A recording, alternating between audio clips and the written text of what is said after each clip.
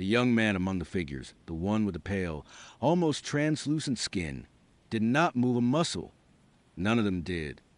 They were like statues carved from ice, their eyes fixed on me with an unnerving blankness.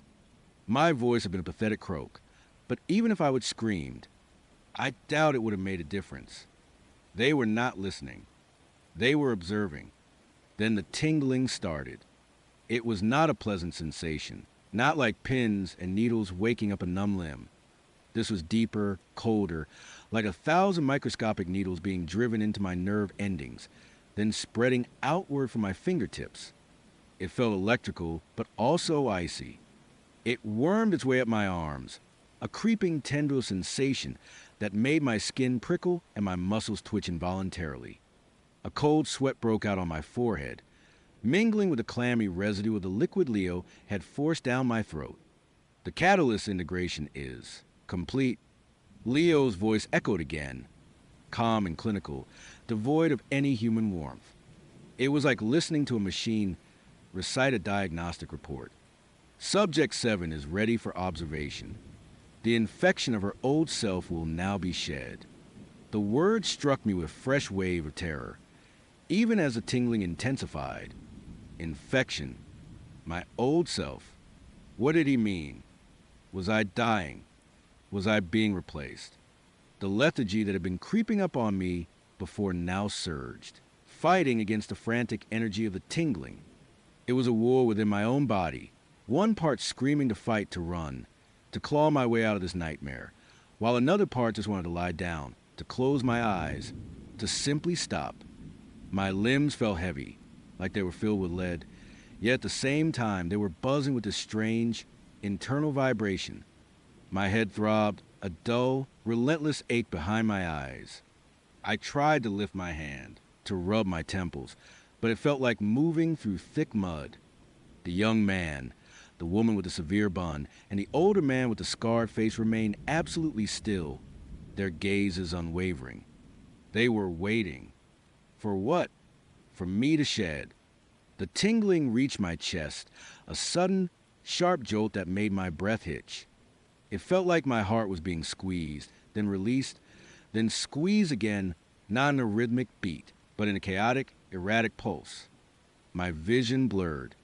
The dim hotel room, already a hazy nightmare, began to swim, the edges of furniture softening, the shadows deepening and stretching like living things. I squeezed my eyes shut, trying to clear my head, trying to fight the encroaching darkness. When I opened them again, the room was different. Or maybe I was different. The air felt heavier, thicker, like I was breathing underwater. My ears buzzed with a low hum, a sound that seemed to emanate from within me, not from the room itself. The figures were still there, but they seemed further away, their forms less distinct, almost translucent, like ghosts. Was I hallucinating? Was this what Leo meant by shedding? Was my mind breaking down? A wave of nausea washed over me, a bitter, metallic taste rising in my throat. I gagged, but nothing came up. Just that awful taste, like old pennies and something acrid, something chemical. My memories, the very fabric of who I was, felt like they were fraying at the edges. Leo, the liquid, Leo's calm voice, the fear. My name, what was my name? A cold panic, far worse than the one that had seized me when I first woke, gripped my heart. It was not just physical anymore. It was existential. It felt like my very essence was being siphoned away, slowly, agonizingly. I tried to remember something specific, something concrete. My childhood home, my dog, Buster, the sound of my mom's laugh. They were there, but they felt distant, like memories of a dream, not solid recollections of the life I had lived. It was like looking at old photographs that were not quite in focus, or hearing a song that was almost familiar, but just out of reach. Do not do this. I whispered, the words barely audible even to myself. My voice sounded thin, reedy, not my own. It was a stranger's voice, coming from a stranger's throat. The figures did not react. Leo's voice did not return. There was only the hum, the tingling, the lethargy, and the terrifying sensation of my identity slipping away, like sand through my fingers. It was a horror far more profound than any physical pain. It was a horror of erasure. Then, the dim light of the motel room seemed to flicker, not like a faulty bulb, but like reality itself was stuttering. The walls seemed to waver, to stretch, to distort. The stale air grew colder, bitingly so. I felt a sudden, dizzying lurch, like falling through space, but without any sense of movement. It was a purely internal sensation, a disorienting shift in perception that made my stomach churn and my head spin. I closed my eyes again, a desperate attempt to ground myself, to stop the world from unraveling. When I opened them, the motel room was gone. It was not a sudden, jarring cut like a scene change in a movie. It was more like the motel room had simply dissolved, replaced by something else, something equally unsettling. I was no longer lying on the uncomfortable bed. I was sitting upright in what felt like a plush, but strangely firm, armchair. The room was a living room, but not my living room. Not any living room I recognized. It was too pristine, too sterile, too staged. The walls were painted in neutral, almost clinical beige. There was a low, minimalist coffee table in front of me, made of dark, polished wood, utterly devoid of any personal effects, no magazines, no coasters, no remote controls. Just a perfectly smooth, reflective surface. The rug beneath my feet was a thick, off-white pile, so clean it looked like it had never been walked on. There was a large, flat-screen TV mounted on the far wall, currently off, its black screen reflecting my own pale, terrified face. Two other armchairs, identical to mine, sat opposite, facing me. They were empty. The air in this room was different too. It was not stale like a motel room, but it had a faint, almost imperceptible chemical scent, like disinfectant mixed with something metallic. It prickled at the back of my nose. My heart hammered against my ribs, a frantic drumbeat against the hum that still reverberated in my ears. I reached up, my hand trembling, and touched my face. My skin felt normal. My hair felt normal. But the sensation of alienness, of being a stranger in my own skin, persisted. The lethargy was still there, a heavy cloak draped over my mind, making every thought feel sluggish, every movement an effort. The tingling had subsided to a low thrum, a constant background noise beneath my skin. I tried to stand. My legs felt weak, rubbery, but I managed to push myself up, gripping the arms of the chair. My balance was off, and I swayed precariously. The room did not spin, but it felt like the floor was subtly shifting beneath my feet. I took a tentative step. The carpet muffled the sound, making my movements feel strangely silent, ghost-like. Where were the figures? Where was Leo? Was this his house? It did not feel like a home. It felt like a display, a meticulously arranged set. Everything was too perfect, too impersonal. There were no photographs on the walls, no books on shelves, no knickknacks. Just a few abstract art pieces, geometric shapes and muted colors, utterly devoid of warmth or personality. I walked towards a large bay window that dominated one wall, expecting to see a street, a garden, anything that would tell me where I was. But the blinds were drawn thick, heavy, opaque, letting in no light, revealing nothing of the outside world. I tried to pull one open, but it was stiff, unyielding, as if locked in place. A fresh wave of paranoia washed over me. I was not alone. I could not be. This felt too deliberate, too carefully constructed. Someone had brought me here. Someone was watching me. The thought made my skin crawl. Every shadow seemed to deepen. Every soundless creak of the house seemed amplified. I turned slowly, scanning the room again, my eyes darting into every corner, every recess. My breath caught in my throat. On the wall opposite the TV, partially obscured by a tall, sleek floor lamp. I saw it. It was small, no bigger than the tip of my pinky finger, embedded in the wall itself, almost perfectly camouflaged by the beige paint. A tiny, dark lens, barely visible unless you knew exactly what you were looking for. It was angled directly at the armchair where I had woken up, and by extension at me, a hidden camera. My blood ran cold. The hum in my ears intensified, a high-pitched whine that threatened to shatter my eardrums. All the pieces clicked into place with horrifying clarity. The motel room, the figures, Leo's clinical voice, the observation. It was not just about the physical transformation. It was about control, about surveillance, about making me a specimen, a subject in their perverse experiment. My stomach lurched. The metallic taste in my mouth returned, stronger this time, mixed with a bile of pure terror. I felt a scream building in my throat, but it died there, strangled by the sheer, suffocating weight of my helplessness. They were not just watching me, they had brought me here, into this sterile cage, to continue their observation. I stumbled backward, my gaze fixed on that tiny, malevolent eye in the wall. It felt like it was staring directly into my soul, dissecting every twitch, every flicker of fear. My hands clenched into fists, my nails digging into my palms. My body trembled uncontrollably. "You son of a bitch." I choked out, the words raw and ragged. It was a futile gesture. I knew there was no one to hear me, no one to respond.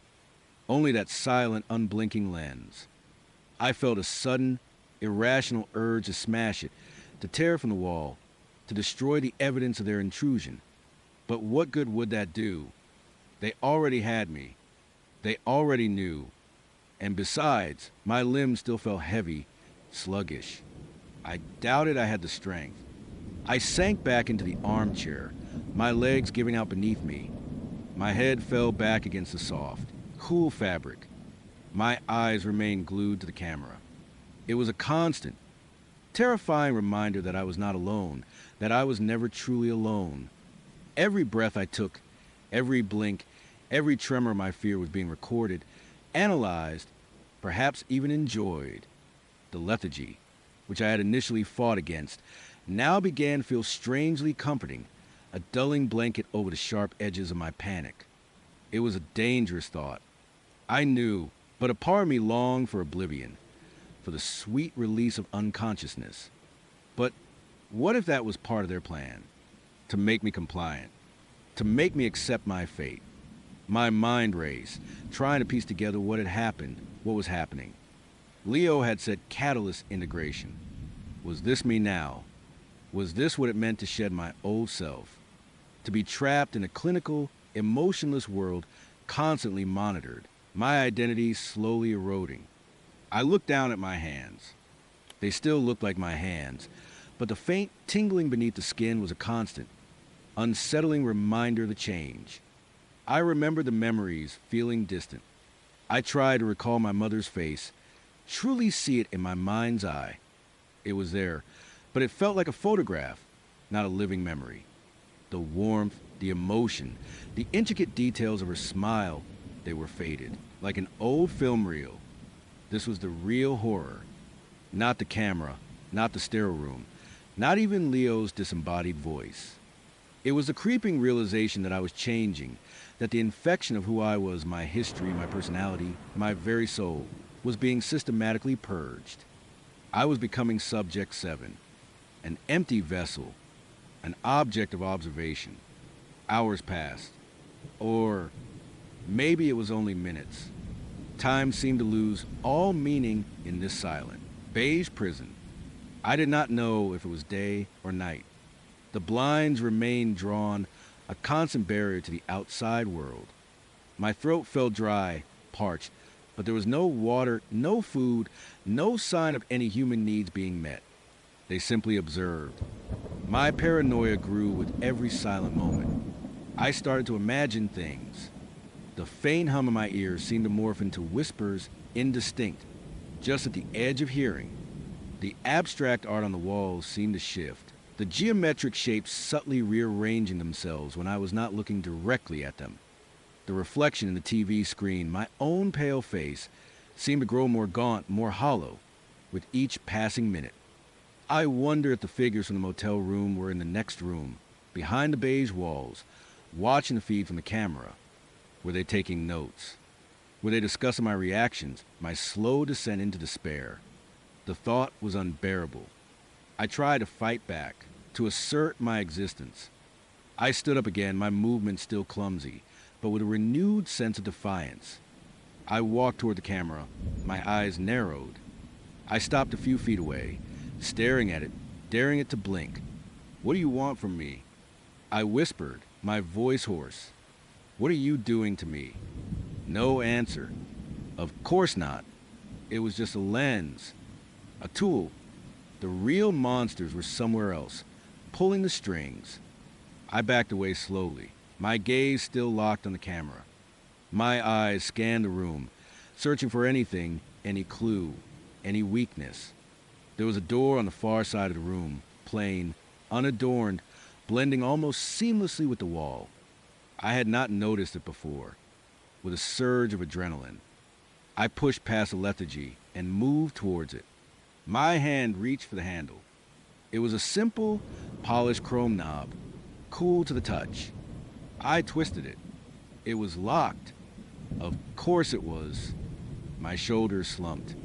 A wave of despair washed over me, heavier than anything I had felt before. Trapped, completely and utterly trapped. I slid down the wall, sinking to the plush carpet, my back against the cool, smooth surface. My head fell into my hands. The hum in my ears was a roar now, drowning out everything else. My memories felt even more distant, like fading echoes. I tried to remember my name again. It was there, but it felt like a label, not a part of me, like a tag on a specimen jar. A cold, creeping dread began to take root, not just of what they were doing to me, but of what I was becoming. The fear of losing my identity, of having my personality systematically dismantled, was a horror that transcended any physical pain. It was a violation of the deepest, most fundamental part of me. I closed my eyes, trying to conjure a familiar face, a warm memory. My mom, her smile, the scent of her perfume. I tried to hold on to it, to cling to it with every fiber of my being, but it was slipping away like water through a sieve. The details were blurring. Her eyes, her hair, the sound of her voice, they were becoming generic, faceless. A tear escaped, rolling down my cheek, cold and lonely. Was this what shedding an infection felt like? To lose the very things that made me me. To become an empty slate, ready to be written upon by Leo and his silent observers. The tingling beneath my skin seemed to react to my despair, intensifying a cold, electric current that pulsed through my veins. It felt like it was actively erasing me, burning away the old self, making way for the new. I opened my eyes and stared at. You know that feeling when your world just shifts. Not like a subtle tremor, but a catastrophic, fault line snapping kind of shift. 1 minute. You are dealing with the usual crap bills, work, trying to remember if you left the stove on. The next, you are staring into the abyss, and the abyss is staring back, wearing your favorite college sweatshirt. That is where I was. Trapped in my own basement, surrounded by dozens of mannequins. Mannequins dressing my clothes. My old band t-shirts, the dress I wore to my sister's wedding, even the worn-out sweatpants I would just been wearing to binge watch Netflix. Each one a chilling tableau of a moment from my life, meticulously recreated. And then the footsteps, slow, deliberate, descending the stairs. My heart did not just pound, it felt like it was trying to claw its way out of my chest. I scrambled backwards, flashlight beams shaking wildly, illuminating the vacant, plastic smiles of my silent doppelgangers. The air was thick with dust and something else a faint, cloying sweetness, like burnt sugar and old potpourri. It was the smell of the cult, the smell of their twisted cleansing. I pressed myself against the cold, damp wall, the concrete digging into my back. The footsteps were closer now, heavy and unhurried. I could hear hushed voices, a low murmur that sent shivers down my spine. They were here, in my house, in my basement. My sanctuary was a trap. Panic clawed at my throat, but beneath it, a desperate surge of adrenaline. I was not going to be another Sarah. I was not going to be bound, gagged, and reborn in some dark, forgotten room. Not if I could help it. My eyes darted around, searching, hoping for some impossible escape route. The basement was small, a typical old house setup furnace, water heater, shelves crammed with boxes, no windows, no back door. Then my flashlight beam caught it. A small, dark opening tucked behind the water heater, barely visible. It looked like a crawl space, probably leading to the foundation or some forgotten utility access. It was narrow, dusty, and probably filled with spiders, but it was a chance. The voices were right at the bottom of the stairs now. "She is here," a low, gravelly voice said. She felt our presence. I did not hesitate. Dropping the flashlight, I jammed myself into the opening, scraping my shoulder against rough concrete, feeling the grit of decades of dust and debris. It was a tight squeeze, so tight I thought I would get stuck, but the terror of what was behind me propelled me forward.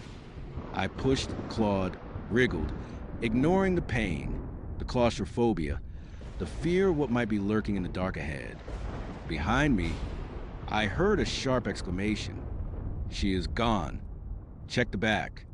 And then, the sound of heavy footsteps rushing into the basement, followed by the clatter of something falling. They were searching, tearing through my meticulously arranged boxes, probably knocking over my mannequin clones. I kept moving, blindly pushing to the darkness, until I felt a sudden drop. I tumbled out, landing hard on something soft and damp. My head hit something solid, and for a second, stars exploded behind my eyes. I lay there, dazed, tasting dirt and blood. When my vision cleared, I realized I was outside. I would fall into a thick patch of overgrown bushes, probably at the very back of my yard, near the old, dilapidated fence line.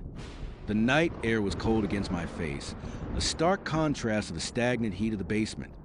I was still in my pajamas, barefoot, covered in dirt and spiderwebs. I scrambled to my feet, ignoring the throbbing pain in my head and shoulder. I did not look back at the house, did not dare. All I could hear was a frantic pounding of my own heart in my ears. I ran. I ran like a hunted animal, through the tangled undergrowth of my backyard, over the rickety fence, and into the dense woods behind my property. I did not stop until my lungs burned and my legs felt like lead. I found myself on a deserted country road, miles from my house, miles from anything. I had no phone, no shoes, no idea where I was going. Just the clothes on my back and the crippling certainty that they were still out there, still looking for me. The next few days were a blur of terror and desperation. I walked for hours, eventually finding a small roadside diner where I used the last few dollars in my pocket to buy a terrible cup of coffee and call a taxi. I gave them a fake address, just a random street name in a neighboring town, and when we got there, I paid the driver and immediately called another one, giving that driver a different fake address. I kept hopping taxis, tried to shake any potential tail, until I finally ended up in a cheap, run-down motel in a town I would never heard of. My home was gone. My life, as I knew it, was shattered. Every creak of the motel door, every car passing by, sent a jolt of panic through me. I could not call the police again. They would already dismiss me as disoriented, and after the mannequins, the basement, and the cult's ability to vanish without a trace, I knew they would just think I would finally lost my mind. Maybe I had. I spent my days huddled in that dingy motel room, curtains drawn, the TV droning mindlessly in the background. I ate stale vending machine snacks and drank lukewarm tap water. I felt like a ghost, haunting my own life. I tried to contact friends, family, but my phone was gone, and even if it was not, what would I say? Hey, remember that spiritual retreat? Turns out it was a torture cult, and now they are dressing mannequins in my clothes and chasing me through my basement. Yeah, that would go over well. The paranoia was a constant companion. Every shadow looked like a figure. Every whisper of wind sounded like a voice. I started seeing things, a fleeting glimpse of a familiar car, a face in a crowd that looked like Mark, the man who lured me into this nightmare. I knew it was probably my exhausted mind playing tricks on me, but the fear was real. It was a suffocating, ever-present weight. After a week of this self-imposed isolation, the loneliness started to gnaw at me. The terror was still there, a cold knot in my stomach, but it was slowly being eclipsed by an overwhelming sense of emptiness. I was completely alone in the world, with no one to talk to, no one who believed me, no one to even just be with. It was a moment of weakness, a desperate attempt to feel human again, that led me to download the dating app. Tinder, Bumble, whatever. I do not even remember which one. I just remember staring at my reflection in the motel mirror pale. Haunted eyes, hair a tangled mess, a thin scar on my forehead from hitting the concrete. I looked like a stranger. I created a profile using a slightly older picture, one where I still smiled, where my eyes still held a spark of joy. I kept the bio vague, innocuous. I did not want to attract any attention, just maybe a distraction, maybe someone to text with, someone to pretend for a few minutes that my life was not a horror movie. I swiped through a few profiles, mostly out of boredom. Guys holding fish, guys flexing in front of bathroom mirrors, guys with questionable taste in hats. I was not really looking for anything serious, just a fleeting connection. Then I saw him. Leo. His profile picture was simple, just a headshot, but he had kind eyes and a genuine smile. His bio was witty, intelligent, and did not mention fishing or gym selfies. He seemed normal, safe, maybe too good to be true, but in my fragile state, I was willing to cling to any illusion of normalcy. I swiped right. To my surprise, it was a match. My heart gave a little flutter, a faint echo of the feeling I used to have before all of this. His first message was charming, a light-hearted joke about my vague bio. I replied, trying to sound normal, trying to pretend I was not a fugitive from a torture cult. We started texting. He was easy to talk to, a good listener. He seemed genuinely interested in what I had to say, and he asked thoughtful questions. For the first time in weeks, I felt a flicker of hope, a tiny ember in the suffocating darkness. We talked about everything and nothing. Our favorite books, our dreams, our shared love for bad movies. I found myself laughing, genuinely laughing, for the first time since Sarah. He made me feel seen, heard, understood. I started to let my guard down just a little. I did not tell him about the cult, of course. How could I?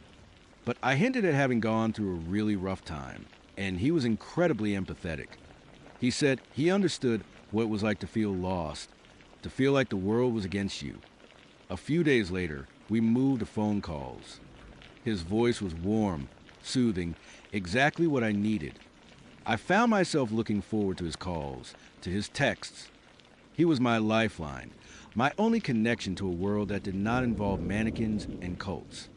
Then, things started to get weird.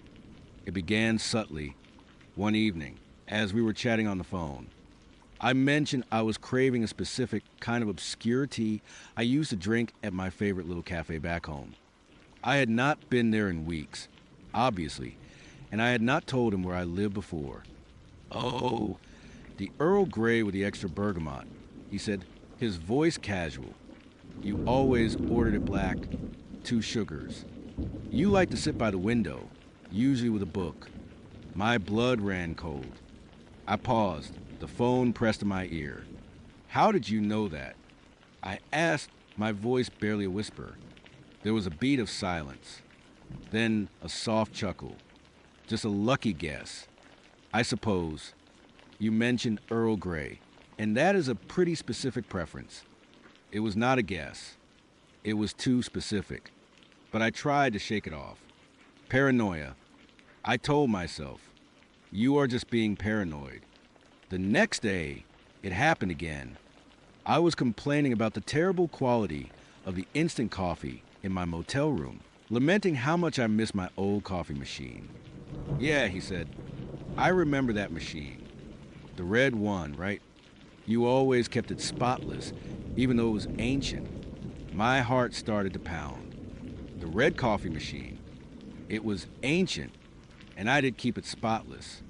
But I would never mention it to him. I would never posted a picture of it online. No one outside my closest friends and family knew about that machine. And even they probably would not remember the color. "Leo," I said, my voice tight, "what are you talking about? How do you know about my coffee machine?" Another pause. This one longer. I told you," he said, his voice a little softer now, a little too gentle. "I have been watching you." My breath hitched. The words hit me like a physical blow. "Watching me? What does that mean?" "It means," he continued, his tone now devoid of its usual warmth, replaced by something clinical, almost possessive, "that I have been admiring you from afar for a while now. I know about your old house. I know about your routines. I know about your recent unpleasantness." The recent unpleasantness. He knew. He knew about the cult. He knew about the mannequins. He knew about Sarah. "Who are you?" I demanded, my voice trembling. "Are you with them? Are you part of the cult?" He chuckled again, a low, unsettling sound. "The cult? No, not exactly. They are a means to an end. A stepping stone, if you will, but I share their vision, their understanding of rebirth." My blood ran cold, freezing in my veins. Rebirth. The word on the card pinned to the mannequin in my basement. The word Mark had used, speaking of cleansing Sarah. "You are sick." I whispered, tears stinging my eyes. "You are just as sick as they are." "Oh!" "But I am not sick, my dear," he said, his voice now a silken threat. "I am merely an admirer, a guardian. I have seen your potential. I have seen your spirit. And I knew you needed someone to guide you through your transformation." Transformation into what? I choked out, my mind racing, trying to process this new, horrifying layer of my nightmare. "Into the person you were always meant to be," he replied. "Reborn, just like the card said. You saw it, did not you, in the basement. A little message just for you, a hint of what was to come." He knew about the basement. He knew about the mannequins. He knew everything. "I saw you running that night," he continued, his voice sending shivers down my spine. "Barefoot in your pajamas. So vulnerable, so desperate. But even then, I saw the strength in you, the will to survive. That is what makes you so special. That is what makes you perfect." I slammed the phone down, my hand shaking so violently I almost dropped it. I backed away, pressing myself against the wall of the motel room, my eyes darting around the dingy space, as if he might materialize in front of me. He was not just a stalker, he was connected. He was part of the network, part of the surveillance. He had been watching me, not just from afar, but intimately, meticulously. The dating app was just a way to reel me in, to make me trust him. My mind reeled. Every kind word, every empathetic message, every shared laugh was all a lie. A carefully constructed facade to gain my confidence, to draw me closer. He was not my salvation. He was another monster, perhaps even worse, because he would disguise himself as a friend. My phone buzzed. A text message. My heart leaped into my throat. It was from Leo. "Do not hang up on me. My love. We have so much more to discuss. Your journey has only just begun." Then another text. This one was a picture. My breath hitched in my throat as I looked at it. It was a photo of me, taken just last night, sleeping, in this very motel room. The angle was from above, as if someone was standing over my bed. My face was pale, my mouth slightly open, my hair splayed on the pillow. I screamed a raw, guttural sound that tore from my chest. He was here, He was in the motel. Or he had been. He knew exactly where I was. There was no escape. Another text. I left you a little something. Just a token of my admiration. Check your door. My eyes darted to the door, the flimsy chain lock suddenly feeling utterly useless. I could not move. My limbs felt like lead. But I had to see. I had to know. Slowly, agonizingly. I crept towards the door, peering through the peephole. Nothing. The hallway was empty. With trembling hands, I unlatched the chain, twisted the deadbolt, and slowly, carefully opened the door a crack. There, on the worn carpet just outside my room, was a single, pristine white rose. Tucked into its petals was a small card. My hands shook as I picked it up. On the card, in elegant, looping script, was a single word, reborn, and beneath it, a chilling addition soon. I slammed the door shut, locking it, chaining it, pushing a heavy armchair against it. My mind was a whirlwind of terror. He was here. He was watching. He was waiting. And he was not just some random cult member. He was someone with a plan, someone who saw himself as my guardian, my guide. I backed away from the door, my eyes scanning the room frantically. Was he outside? Was he in the room next door? Was he in the ceiling? Every shadow, every creak, every muffled sound from the hallway sent jolts of pure fear through me. I knew, with a horrifying certainty, that this was not the end. This was just the beginning. The cult wanted me, but Leo wanted me specifically. He wanted to orchestrate my rebirth, to mold me into whatever twisted vision he had for me. And he had already begun. He had insinuated himself into my life, gained my trust, and now he had shown me that he was omnipresent, omniscient. I was trapped in a motel room that was no longer safe, trapped in a town where I knew no one, trapped in a nightmare that had followed me, found me, and now was closing in. I could feel his eyes on me, even though I could not see him. I could feel his presence, a cold, suffocating weight. The horror was not just my reality anymore. It was my only reality. And I knew, deep down, that Leo, my charming, empathetic match, was never going to let me go. He was going to ensure my rebirth, whether I wanted it or not. And I had a terrifying feeling that soon was going to be much, much sooner than I could ever prepare for. The taste of copper in my mouth, the sharp crack of bone, those were the last things I remembered clearly from the hiking trail. Mark, or whatever his real name truly was, lay whimpering, his leg twisted at an unnatural angle. Chloe and the others, their faces pale but resolute, were already on the phone with the police. The relief that washed over me was tsunami, a wave so powerful it threatened to drown me in its wake. But it was quickly followed by a cold, hard truth I was alive, yes, but not unbroken. The phantom barber's cuts had healed, but the scars Elias and Sarah, and now Mark, had left on my psyche were deeper than any blade could reach. The aftermath was a blur of police statements, a brief hospital visit for my own minor scrapes and bruises, and then the suffocating silence of my apartment. Mark was arrested, of course. The collective testimony of Chloe and the other women, combined with the evidence of his online aliases, and the sheer number of women he would preyed on, made his conviction a certainty. Justice was served, or so they said, but justice felt like a hollow victory when every shadow held a potential threat. Every kind glance felt like a prelude to deception, and every moment of peace was just a quiet before another storm. For months, I existed in a state of hypervigilance. Sleep was a luxury I rarely afforded myself, punctuated by nightmares of cold eyes, predatory smiles, and the chilling feeling of being watched. I went to therapy, tried to follow the advice about processing trauma, about reclaiming my life. I changed my locks, got a new phone number, even considered moving to a different state. But the feeling of being hunted was not just external, it had burrowed deep inside, a constant hum of anxiety beneath my skin.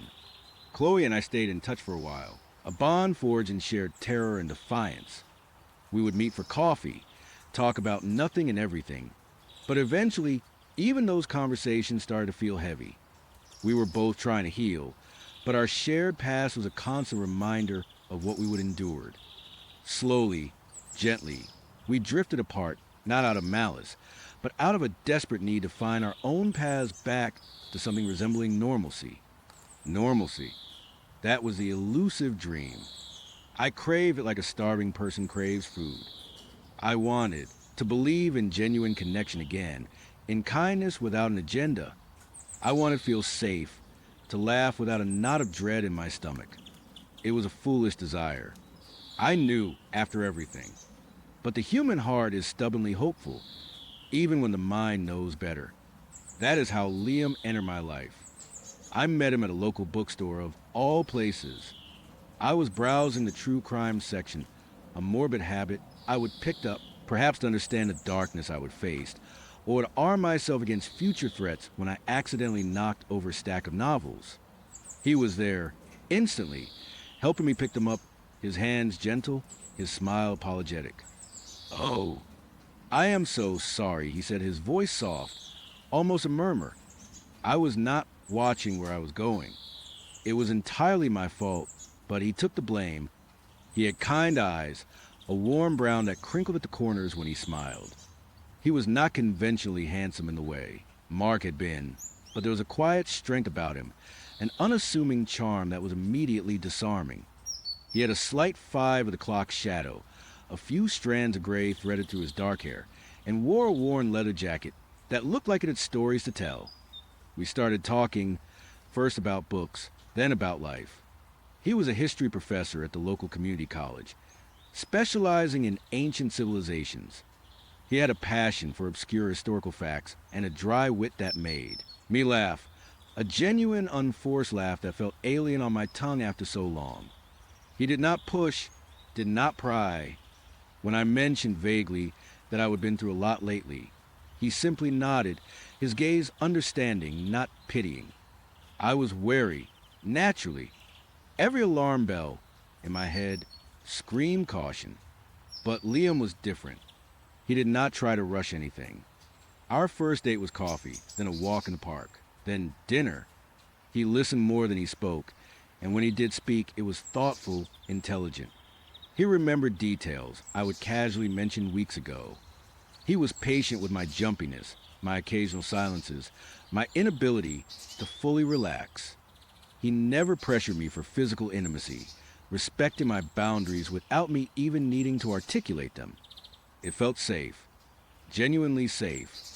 For the first time since before Elias, I started to feel a flicker of hope. Maybe, just maybe, I could have a normal life. Maybe I could trust again. Liam felt like a soft landing after a long, terrifying fall. We dated for about 6 months, and each day, I felt a little more of the tension drain from my shoulders. He was everything I would ever wanted in a partner, kind, intelligent, funny, respectful. He even met my parents, who, after their initial protective scrutiny, seemed to genuinely like him. He was building a new life for me, brick by careful brick, out of the shattered pieces of my old one. I started to let my guard down, to truly believe that the darkness was behind me. That is when things started to get weird. It began subtly, as these things always do. Little moments that, on their own, meant nothing, but strung together, began to form a pattern I could not ignore. One evening, we were having dinner at my place. I was telling him about a particularly frustrating day at work. I mentioned a colleague, Sarah, who had accidentally deleted an important file, causing chaos. Liam paused, a fork halfway to his mouth. "Sarah," he asked, his brow furrowed, did not you have a friend named Sarah who, well, never mind. It is not important." He quickly changed the subject. My heart did a little lurch. Sarah was the name of my best friend, the one who had disappeared with Elias. It was a common enough name. Of course. He probably just remembered me mentioning her in passing, or maybe he was thinking of someone else entirely. But the way he would trailed off, the slight hesitation, it fell off. I dismissed it as my own paranoia, a ghost from my past trying to haunt my present. Then there were the small observations. He would sometimes know what I would have for lunch or what podcast I would have been listening to on my commute. When I asked, he would laugh it off, saying, "Oh, I must have seen your empty yogurt container, or I recognize that annoying jingle from your headphones." Plausible, always plausible. But it started to feel like too many coincidences. Like he was always just a little bit ahead of me, a little too aware of my daily routines. It was not invasive like Mark had been, not yet. It was more like an invisible thread connecting us, a thread he seemed to tug on more often than I did. One afternoon, I was cleaning out my closet, trying to declutter my life, when I stumbled upon an old shoebox tucked away at the very back. Inside, beneath a pile of forgotten letters and old photographs, was my journal, the one I would kept during the months leading up to the Mark incident and immediately after.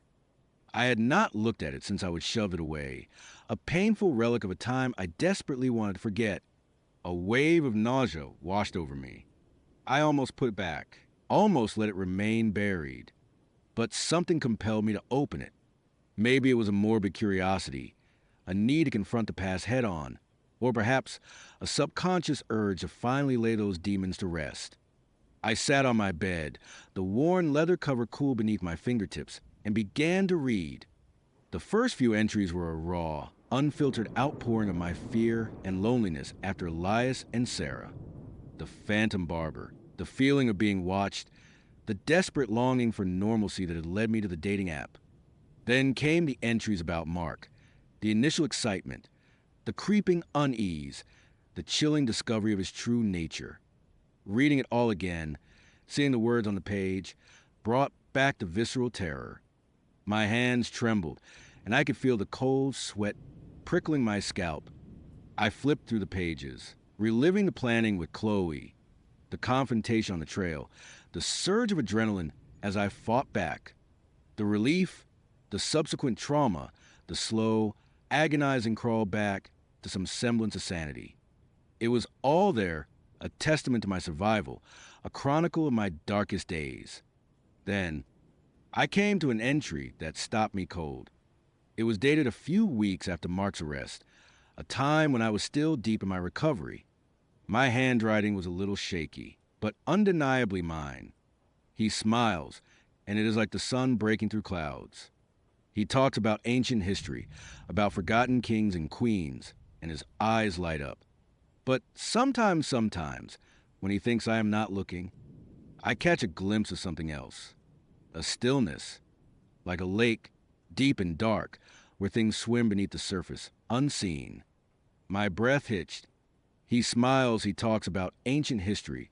This was an entry about Liam, but it was dated before I had even met him. I checked the date again, rubbing my thumb over the faded ink. October 12th. I met Liam in late November. A cold dread began to spread through my chest, slowly at first, then rapidly, like ink bleeding through paper. This could not be right. I must have misremembered.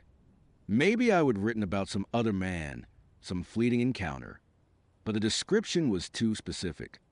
The history, the quiet smile, the unsettling stillness in his eyes. It was Liam.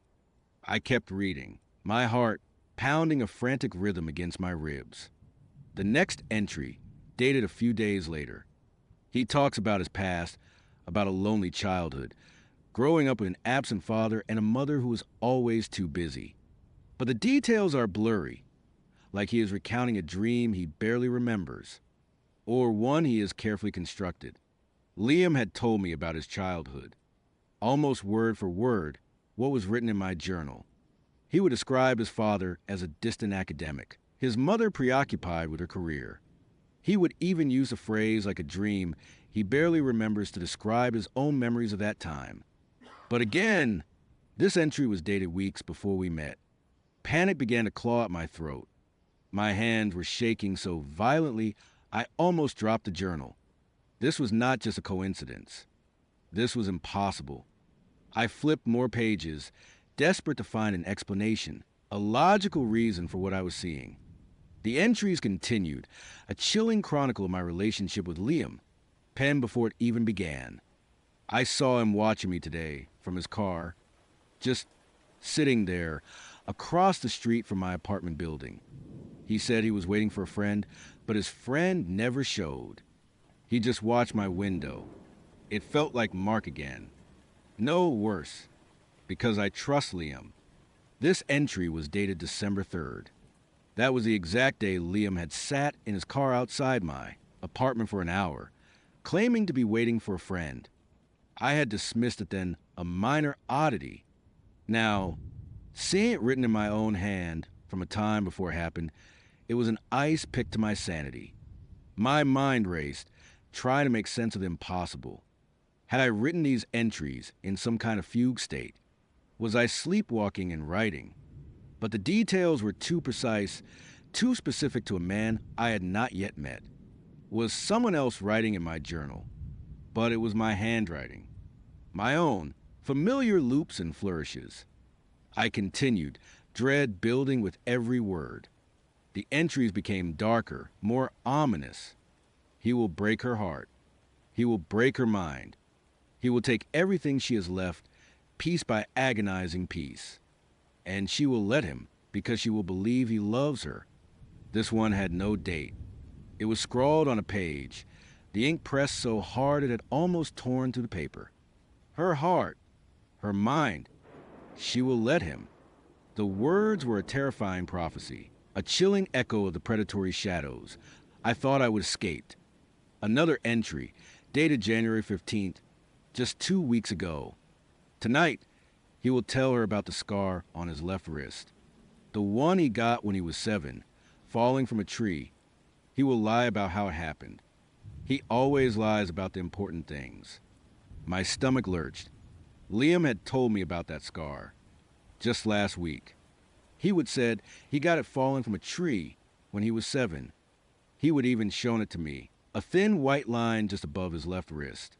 I remember thinking it was a charming little detail, a glimpse into his childhood. Now, it was a horrifying confirmation that these entries were not only about him, but were predicting events that had not yet occurred when they were supposedly written. And the last line, he always lies about the important things. My hands were shaking so badly I could barely hold the journal open. My breath came in ragged gasps. This could not be happening. I was losing my mind. The trauma had finally broken me. I was hallucinating, inventing these entries, or perhaps I had gone completely insane. But then I saw the final entry, scrawled across the last few pages, the handwriting frantic, almost illegible, as if written in a desperate hurry. It had no date, just a chilling statement that ripped through the last vestiges of my composure. He knows about Elias. He knows about Sarah. He knows about the barber. He knows. He has been here all along, waiting. He is the new barber. The journal slipped from my numb fingers, clattering to the floor. The words echoed in my head, a terrifying crescendo of pure, unadulterated horror. He knows about Elias. He knows about Sarah. He knows about the barber. How could he? I had never told Liam the full, gruesome details of my past. I would only ever hinted at a traumatic experience, a bad relationship, the phantom barber, Elias. Sarah, those were secrets buried deep within me, only ever shared with my therapist, and the raw, unedited pages of this very journal. And the last line, he is the new barber. The world tilted. The air in my apartment grew heavy, suffocating. The warmth I would felt with Liam, the sense of safety, shattered into a million icy fragments. It was not just that he knew things. It was not just that my journal was predicting the future. It was that the true horror, the source of my deepest, most primal fear, had somehow, impossibly, found its way back to me, wearing a different face. I scrambled off the bed, stumbling backward, my eyes wide, darting around my apartment as if expecting to see him materialize in the shadows. Liam, my kind, gentle, understanding Liam. Was it all a lie? Was he another predator? Even more insidious than Mark, because he had woven himself so deeply into the fabric of my healing. I picked up the journal again, my fingers trembling, and stared at the final, terrifying words. He is the new barber, the phantom barber, the entity that haunted my first nightmare, the one who had cut Elias and Sarah from my life, the one whose cold, inhuman gaze I had felt even before I knew his name. Was it possible? Was this some kind of sick, cosmic joke? That the very entity I thought I would escape, the one that had left me so broken, had simply changed its form, its disguise, and come back to finish what it started. I thought back to everything. Liam's quiet nature, his almost supernatural patience, his ability to anticipate my thoughts, my needs, the way he seemed to understand my trauma without me having to explain it. I had attributed it to empathy, to a deep connection. Now it felt like calculated manipulation, the precise movements of a hunter stalking its prey, the stillness in his eyes, the blurry details of his past, the subtle lies. It all clicked into place, forming a monstrous picture. He had not just been observing me, he had been studying me, learning my weaknesses, my fears, the very language of my pain. I had to get out. I had to run. But where? If he was a new barber, if this entity could simply shift forms, change identities, then there was no escape. It had found me once. It would find me again. It had lured me into a false sense of security, built me up, only to tear me down more completely than before. My phone rang, making me jump. I looked at the screen. Liam. My breath hitched. I stared at the flashing name, my heart hammering against my ribs. He was calling. Right now. As I was reading the final, damning entry. I did not answer. I could not. My hand shook so violently I almost dropped the phone. The buzzing stopped. A moment later, a text message popped up. Hey, just checking in. You okay? You sound a little off tonight. I am thinking of coming over, bringing some of that Thai food you like. Do not want you to be alone. My blood ran cold. You sound a little off tonight. How could he possibly know that? I had not spoken to him. I had not even picked up the phone. Had he been watching me? Was he outside, right now, seeing my apartment lights, seeing me through the window? I stumbled to the window, peering through the blinds. The street was empty, save for a few parked cars. No familiar leather jacket, no dark sedan. But the feeling of being watched was overwhelming, suffocating. It was the same cold, inhuman gaze I would felt with Elias, with Mark. It was his gaze. I backed away from the window, hugging myself, trying to quell the rising tide of hysteria. I was trapped in my own home, trapped in a nightmare I thought I would survive, only to find it had simply rebranded itself. The journal lay on the floor, a silent, terrifying witness. I picked it up, my fingers brushing against the worn leather cover. My journal. My words. But not really. It was as if something else had been writing through me, using my hand, my life, as its canvas. Was the journal itself cursed? Was it a conduit? Or was it just a reflection of a deeper, more insidious horror that had latched onto me, refusing to let go?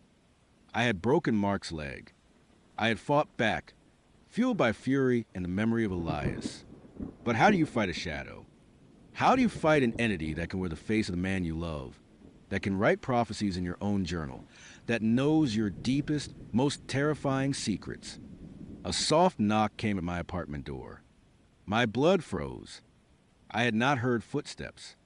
No elevator, no creaking stairs. Just a soft, polite tap. Hey, Liam's voice, muffled but clear, came from the other side. It is me. I got the pad, see, EW like. You okay in there? I am getting a little worried. His voice was calm, reassuring, laced with genuine concern. The voice of the man who had helped me heal, who had made me laugh again, who had promised me a future free from shadows. But the words in my journal screamed a different truth. He is the new barber. I did not move. I could not. My mind raced. searching for an escape, a weapon, anything. But my apartment suddenly felt like a cage, and Liam, the man I would welcomed into my life, was the one holding the key. The knocking came again, a little louder this time. Are you sure you are okay? I can hear you moving around in there. If you do not answer, I am going to use the spare key you gave me. The spare key, the symbol of trust, of intimacy, of a shared future. The very key I had given him, believing I was finally safe. Now it was the key to my ultimate undoing. I gripped the journal tightly, my knuckles white. Inside, the last entry seemed to pulse with malevolent energy. He is the new barber. The sound of a key sliding into the lock sent a jolt of pure terror through me. The click of the tumblers, the soft creak of the door opening. I heard his footsteps, quiet, deliberate, moving into my apartment. "Hello," he called out, his voice still gentle, but with an underlying edge of something I could not quite place. "You in here." I stood frozen in the middle of my living room, the journal clutched to my chest, my eyes wide and unblinking, staring at the doorway to the hallway.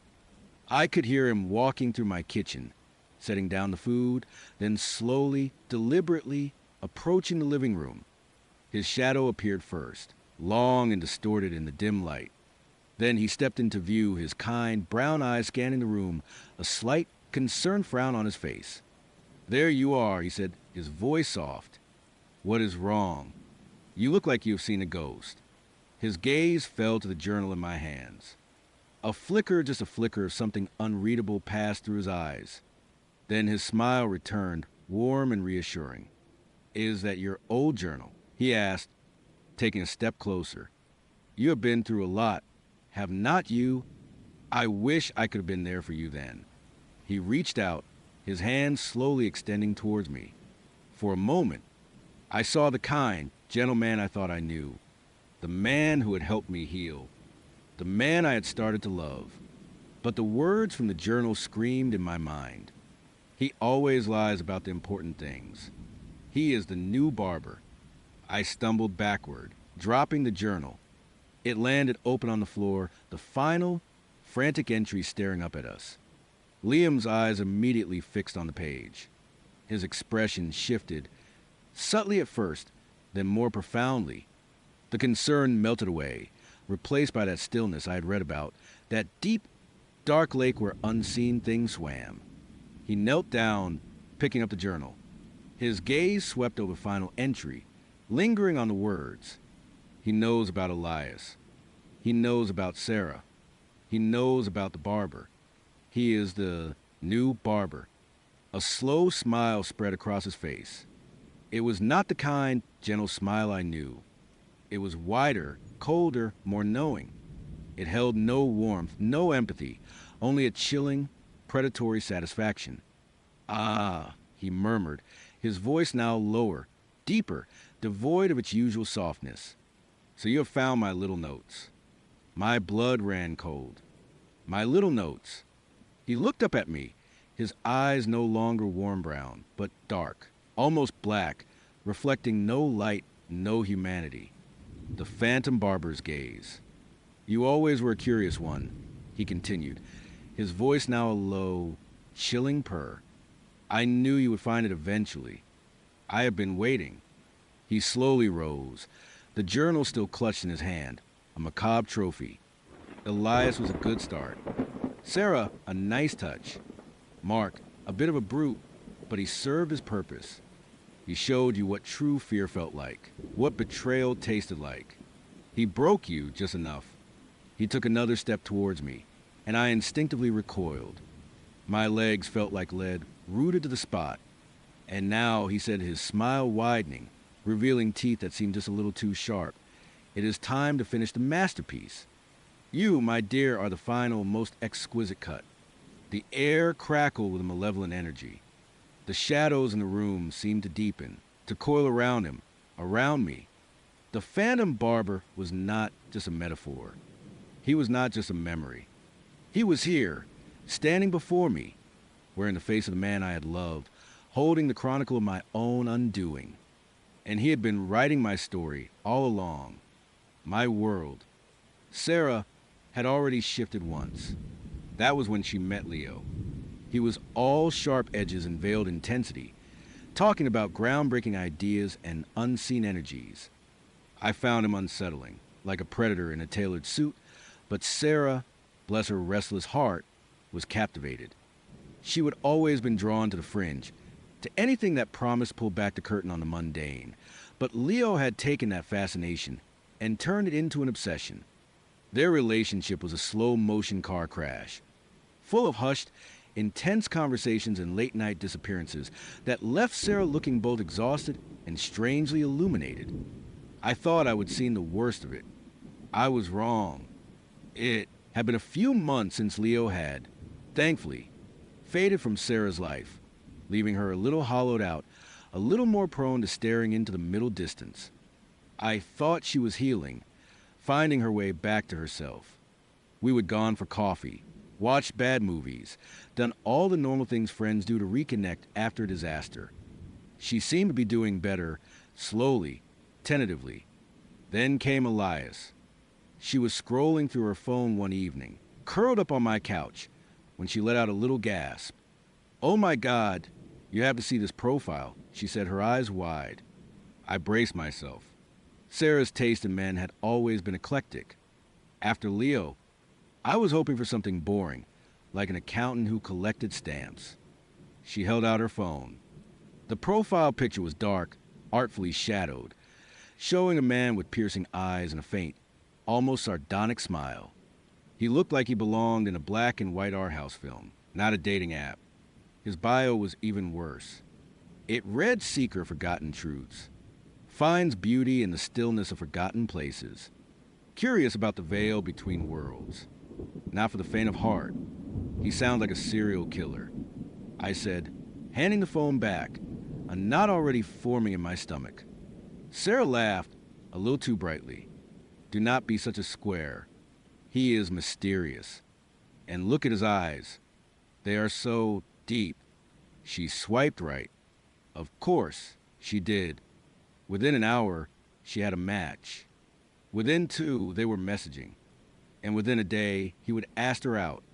The location, he suggested, however, made the knot in my stomach tighten into a hard, cold ball. He wants to meet in the old Northwood Cemetery. Sarah announced, her voice a little breathless, like she would just run a marathon. At midnight, I stared at her, utterly dumbfounded.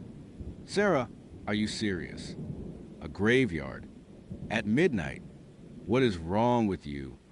She bristled, her post-Leo vulnerability hardening into familiar defiance.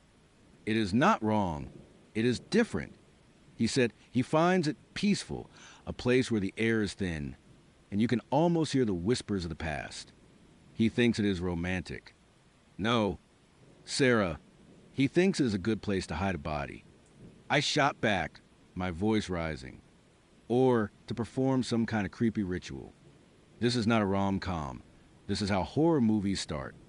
You just got out of that whole mess with Leo, and now you are actively seeking out someone even weirder. You just do not understand, she said, her eyes narrowing. You always think everything has to be so normal. Leo, Elias, they see things I do. They understand that there is more to life than just a 9 to 5 and Netflix. They are groundbreaking. That word again. Besides, she added, a sly glint in her eye, it is perfectly safe. It is a public place, even at night. And I will have my phone. What is the worst that could happen? I tried reasoning, pleading, even threatening. I told her I would call the police. I would tell her mom. I would follow her. She just shrugged me off, already lost in the romanticized vision of her midnight graveyard rendezvous. The next night, as the clock ticked closer to 11:30, I felt a rising panic I had not experienced since Leo first started taking her on his spiritual retreats. I knew I could not stop her, but I also knew I could not just let her walk into whatever this was alone. I grabbed my keys, a powerful flashlight, and my phone. I did not tell her I was going. I just left a note saying I was stepping out for air. Lying was easier than another argument. The Northwood Cemetery was not far, about a 15-minute drive from my place. It was one of those sprawling, ancient cemeteries, full of crumbling mausoleums and weathered headstones, overgrown with ivy and ancient oak trees. During the day, it had a quiet, melancholic beauty. At night, I imagined it would be a different beast entirely. The air was unusually still as I drove, a heavy silence pressing down on the city. The streetlights seemed dimmer, the shadows longer. When I pulled up near the cemetery gates, I cut my engine and killed my headlights. The wrought iron gates were open, a dark maw inviting entry. A single, flickering streetlight cast long, dancing shadows across the entrance. I parked a little way down the road, hoping to be inconspicuous. My heart hammered against my ribs. I felt ridiculous, like a character in a bad B movie, but the fear was real. I saw Sarah's car pull up a few minutes later, its headlights slicing through the darkness before it, too, parked down the road, closer to the gates. She got out, a silhouette against the faint glow of the distant city lights, and walked purposefully toward the entrance. I waited a few minutes, giving her time to enter, then got out of my car.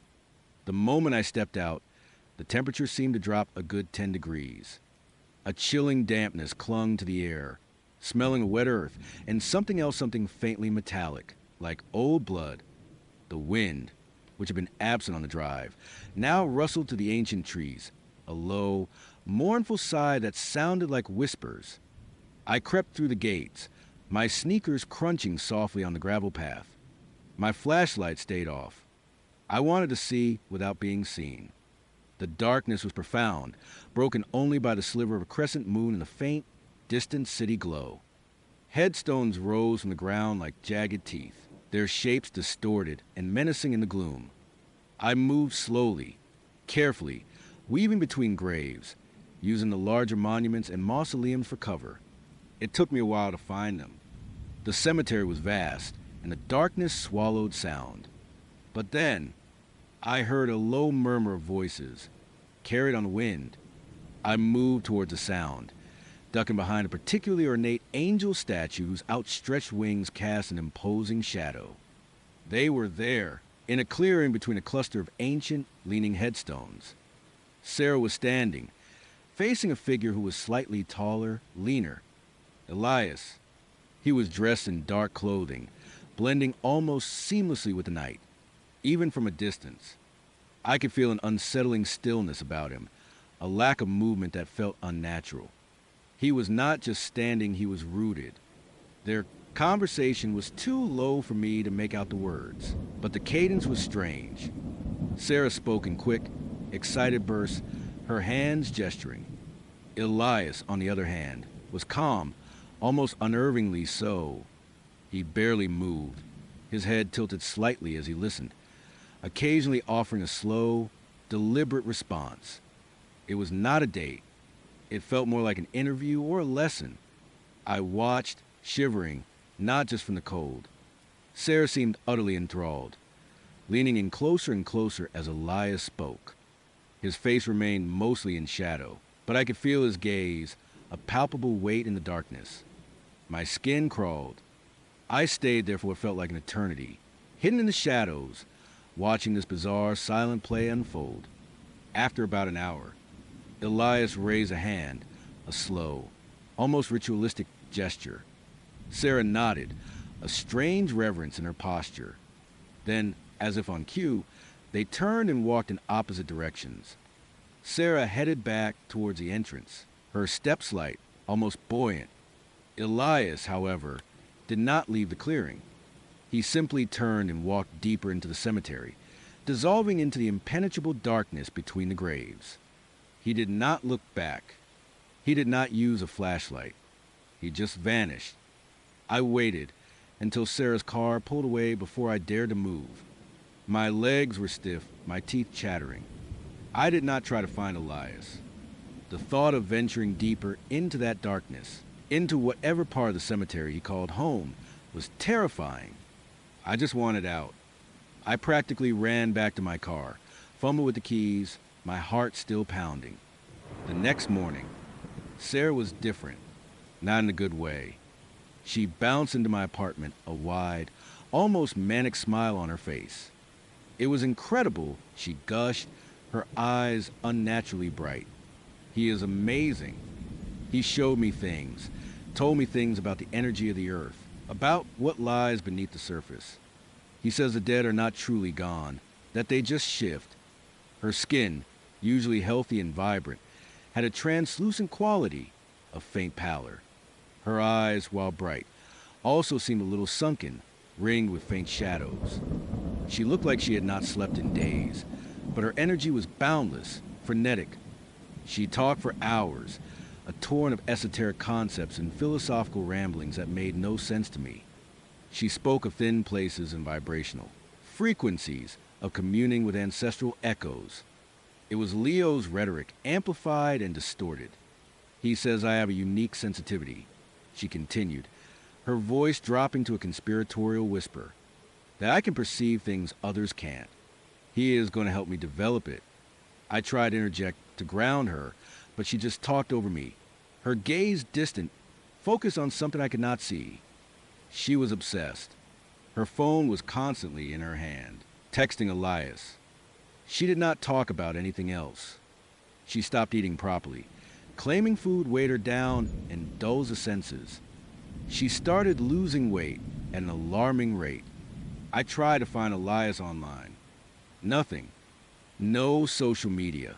No professional profiles. No mention of anyone by that name who fit his description.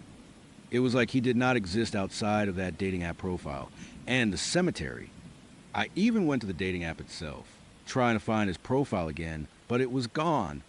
Vanished. As if he had never been there. My fear for Sarah intensified. This was not just a quirky guy, this was something dangerous.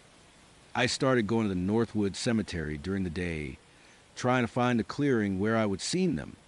I walked the paths, my eyes scanning the ground, looking for anything out of place. It was vast, and the sheer number of graves was overwhelming. I looked for disturbed earth, strange offerings, anything.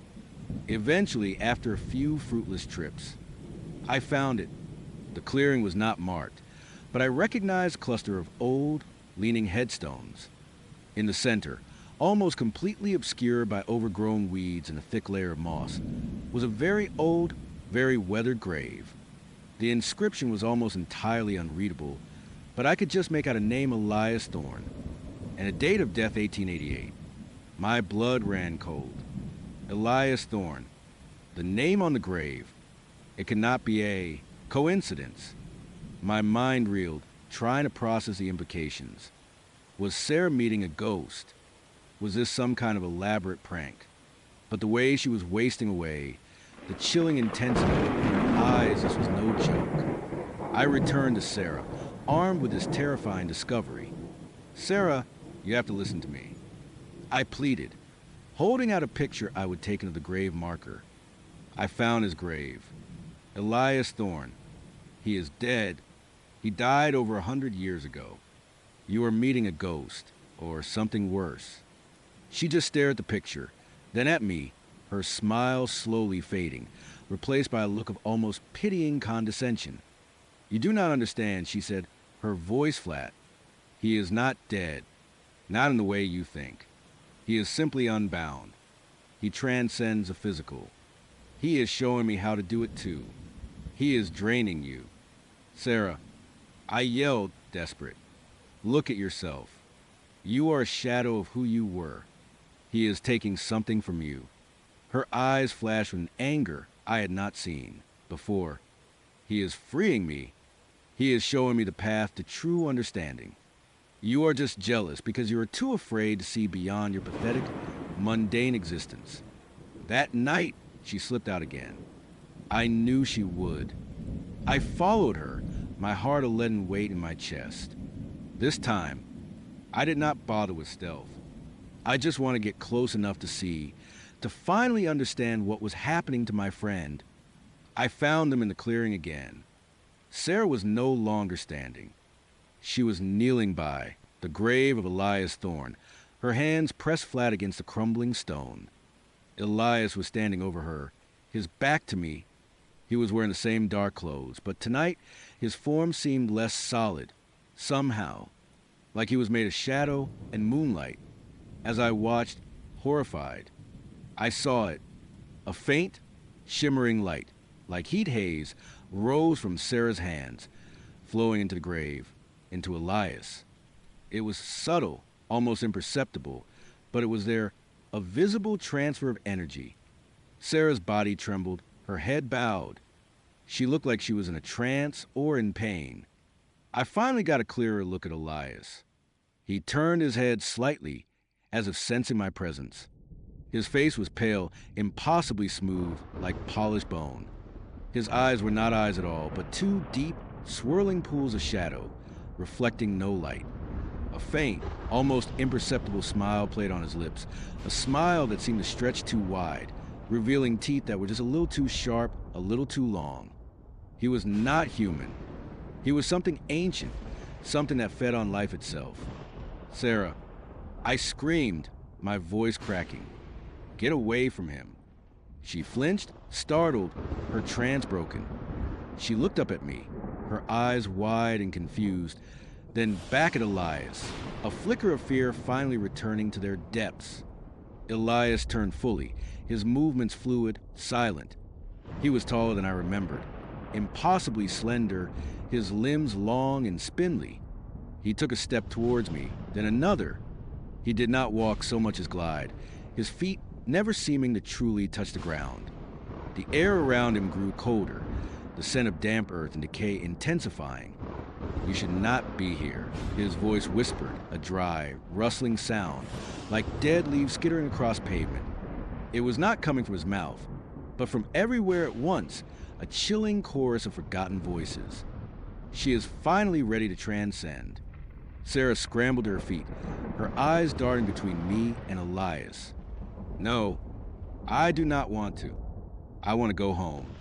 The fear was raw in her voice now, finally breaking through the enchantment. Elias ignored her. His shadowy gaze was fixed on me. You interfere. A foolish, insignificant spark. But you, too, have a light within you. A vibrant flame. He took another step, his presence radiating an icy dread that rooted me to the spot. I could not move, could not breathe. My mind screamed at me to run, but my body refused to obey. Then, Sarah did something that saved my life. She screamed. A primal, gut-wrenching scream that tore through the night, echoing through the silent graves. It was a sound of pure terror, of a soul realizing its imminent destruction. The scream seemed to momentarily break Elias's focus. He faltered, a flicker of annoyance crossing his shadowy features. That was all the time I needed. The spell broke. My legs suddenly remembered how to move. Run. Sarah, run. I yelled, grabbing her arm. She was frail, her bones feeling brittle beneath my fingers. I pulled her, stumbling away from Elias, away from the grave. He let out a low, guttural hiss, a sound that seemed to vibrate in my very bones. She will return. The chorus of voices whispered, closer now, right behind us. She always returns. We ran blindly through the labyrinth of headstones. The cemetery seemed to stretch on forever, the darkness pressing in from all sides. I could hear Elias behind us, a soft, slithering sound, punctuated by the rustle of leaves that seemed to follow his every move. He was not running, but he was gaining on us. Sarah was gasping, struggling to keep up. Her strength was gone. I could feel her faltering, her grip on my hand weakening. We burst out of the dense part of the cemetery, onto a wider gravel path. My car was still parked down the road, a beacon of hope. Almost there. Sarah, just a little further. I urged, pulling her along. But then she stumbled. Her feet tangled, and she went down, a weak cry escaping her lips. I tried to pull her up, but she was too heavy, too weak. I looked back. Elias was at the end of the path, his shadowy form silhouetted against the faint glow of the distant city. He was moving faster now, his arms outstretched, his dark eyes fixed on Sarah. Go. Sarah gasped. Pushing me away with surprising force. He wants me. He needs me. Run. Please. I hesitated, torn. Leave her. My best friend. But the look in her eyes, the desperate plea, the sheer terror, and the horrifying certainty that if I stayed, we would both be lost. I am so sorry. Sarah, I choked out, tears streaming down my face. I turned and ran, not looking back. I ran faster than I ever had in my life, my lungs burning, the sound of Elias's rustling whisper, Sarah's fading cries, and the terrifying chorus of voices echoing in my ears. I reached my car, fumbling with the lock, my hand shaking so violently I could barely insert the key. I threw myself inside, slammed the door, and started the engine, peeling away from the curb, not daring to look in my rearview mirror until I was miles away. I never saw Sarah again. Her car was found abandoned near the cemetery gates the next morning. The police investigated, but found nothing. No body, no signs of struggle, just a missing person. They assumed she ran away or met with foul play from a living assailant. They never believed me about Elias. How could they? The Northwood Cemetery is still there, a quiet, melancholic place during the day. But I can never go near it. Every time I drive past, I feel a chilling draft, hear a faint whisper on the wind, a chorus of voices that promises. She will return. She always returns. I know what happened to Sarah. She became part of Forgotten Truths Elias. Saw it. She became part of the whispers in the dark. Another echo in the veil between worlds. And sometimes, late at night, when the house is quiet and the shadows lengthen, I wonder if she truly escaped him, or she is just waiting in that cold, damp earth for someone else to match with Elias. So there I was, right? My heart was already pounding like a drum solo, but nothing, and I mean nothing, could have prepared me for what I saw next. The air in that hidden room, already thick with that cloying, sweet, sickly smell like old flowers decaying in formaldehyde, suddenly felt like it solidified in my lungs. Because there in the dim, flickering light of a single bare bulb hanging precariously from the ceiling was a person, bound, emaciated. It was a woman, or what was left of one. Her eyes, sunken deep into her skull, were wide and unfocused, staring at some distant horror only she could see. Her skin, stretched taut over prominent bones, was an unhealthy, waxy yellow. Her hair, matted and greasy, hung in clumps around a face that was once, I am sure, beautiful, but was now just a canvas of suffering. She was chained, wrists and ankles, to a rough wooden chair, her body slumped, barely held upright by the restraints. A gag, a dirty strip of cloth, was shoved cruelly into her mouth, but I could still hear a faint, ragged sound escaping her, a soft, continuous moan, like a wounded animal. My blood did not just run cold, it froze solid in my veins. This was not some spiritual retreat. This was not a community. This was a prison, a torture chamber. And the people I had been sharing meals with, the ones with those unsettlingly placid smiles, they were monsters. Pure, unadulterated monsters. My stomach lurched. I clamped a hand over my mouth, terrified I would make a sound, terrified I would vomit. The smell, that cloying sweetness, now at a new, terrifying context. It was not just flowers. It was decay. It was something not right. I wanted to scream. I wanted to run. But my feet felt like they were glued to the floor. My eyes, though, they kept scanning the room. There were other things. A small, rusty table with various instruments I did not want to identify. Buckets. And on the floor near the woman's feet, a small, dark stain that I prayed was not blood. Then a sound. Footsteps. Faint at first, but growing louder, coming from the direction of the main compound. Panic, cold and sharp, cut through the shock. Someone was coming. I needed to hide. Now, my eyes darted around a small, cramped space. There was a stack of old, dusty crates in one corner. Not ideal, but it was all I had. I squeezed myself behind them, pressing my back against the cold, damp wall. Tried to make myself as small and invisible as possible. My breath hitched in my throat. I could feel the dust motes dancing in the single beam of light, and the silence, punctuated only by the woman's pained moans, was deafening. The footsteps stopped right outside the hidden door. I held my breath, every muscle in my body tensed. A pause. Then the creak of the door opening wider. It was Mark. My heart plummeted. Mark, the charming, witty guy from Tinder, the one who had lured me here. He looked different now, even more so than he had earlier. The chilling, devoted look in his eyes was intensified, a fanatic's glazed intensity. He carried a small tray with a bowl of what looked like gruel and a glass of water. He did not notice me. He walked straight to the woman, his movements devoid of any warmth or recognition. It was clinical, detached. He knelt down, untied the gag, and without a word, tried to spoon some of the gruel into her mouth. She resisted, weakly turning her head. He sighed, a sound of mild annoyance, not sympathy. You know you need to eat. Sarah, he said, his voice flat, devoid of the charm I would once fallen for. You need to be strong for the cleansing, for the rebirth. Sarah, so that was her name. The name of the woman they were systematically destroying. He forced a spoonful into her mouth. She choked, a terrible, rasping sound, and some of the gruel dribbled down her chin. Mark just wiped it away with a cloth he pulled from his pocket, his expression unchanging. It was like watching someone tend to a broken doll, not a human being. He spent what felt like an eternity, but it was probably only 10 minutes, trying to feed her, murmuring platitudes about the community, and shedding the old self. He mentioned the leader's wisdom and the purification.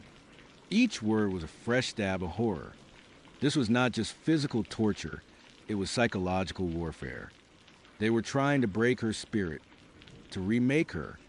Finally, he gave up, leaving the half-eaten bowl on the floor. He retied the gag, tightening it with a callous hand. Then he stood up, surveyed the room with a cold, assessing gaze, and without a backward glance at Sarah, walked out, pulling the door shut behind him.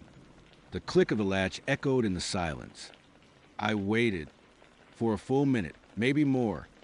I did not move. My mind was racing, a chaotic storm of fear and adrenaline. Sarah's soft moans were the only sound. I had to get out, but I could not just leave her. Could I? I slowly, cautiously, extricated myself from behind the crates. My legs were shaky.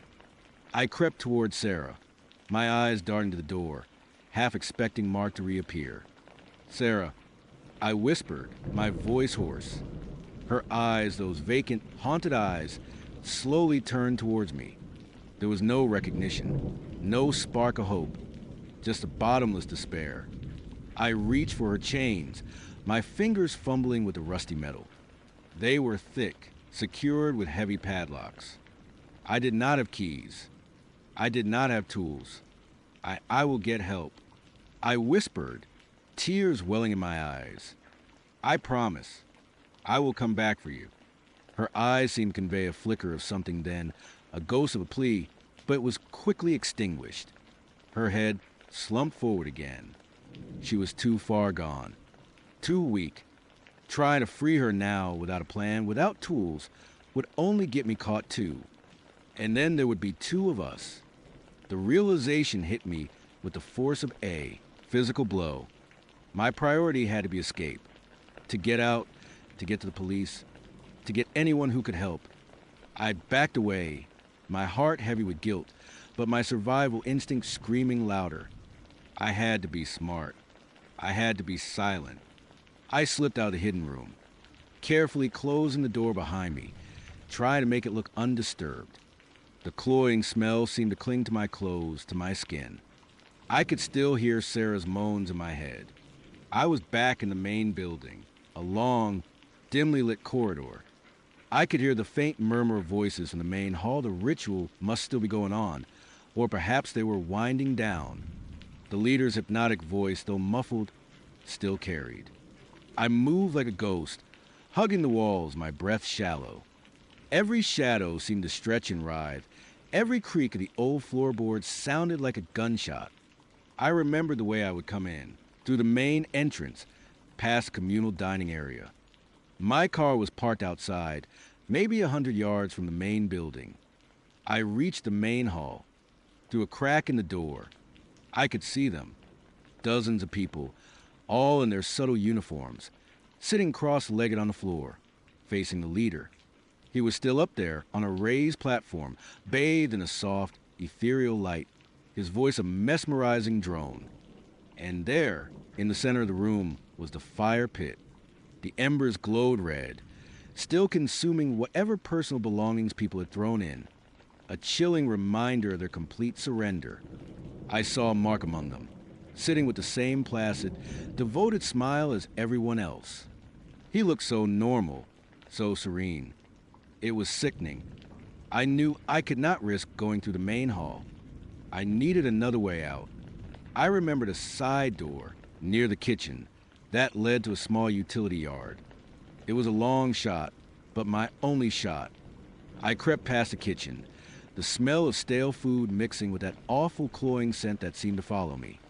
The side door was old, made of heavy wood, and thankfully unlocked. I eased it open, wincing at the groan of the hinges, and slipped outside into the cool night air. The moon was nearly full, casting long, eerie shadows. The property was vast, surrounded by dense forest. My car was visible in the distance, a dark shape against the paler gravel drive. It felt 1,000,000 miles away. I started to move, not running yet, just a fast, determined walk, my eyes darting everywhere. The silence of the night was suddenly terrifying. No crickets, no wind, just a thumping of my own heart in my ears. Then a voice, leaving so soon. I froze. It was a woman, one of the older members, with kind eyes and a perpetually serene smile. She was standing by a small garden plot, tending to some herbs, seemingly oblivious to the late hour. Her smile was still there, but now, under the moonlight, it seemed less serene and more knowing. My mind raced. Lie. Run. Oh. I needed some fresh air. I stammered, trying to keep my voice steady. A bit overwhelmed by everything. You know, she tilted her head, her smile unwavering. The truth can be overwhelming, dear, but it is always necessary for growth. Her eyes, though, seemed to pierce right through me. Are you sure you are not trying to run from the truth? My blood ran cold. She knew, or she suspected. No, of course not. I said, trying to sound offended. I have a bit of a headache. Thought I would go lie down in my car for a bit. Your car, she repeated, her voice soft, almost a whisper. A lovely vehicle. Very worldly. That was it. I could not pretend anymore. This was not a conversation.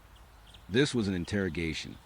My instincts, the ones I should have listened to from the start, screamed at me, run. I bolted. I did not look back. I just ran, my feet pounding on the gravel, the sound echoing in the oppressive silence. I could hear her voice calling out, not angry, but a calm, almost pitying call. Brother Mark. Our guest is feeling unwell. Brother Mark. Oh, God! I reached my car, fumbling for my keys. My hands were shaking so violently, I almost dropped them. I jammed the key into the lock, yanked the door open, and practically fell into the driver's seat. The engine. Please, God, let it start. It roared to life on the first try. A small victory, but a victory nonetheless. I slammed the door shut, locked it, and threw the car into reverse, tires spitting gravel. In my rearview mirror, I saw them. Not just Mark, but several figures emerging from the main building, their placid smiles replaced by grim determination. They were not running, not yet, but they were moving with an unnerving speed towards the vehicles parked near the main house. I floored it. The gravel road was rough, unpaved, winding through dense, dark woods.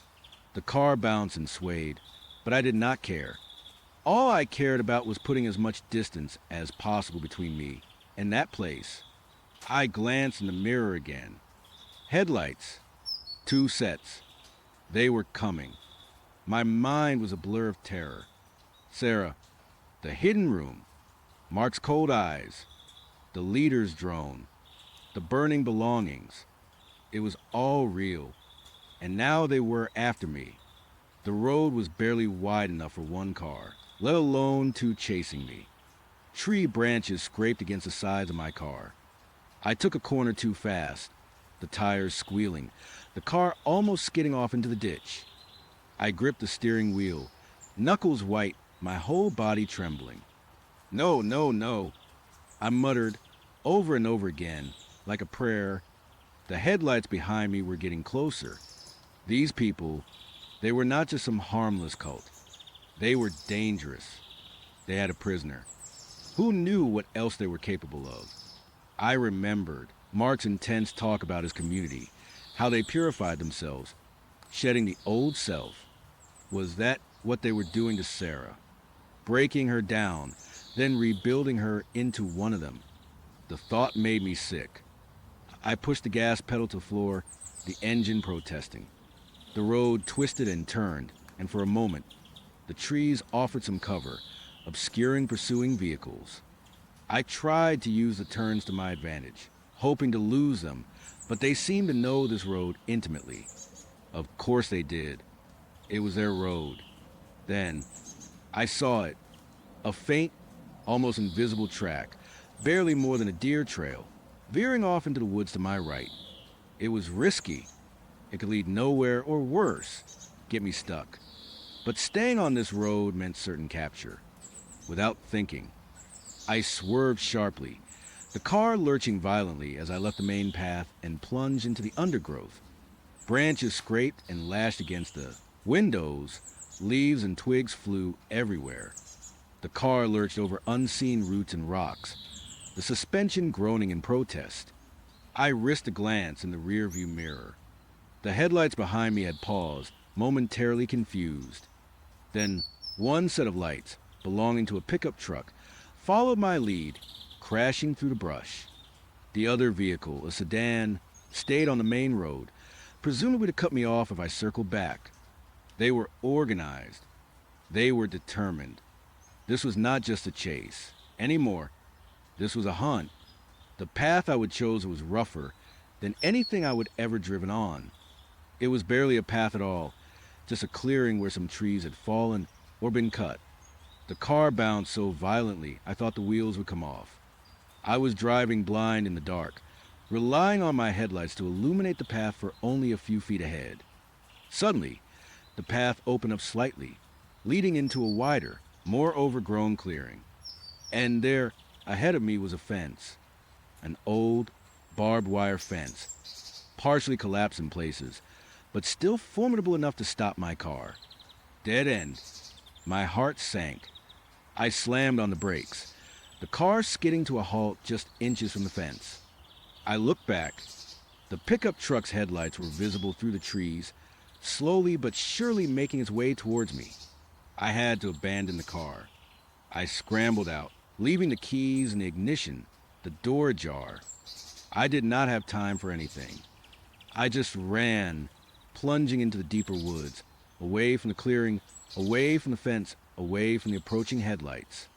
The forest was a maze of dark, tangled trees. I tripped over roots, scratched my face on low-hanging branches, my lungs burning, my legs aching. I could hear the cult members shouting now, their voices echoing through the night. They were out of their truck, fanning out, searching. I kept running, blindly, desperately, until I could not hear them anymore, until the only sound was my own ragged breathing and the frantic pounding of my heart. I collapsed behind a thick cluster of bushes, gasping for air, tears streaming down my face. I lay there for what felt like hours, shivering, listening, convinced they were just around the next tree, ready to drag me back. But the sounds faded. The forest gradually grew quiet again, save for the rustling of unseen creatures. Eventually, the first hint of dawn began to paint the sky a faint gray. Exhausted, disoriented, and terrified, I forced myself up. I needed to get away from this property, from these woods. I did not know where I was, but I knew I had to keep moving. I walked for what felt like an eternity, stumbling through the woods, until I finally saw a sign of civilization, a dirt road, much smaller and less maintained than the one I would driven it on. I followed it, praying it led somewhere. It did. After another agonizing hour, I emerged onto a paved road, and then, a few miles down, a gas station, a beacon of hope in my nightmare. I stumbled inside, looking like a wild animal. The cashier, a young kid, stared at me wide-eyed. I did not care. I grabbed my phone, which, miraculously, still had some battery, and saw the signal bars. 3 of them. Thank God. My hands were shaking so badly I could barely dial 911. Hello. Yes. I need help. I was at a cult. They have a woman captive. They tried to kill me. My voice was a choked sob. The dispatcher was calm, professional. She asked for my location, for details. I gave her everything I could, between gasps and tears. The name of the leader, the description of the property. Mark's name. Sarah's name. Okay, sir, stay calm. We are sending officers to your location, and we will dispatch a unit to that address you gave us. Can you describe the woman held captive? I tried. Her emaciated state, the chains, the gag, the cloying smell. The next few hours were a blur of police interviews. They took me to a local station, gave me some water and a blanket. They listened patiently, but I could sense the skepticism, the doubt in their eyes. A remote cult, a captive woman. No physical evidence on me, just a wild story from a clearly traumatized man.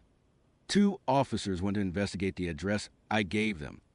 They returned a few hours later, their faces grim, but not in the way I expected. Sir, one of them said, his voice gentle, we have investigated the property you described. There's a large, isolated compound there, yes, but it appears to be a retreat center. We spoke with the people there. They were very cooperative, said they were a spiritual community, a place for meditation and self-discovery. They denied any knowledge of a captive woman. They even let us search the premises. My heart sank. And what did you find? Nothing, sir. No hidden rooms. No chains. No signs of struggle. No evidence of anyone being held against their will. They showed us their guest log, and your name was on it. They said you left in a hurry this morning, seemed agitated. Agitated. I cried, my voice cracking. They were chasing me. They were hunting me in the woods. They said they were concerned for your well-being. Sir, the other officer interjected, his voice carefully neutral. They said you seemed disoriented. They were simply trying to ensure you were all right. It was a perfect cover. They had cleaned everything up. Sarah was gone, or hidden even deeper. The hidden room, if it was even there now, was inaccessible. They were too smart, too organized. I felt a cold dread settle deep in my bones.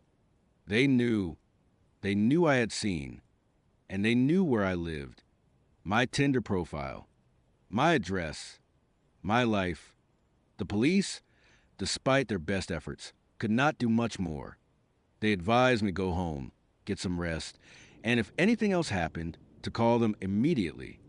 They offered to have an officer swing by my place for a few days, just as a precaution. I accepted, grateful for even that small comfort. I drove home in a daze, the terror replaced by a gnawing anxiety. Every car that passed me, every shadow, every rustle of leaves sounded like a threat. My apartment felt alien. It was supposed to be my sanctuary, but now it felt like a trap. I changed the locks immediately, added extra bolts. I bought a security camera for my front door, set up motion sensors. I felt like a paranoid lunatic, but I could not shake the feeling that they were out there, watching, waiting. Days turned into a week. The police did their routine drive-bys, but nothing happened. No strange cars, no suspicious figures. Mark did not call, did not text. The silence was more terrifying than any threat. It meant they were patient. They were planning. I barely slept. Every creak of the old building, every gust of wind sent a jolt of adrenaline through me. I checked the locks multiple times a night. I peered out my windows, convinced I saw eyes in the darkness. My friends called concerned. I tried to explain, but my story sounded increasingly unhinged, even to myself. Then the subtle thing started. First, my mail. It was not open, but it was always slightly out of place, not quite pushed all the way into the mailbox. Or a piece of junk mail I would throw away would reappear, folded neatly on my doorstep. Little things. Things I could rationalize as coincidence, as my own paranoia. Then my apartment. I would leave a book on my nightstand and find on the coffee table. A coffee mug in the sink would be on the drying rack. Small, innocuous shifts. But they screamed at me. Someone had been in my apartment. I called the police again. They listened patiently, but their tone was weary. Sir, with all due respect, these are very minor incidents. There is no sign of forced entry. Are you sure you are not just misplacing things? I knew I was not. I was meticulous. A planner. Remember, I noticed everything. The fear escalated. I bought more cameras, motion sensors for every window. I slept with a kitchen knife under my pillow. My life was a living hell. One night, about 2 weeks after my escape, I was trying to sleep, but my mind would not shut off. I kept hearing things. Whispers in the hallway that were not there. The faint scent of that cloying, sweet, sickly smell, even though I was miles from that compound. Then, I heard it. A distinct creak from the basement. My apartment building was old, and the basement was a shared laundry room and storage space, mostly used by the landlord. I rarely went down there. It was dark, damp, and creepy even on a good day. But this creak was not the settling of old pipes. It was the sound of a door. The heavy, wooden door to the basement, opening. My blood ran cold. I lay there, frozen, the knife clutched in my hand. Someone was in my building. Someone was in the basement. I waited. Silence again. Had I imagined it? My paranoia was at an all-time high. But the sound had been too real. A wave of icy dread washed over me. What if it was not just my apartment they were interested in? What if they were setting something up right under my nose? I knew I had to check. I could not live with the uncertainty. Slowly, carefully, I slipped out of bed. My heart was pounding so hard, I thought it would burst through my ribs. I crept to my apartment door, unlocked it as quietly as possible, and eased it open. The hallway was dark. The air was still. I listened. Nothing. Just the distant hum of the city. I moved towards the basement door, which was at the far end of the hall. Each step was excruciatingly slow, my bare feet silent on the worn carpet. I reached the door. It was slightly ajar. Just a crack. A cold draft seeped out from the darkness within, and with it, a faint, almost imperceptible scent. That cloying, sweet, sickly smell. The one from Sarah's room. My breath hitched. They were here, or had been here. I pushed the door open, just enough to peer inside. The stairwell was pitch black. I fumbled for the light switch on the wall. My hand found it, flicked it. Nothing. The bulb was either dead or removed. My stomach dropped. This was not a coincidence. I had my phone. I turned on the flashlight. the beam cutting a shaky path through the darkness. I took a deep, shuddering breath and started down the creaking wooden stairs.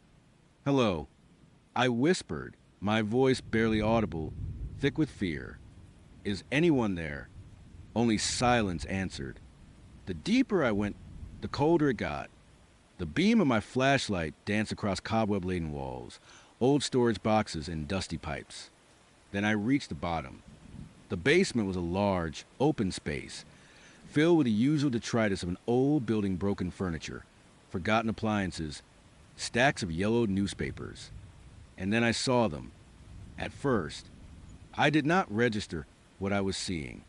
My flashlight beam swept across a shape, then another, then another. Figures, standing, arranged. My blood ran cold for the 100th time. Mannequins, dozens of them. They were everywhere, standing in rows, clustered in groups, leaning against the walls. Some were old, chipped and cracked. Others looked disturbingly new, with perfectly smooth, featureless faces. And they were all dressed in clothes. My clothes, my flashlight beam, now trembling uncontrollably, swept over the first one. It was wearing a faded college t-shirt, one I had not worn in years, but definitely recognized, and a pair of old jeans. The pose was stiff, unnatural, but it was undeniably my outfit. My heart hammered against my ribs. I moved the light to the next one. This one was wearing a shirt I would worn to a friend's wedding a few years back, a blue button-down, and there, on its head, was a cheap plastic wig styled to match my hair in the photos from that wedding. Photos. The realization hit me like a physical blow, knocking the wind out of me. Each mannequin was dressed in an outfit I had worn in a photograph. There was one wearing a replica of my high school graduation gown and cap, a crude, hand-painted smile on its otherwise blank face. Another had on a Hawaiian shirt I would worn on a vacation to Mexico, complete with a plastic lei around its neck. A third, chillingly, was dressed in the exact same clothes I was wearing right now, a gray t-shirt and sweatpants. They had recreated my life, my past, my present, in this horrifying, silent army of plastic effigies. How? How had they gotten all these clothes?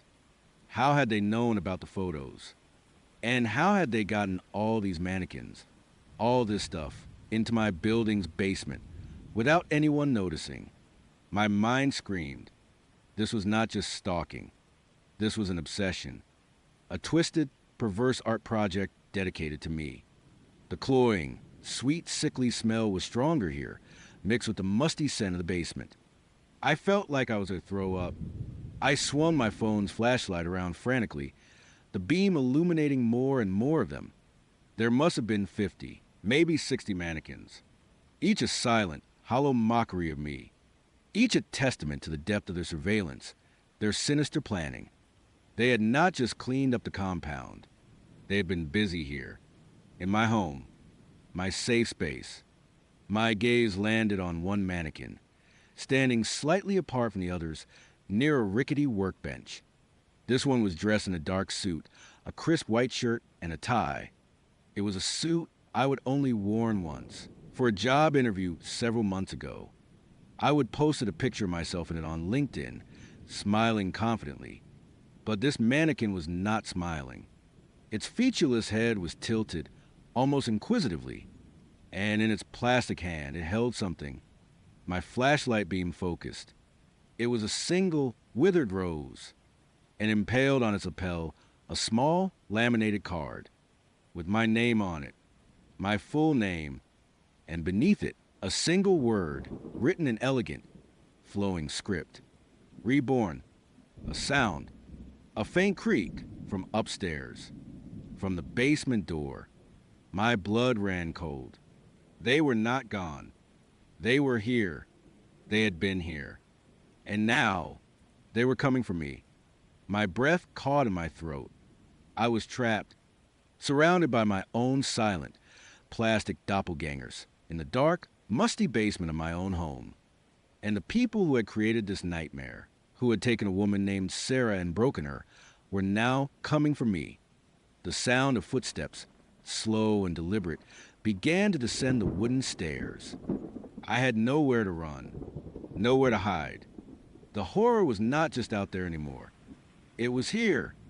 It was me. And it was waiting. The metallic taste was still there, a thick, cloying sweetness layered over something acrid and coppery, like a mouthful of old blood and burnt sugar. It coated my tongue, crawled down my throat, and seemed to permeate every cell in my body, a constant reminder of the liquid Leo had forced me to swallow.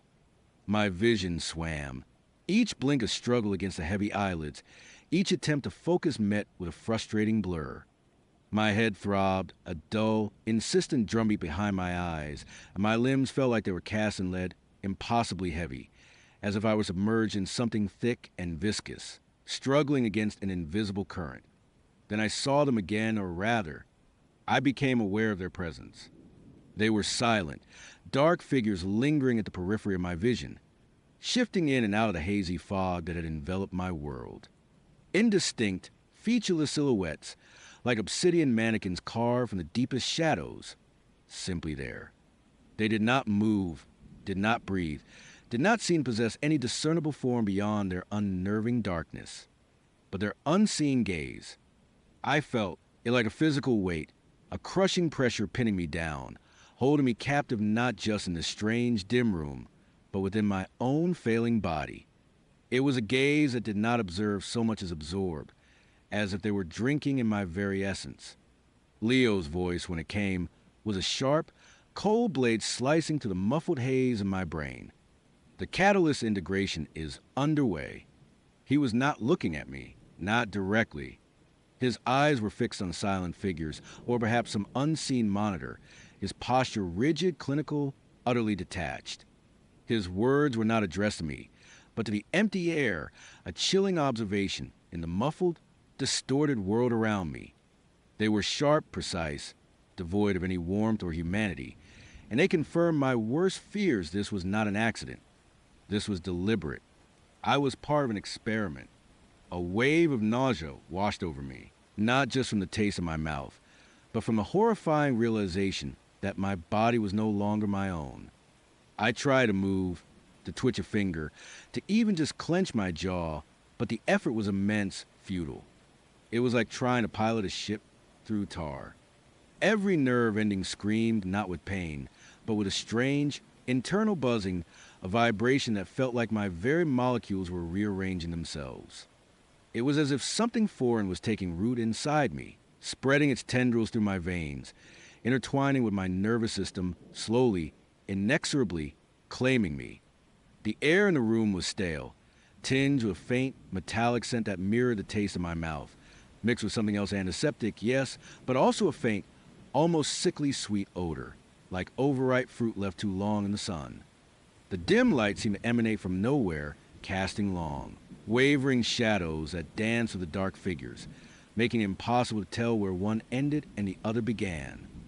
I could not see the ceiling, could not make out the walls.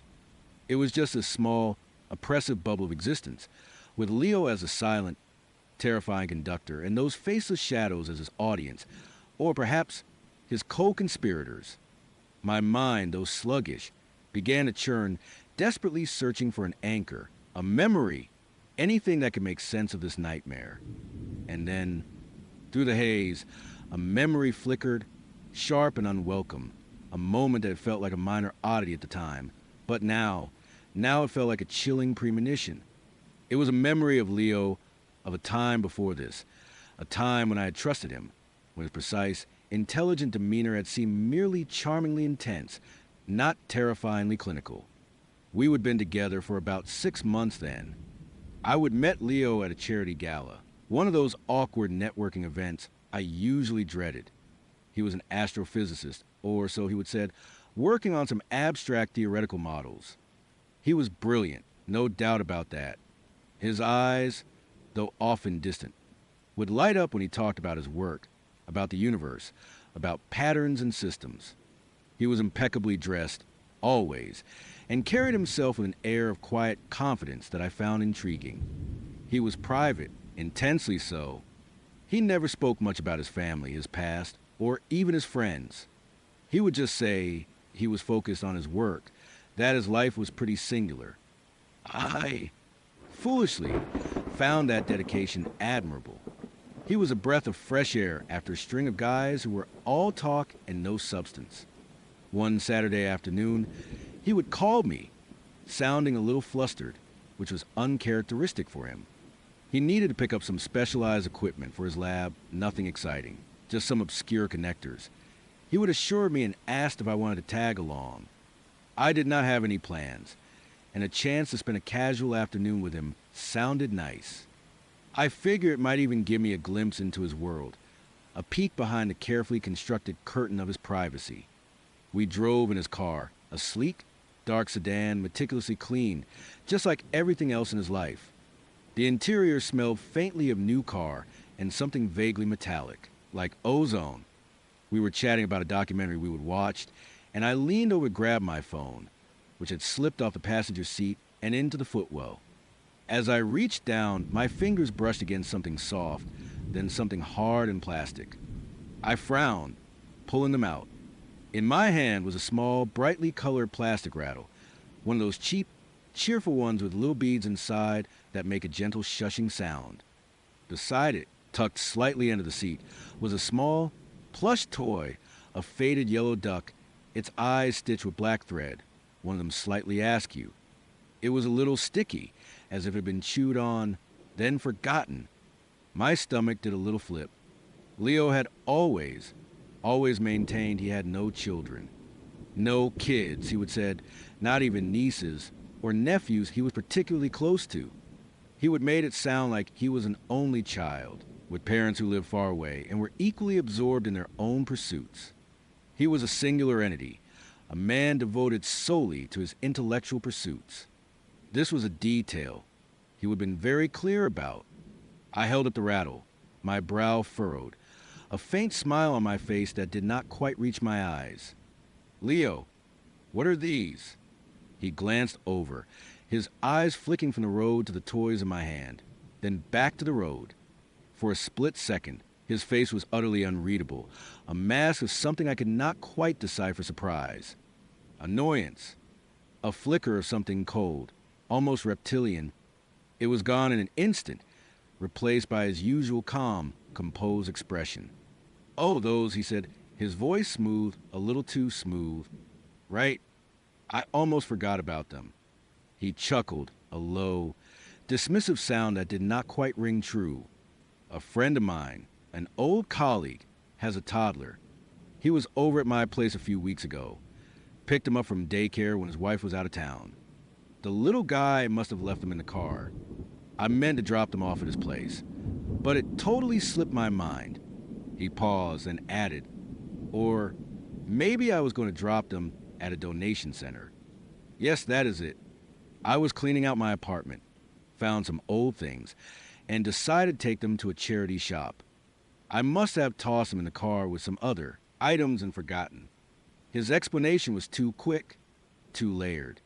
First, a friend's kid. Then, a charity shop.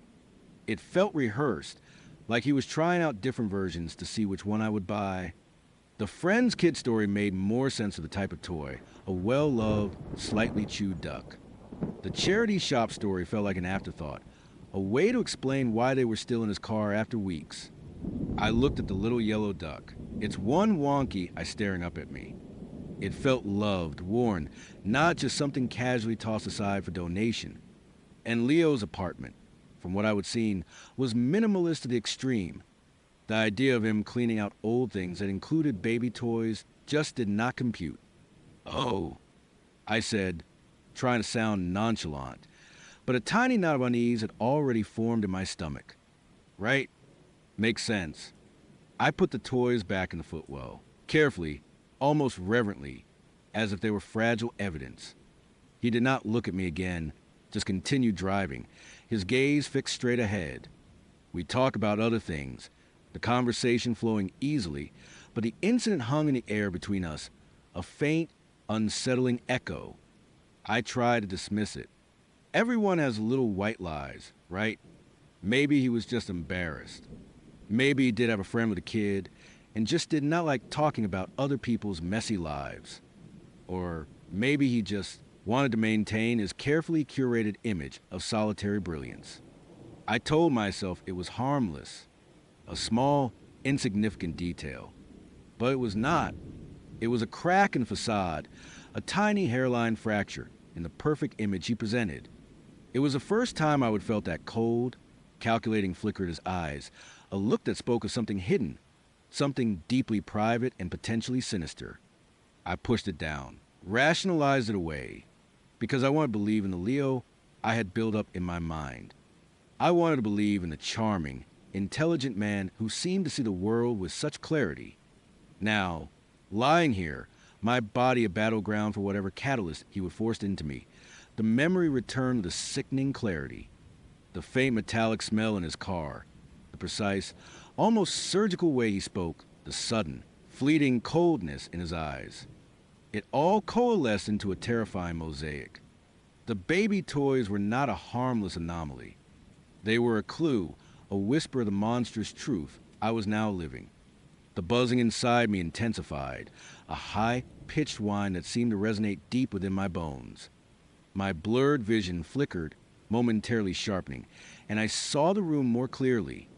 It was not just dim, it was stark, sterile, a nightmare version of a laboratory. Stainless steel gleamed dully under the low lights. There were wires, thick and black, snaking across the floor, connecting to various machines that hummed with a low, rhythmic pulse.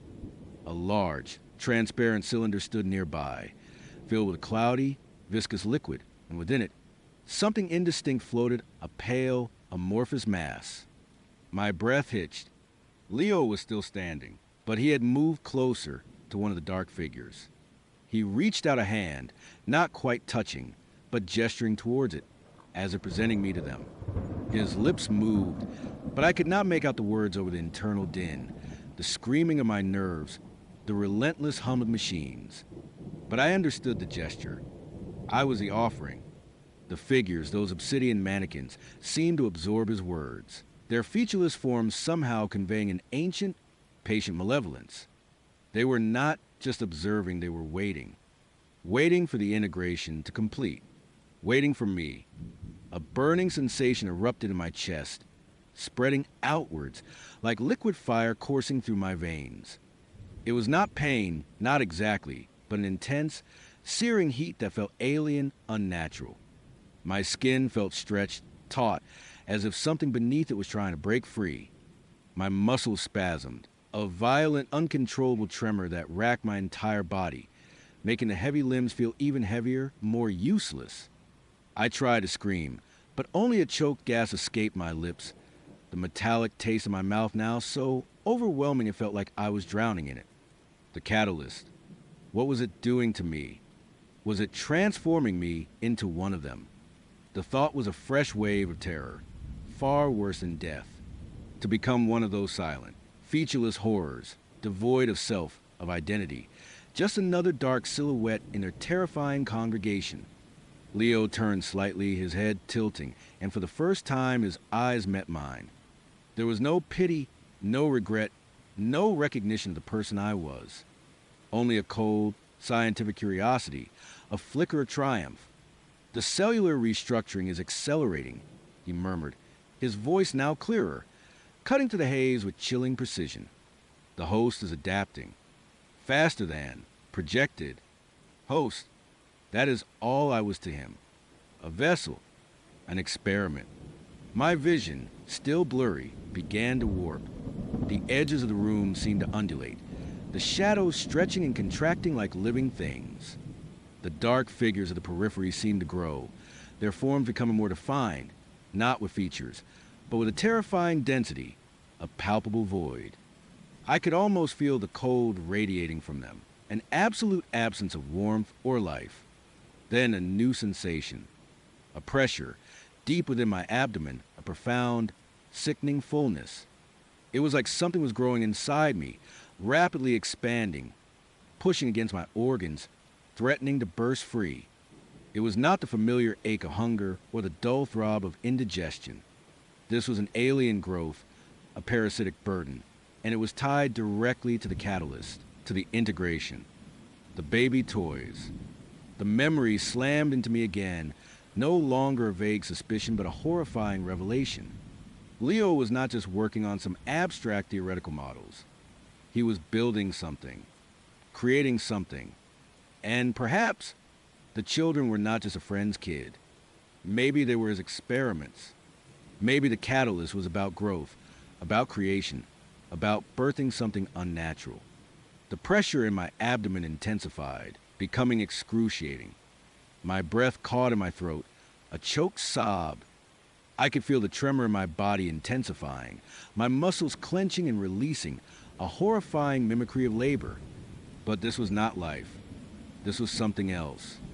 One of the dark figures began to move, slowly, deliberately, detaching itself from the others.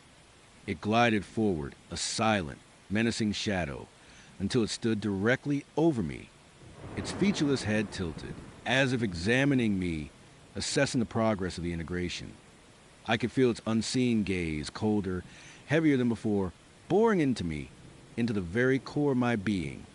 It was not looking at me, but through me, to whatever was growing inside. Leo stepped closer, a small, triumphant smile playing on his lips. Almost there, he whispered, his voice laced with an almost religious reverence. The perfect vessel, the perfect incubator. Incubator.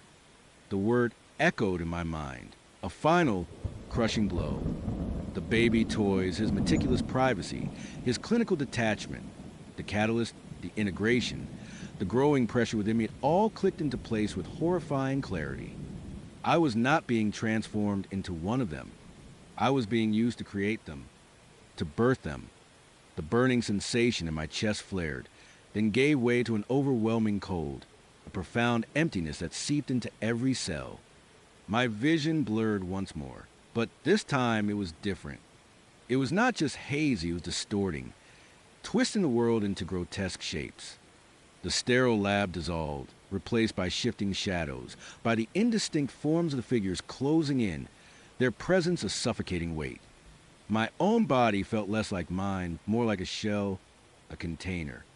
The metallic taste in my mouth faded, replaced by the sickly sweet, organic smell of something utterly alien. I could feel my consciousness slipping, fragmenting, dissolving into the overwhelming pressure, the relentless growth within. The last thing I saw, or perhaps imagined, was a distorted reflection in the polished steel of a nearby machine. It was not my face.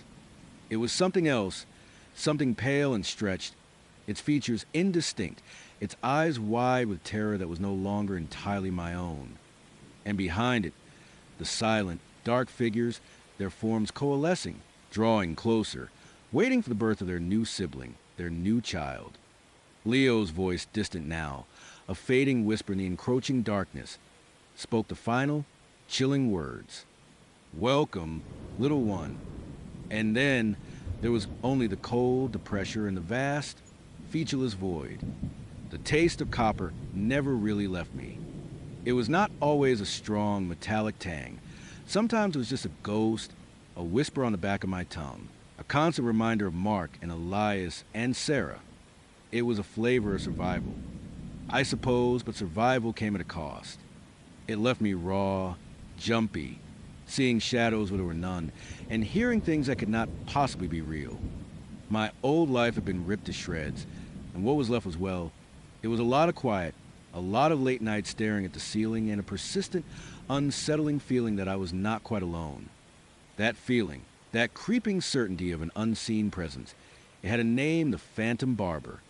It started subtly, almost imperceptibly, just like the best horrors always do. A stray hair on my pillow that was not mine, but was definitely human, dark and coarse. A faint, almost sickly sweet scent of something like old-fashioned barber's tonic, mixed with something else, something cold and sterile, like a hospital. I would dismiss it as my imagination, a byproduct of the trauma, the way a veteran might hear phantom gunfire. My mind, I told myself, was playing tricks. It had every right to. Then came the Knicks. Small, superficial cuts on my scalp, usually near my hairline or sometimes on the nape of my neck. They were so tiny. I would only notice them when I ran my fingers through my hair, feeling the slight sting, or when I saw a pinprick of blood on my comb. They healed quickly, leaving no trace, but they left something else, a cold, hard knot of fear in my stomach. Who was doing this? How? My apartment was locked up tight. I checked the windows, the doors, the fire escape. Everything was secure. I even started sleeping with a heavy wrench by my bed, just in case. The phantom barber did not announce himself with grand gestures. He worked in the quiet, in the dark, in the spaces between my consciousness and sleep. I would wake up in the dead of night, sometimes to the faintest whisper of a sound, a metallic snip, almost like scissors, but too soft, too delicate to be truly heard. It was more felt a vibration in the air, a disturbance and profound silence in my apartment. I would snap awake, heart hammering, eyes wide, straining to see in the gloom. Nothing, just the familiar shapes of my furniture, the street lights painting stripes across the blinds. But the scent would be stronger then, that sickly, sweet, sterile smell, clinging to the air like a shroud. One morning, I found a lock of my own hair on my bathroom counter. Not a few strands, but distinct curled lock, maybe an inch or two long, tied with a tiny, almost invisible piece of thread. It was my hair unmistakably. Dark brown, with that slight reddish tint it gets in the sunlight. My breath hitched. This was not a dream. This was not my imagination. Someone had been in my apartment, had cut my hair, and had left me a calling card. The wrench felt impossibly light in my hand that day. I went to the police. Of course. I tried to explain. I showed them the tiny nicks, the lock of hair. They listened patiently, their eyes full of a sympathy that felt a lot like pity. They suggested I might be experiencing post-traumatic stress, maybe even hallucinations. They said they would send a patrol car by, just to check on me, but they could not exactly open an investigation for a few snip hairs.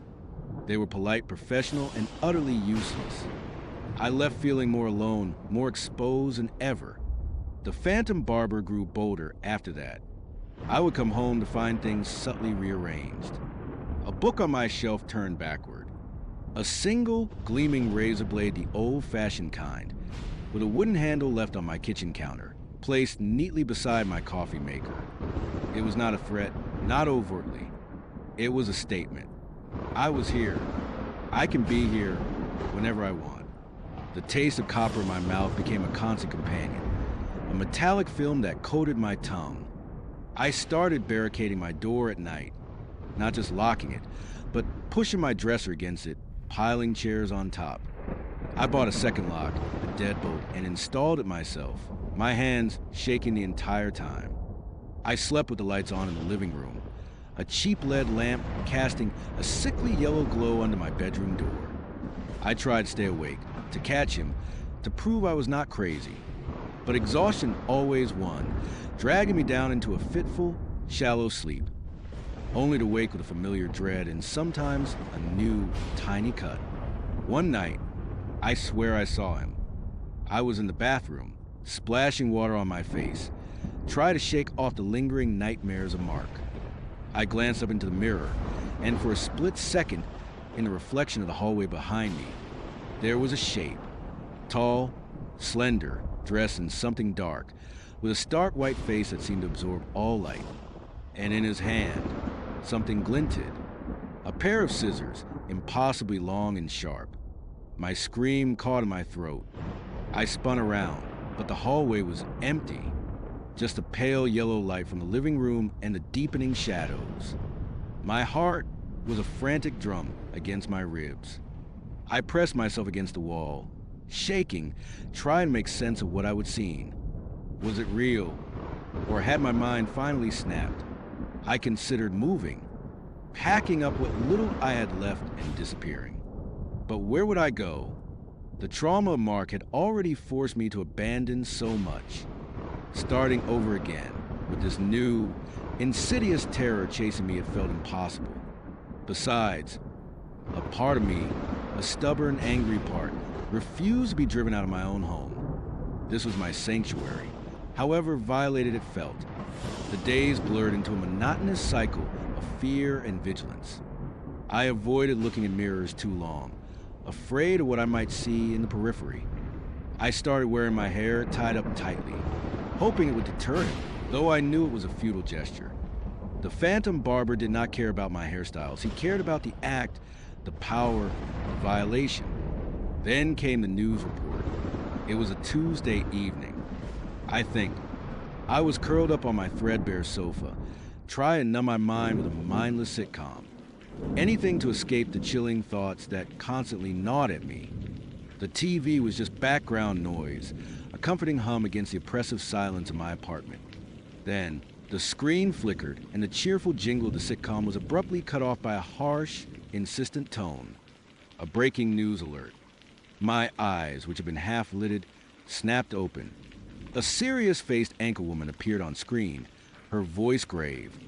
We interrupt this program with an urgent public safety announcement. Police across the tri-state area are searching for a suspect in connection with a series of recent abductions. Authorities have released a composite sketch and a description of the individual they believe to be responsible. My breath caught. Abductions. My mind immediately went to the cold, not a fear I felt daily. I tried to shake it off. This was probably just another random crime story. But I found myself leaning forward, my gaze fixed on the screen. A composite sketch flashed onto the screen. My blood ran cold. The face, it was stark, almost gaunt, with sharp cheekbones and deep-set eyes that seemed to bore into me even from a grainy drawing. A long, angular nose, thin lips, and the hair slicked back, neatly parted, almost old-fashioned.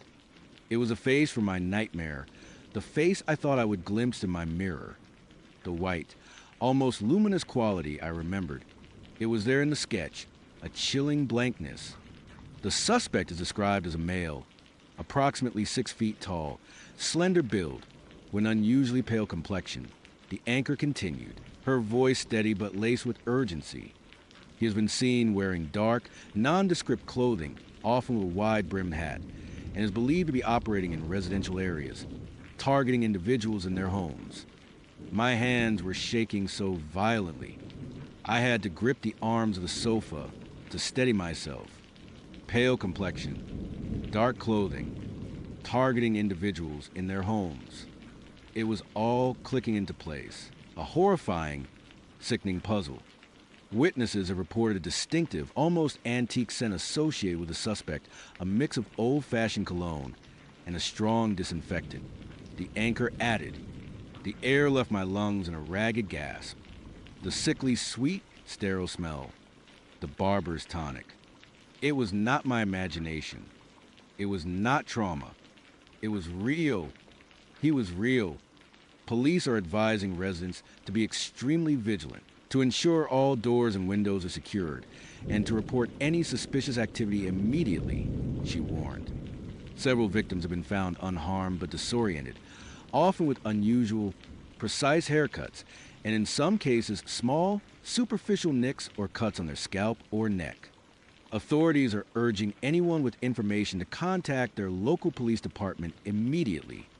The words echoed in my ears, each one a hammer blow to my fragile sanity.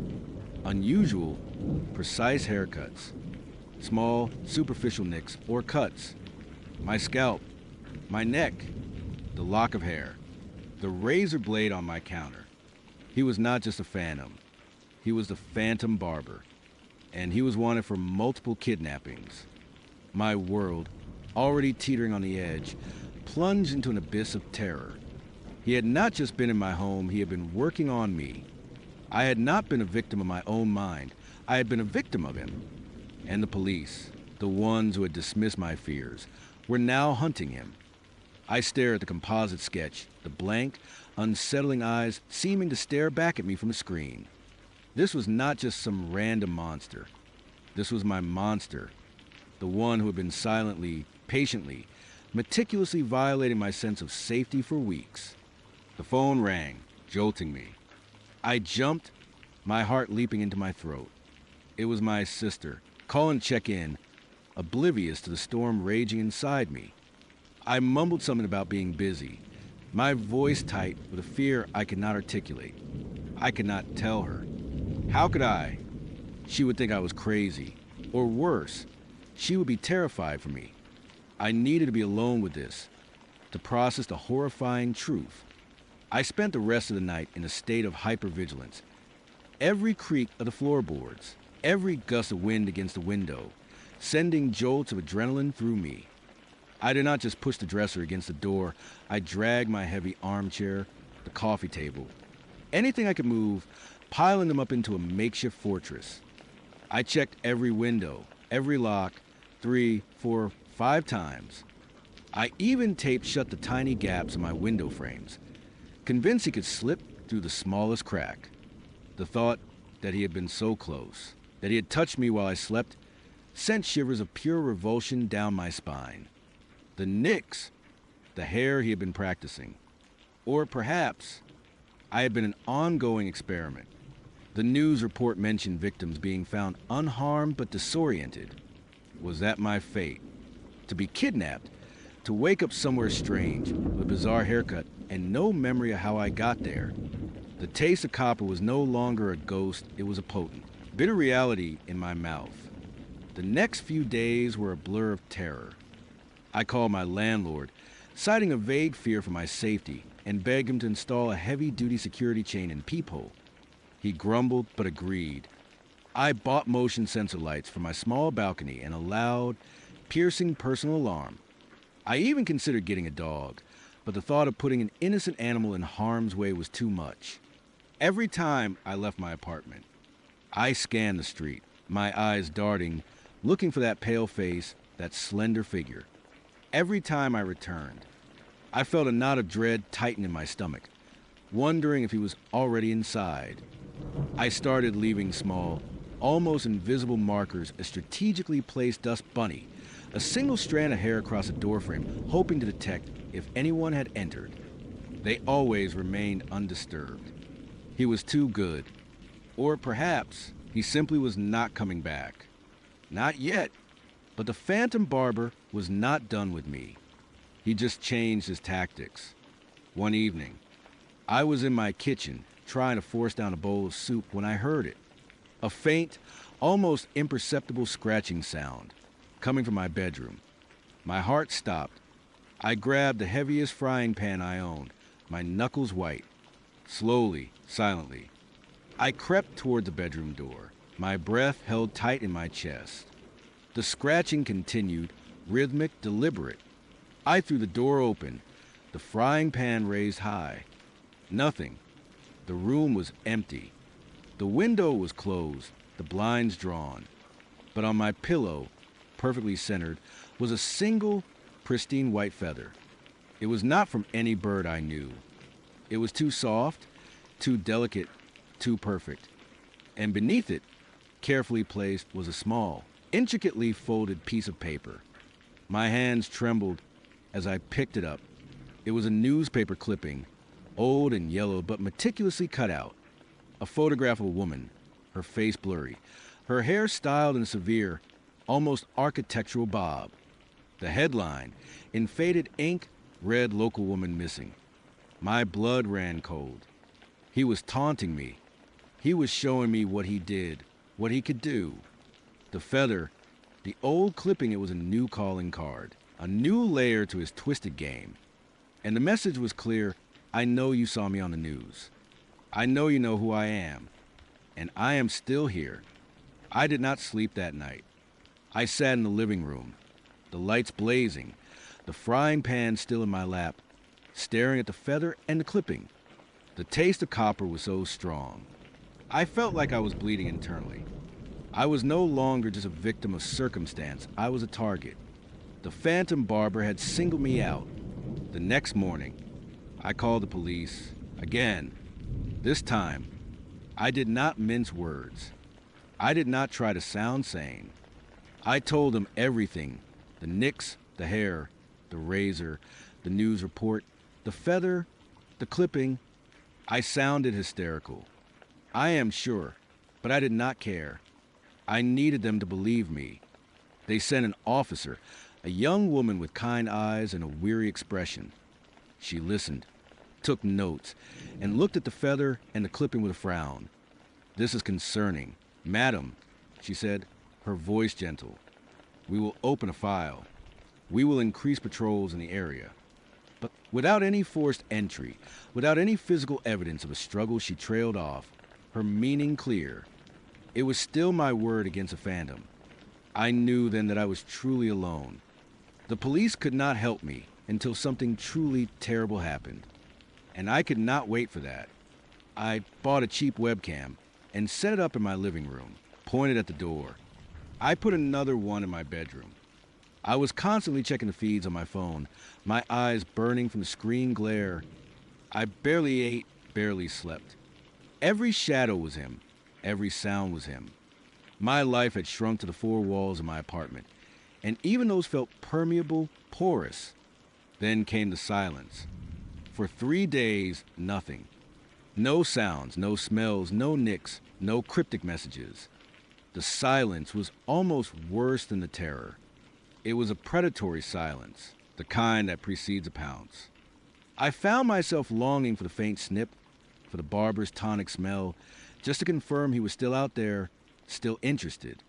The absence felt like a deliberate act, a tightening of the noose. He was waiting. He was watching me unravel. On the 4th night, I finally crashed. Exhaustion, pure and absolute, dragged me down into a deep, dreamless sleep. It was a mistake. I knew it even as I succumbed. I woke with a gasp, my eyes flying open. The room was dark, but a sliver of moonlight cut through the blinds, illuminating the foot of my bed. And standing there, silhouetted against the pale light, was a figure. Tall, slender, motionless. The Phantom Barber. He was wearing a long, dark coat, and on his head, a wide-brimmed hat that obscured his face in shadow.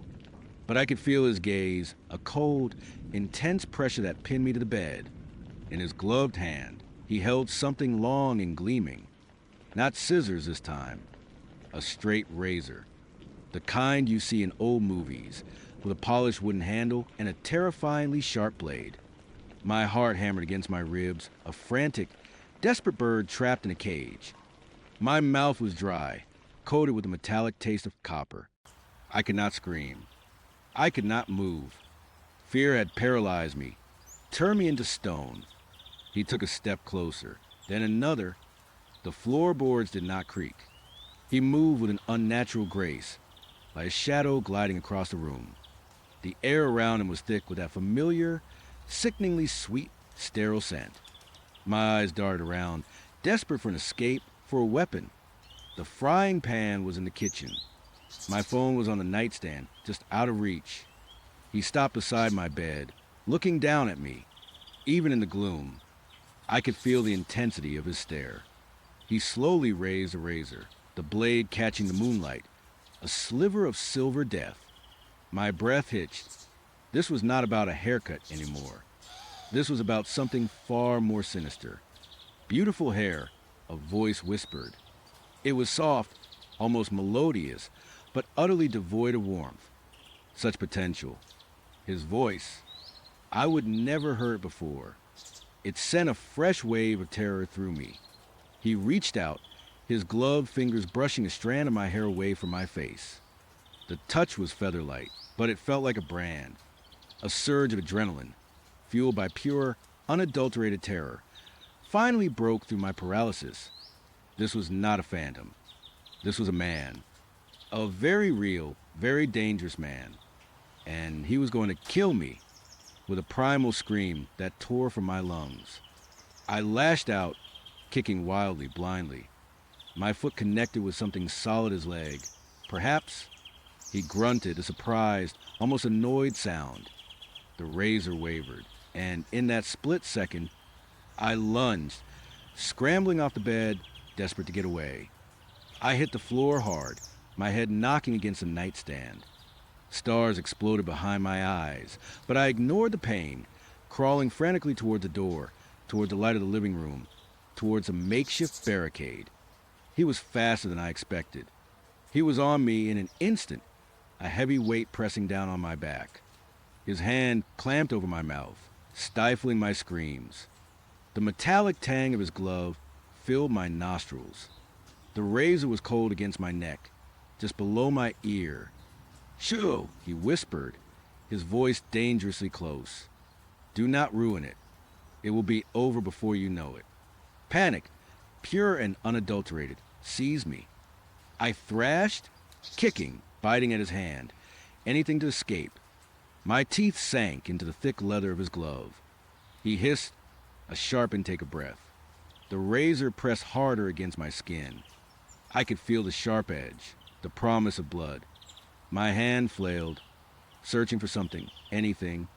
My fingers brushed against something hard and cold on the floor. The wrench, the heavy wrench I had placed by my bed weeks ago, forgotten in my terror. With a desperate surge of strength, I grabbed it, my fingers closing around the cold metal. Without thinking, I swung it backward, blindly, putting every ounce of my fear and rage into the strike. There was a sickening thud, a gasp. The pressure on my back suddenly eased. The hand over my mouth flew away. I scrambled out from under him, rolling away, gasping for air. I pushed myself up, my legs wobbly, my head throbbing. He was on the floor, curled on his side, his hat having fallen off, revealing a shock of slick back, unnaturally pale hair. A dark stain was already blooming on the side of his head, rapidly spreading through his pale hair. The straight razor lay beside him, gleaming innocently in the moonlight. He was groaning, a low, guttural sound, clutching his head. His eyes were open, wide and unfocused, staring up at me. And in those eyes, for the first time, I saw not just coldness, but a flicker of something else, surprise and pain. I did not hesitate. I did not think about calling the police. Not yet. My body was operating on pure instinct. I grabbed the wrench again, my hand slick with sweat, and brought it down again hard. And again, and again. A primal scream tore from my throat, a release of weeks of terror, of the taste of copper, of Mark and Elias and Sarah, of every violation, every fear. I kept hitting him until the groan stopped, until he lay still, until the dark stain on his head grew into a terrifying, spreading pool. Then, and only then, did I stop. I stood over him, panting, the wrench heavy in my hand, my entire body shaking so violently I thought I would collapse. The room was silent again, save for my ragged breathing and the frantic thumping of my own heart. The sickly sweet, sterile smell was overwhelming now, mixed with a coppery tang of fresh blood. I looked at the still figure on the floor, the phantom barber, unmasked, broken. He was just a man, a twisted, horrifying man, but a man nonetheless. And I had stopped him. My phone, miraculously, was still on the nightstand. My hands trembled as I picked it up, the screen glowing eerily in the moonlight. My fingers fumbled with the numbers, dialing 911. "Hello. Yes. I need help." I stammered, my voice barely a whisper. "He was here. The barber. I think I killed him." The taste of copper was no longer a ghost. It was real. It was in my mouth, on my hands, in the air. It was a taste of survival, yes, but also the taste of something darker, something I knew would never truly leave me. The phantom barber was gone, but the horror he left behind, the lingering dread, the knowledge of what I had done to survive that would be my new silent companion, a constant whisper on the back of my tongue, a reminder that some monsters, once seen, can never truly be unseen. And sometimes, to survive, you have to become a little monstrous yourself. You know, sometimes you look back at your life, at the moments where everything just shifted, and you realize with a sickening lurch in your gut that you missed all the warning signs, all the little cracks that were forming in the foundation of your reality, right up until the whole damn thing came crashing down. For me, that moment, or rather, that series of moments, started with Sarah. Sarah was not just my girlfriend, she was my world. Bright, vibrant, a laugh that could chase away any shadow. We would have been together for 5 years, talked about houses, kids, all that stuff. Then, about 6 months ago, she met Leo. Leo was different. Brilliant. Sarah called him. Private, she would say, almost offensively. I just thought he was a creep.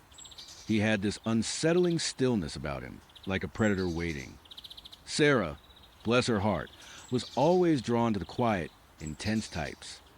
She started spending more and more time with him, talking about his groundbreaking research, his vision. I tried to warn her, tried to tell her something felt off, but she just brushed me aside, said I was jealous. Maybe I was a little, but it was more than that. It was a primal unease, the kind that makes the hairs on your arm stand up even when there is nothing there. Then she just vanished. One day, she was there, full of life, buzzing about some late-night experiment Leo was doing. The next, her phone went straight to voicemail. Her apartment was empty, her car gone. Just gone. I called the police, of course. They did their thing, asked their questions, checked her apartment, interviewed me, interviewed Leo. Leo, cool as a cucumber, told him Sarah was passionate about his work, that she had gone off-grid for a few days to focus. No doubt. He even showed them some fabricated emails. I swear, talking about retreat.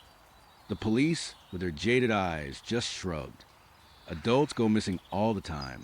They said, she will turn up. But I knew Sarah. She would not just disappear.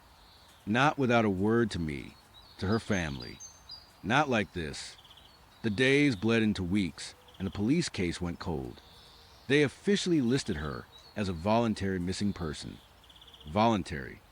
The word tasted like ash in my mouth. That is when I started my own search. My own desperate, frantic, utterly hopeless search. I retraced her steps, talked to anyone who'd listen. I plastered flyers with her smiling face everywhere. I drove her usual routes, hoping to catch a glimpse of her car, a flash of red hair. Nothing. Just the crushing weight of silence. I even went to Leo's place. It was a sprawling, modern house on the outskirts of town, all sharp angles and darkened windows, nestled in a patch of woods. It felt less like a home and more like a high-tech bunker. I knocked. I yelled. I even tried to peer through the tinted windows. Nothing. It was like the place was abandoned or maybe just dormant, waiting. Then, about a month after she vanished, I got a call from a tow yard. They would found Sarah's car, abandoned in a remote, overgrown parking lot near the old industrial district, a place nobody went anymore. It was miles from her usual commute, miles from Leo's place. It made no sense. My heart hammered against my ribs as I drove there. A part of me, a tiny, irrational part, hoped she would just left it there, that she would be waiting for me. But another, much colder part, knew that was not it. This was wrong. All of it. The tow yard was a desolate place, filled with the rusting skeletons of forgotten vehicles. Sarah's car, her little silver Honda Civic, looked strangely out of place, almost pristine amidst the wreckage. It was clean, too clean, as if it had been wiped down recently. No dust, no grime, just that unsettling sheen. I paid the fee, got the keys, and walked over to it. Every step felt heavy, like I was wading through thick mud. This was it. I thought this was where I would find answers. Or more likely, just more questions. I opened the driver's side door. The interior smelled faintly of her perfume, a ghost of her presence. It was immaculate, just like she always kept it. No signs of struggle, no spilled coffee, no stray papers. Nothing. My hopes, already so thin, started to fray even more. If she would have been taken, there would be something, would not there, a scuff, a dropped earring, anything. I sat in the driver's seat, running my hand over the steering wheel, trying to conjure her. But the car felt cold, empty, like a shell, Then my eyes drifted to the back. The rear seats were pushed forward slightly. That was odd. Sarah always kept them upright. I leaned over, straining to see. Nothing seemed out of place. But an instinct, a whisper of dread, told me to check the trunk. I got out, walked to the back of the car, and fumbled with the key. The latch clicked, and the trunk lid slowly rose. The trunk was empty. Completely, utterly empty. No spare tire, no jumper cables, not even a grocery bag she might have forgotten. For a moment, a wave of disappointment washed over me. Another dead end. But then the light caught something. Faint, almost invisible on the inside of the trunk lid. Not on the floor, not on the sides, but on the underside of the lid itself. Scratches. They were not deep, not like someone had taken a knife to it. They were shallow, frantic, like fingernails. Dozens of them, crisscrossing in a desperate, chaotic pattern. Some were long, others short, but all of them pointed inward, towards the center of the lid, like someone had been trapped in there, clawing, trying to get out. My breath hitched. My heart, which I thought had already reached its maximum hammering capacity, found a new gear. This was not a cat. This was not a dog. These were human scratches. And they were on the inside. A cold dread, unlike anything I would ever felt, started to creep up my spine. It was not just the thought of someone being trapped in there. It was a sheer desperation etched into those marks. The sheer, terrifying knowledge that someone had been imprisoned, confined in that dark space, fighting for their life. And then the worst thought of all hit me was at Sarah. I ran my fingers over the scratches, feeling the faint indentations. They were so faint, so easy to miss, that I wondered how many times the police, or the tow yard guys, had looked in this trunk and seen nothing. But I saw them, and now that I saw them, I could not unsee them. I leaned closer, my nose almost touching the metal. There was a faint smell, not the metallic tang of blood, not exactly. It was something else, clinging, almost sweet, but with an underlying chemical sharpness. Like a hospital, but not quite, like something processed. I pulled out my phone, switched on the flashlight, and meticulously scanned every inch of the trunk. The bottom, the sides, the spare tire well. Nothing. It was spotless. Too spotless. If someone had been trapped in there, if they would fought, there should be some dirt, some residue, something, but it was unervingly clean, except for the scratches. And that smell. I closed the trunk, the thud echoing in the silence of the tow yard.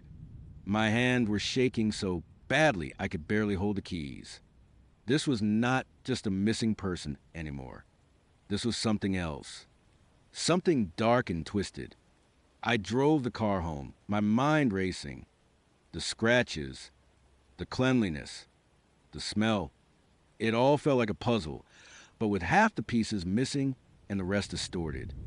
I parked in my driveway, and for the next few days, I just stared at it. It sat there, a silent, silver tombstone, humming with unspoken horrors. I could not shake the image of Sarah or someone clawing at that metal. The desperation, the fear. It gnawed at me.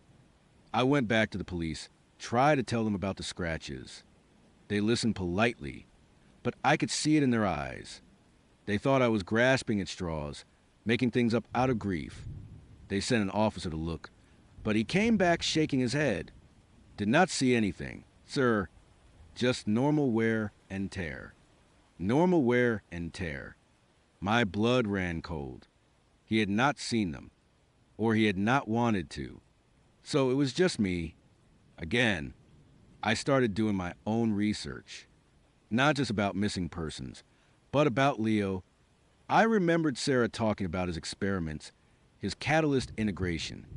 She would mention finding baby toys in his car once, months ago, and he would give her some flimsy excuse. She would laugh it off then, but a chill went down my spine now. Baby toys. In Leo's meticulously clean car. And Sarah, the incubator. The words from the previous story, from her perspective, were starting to haunt me, even though I had not known them then.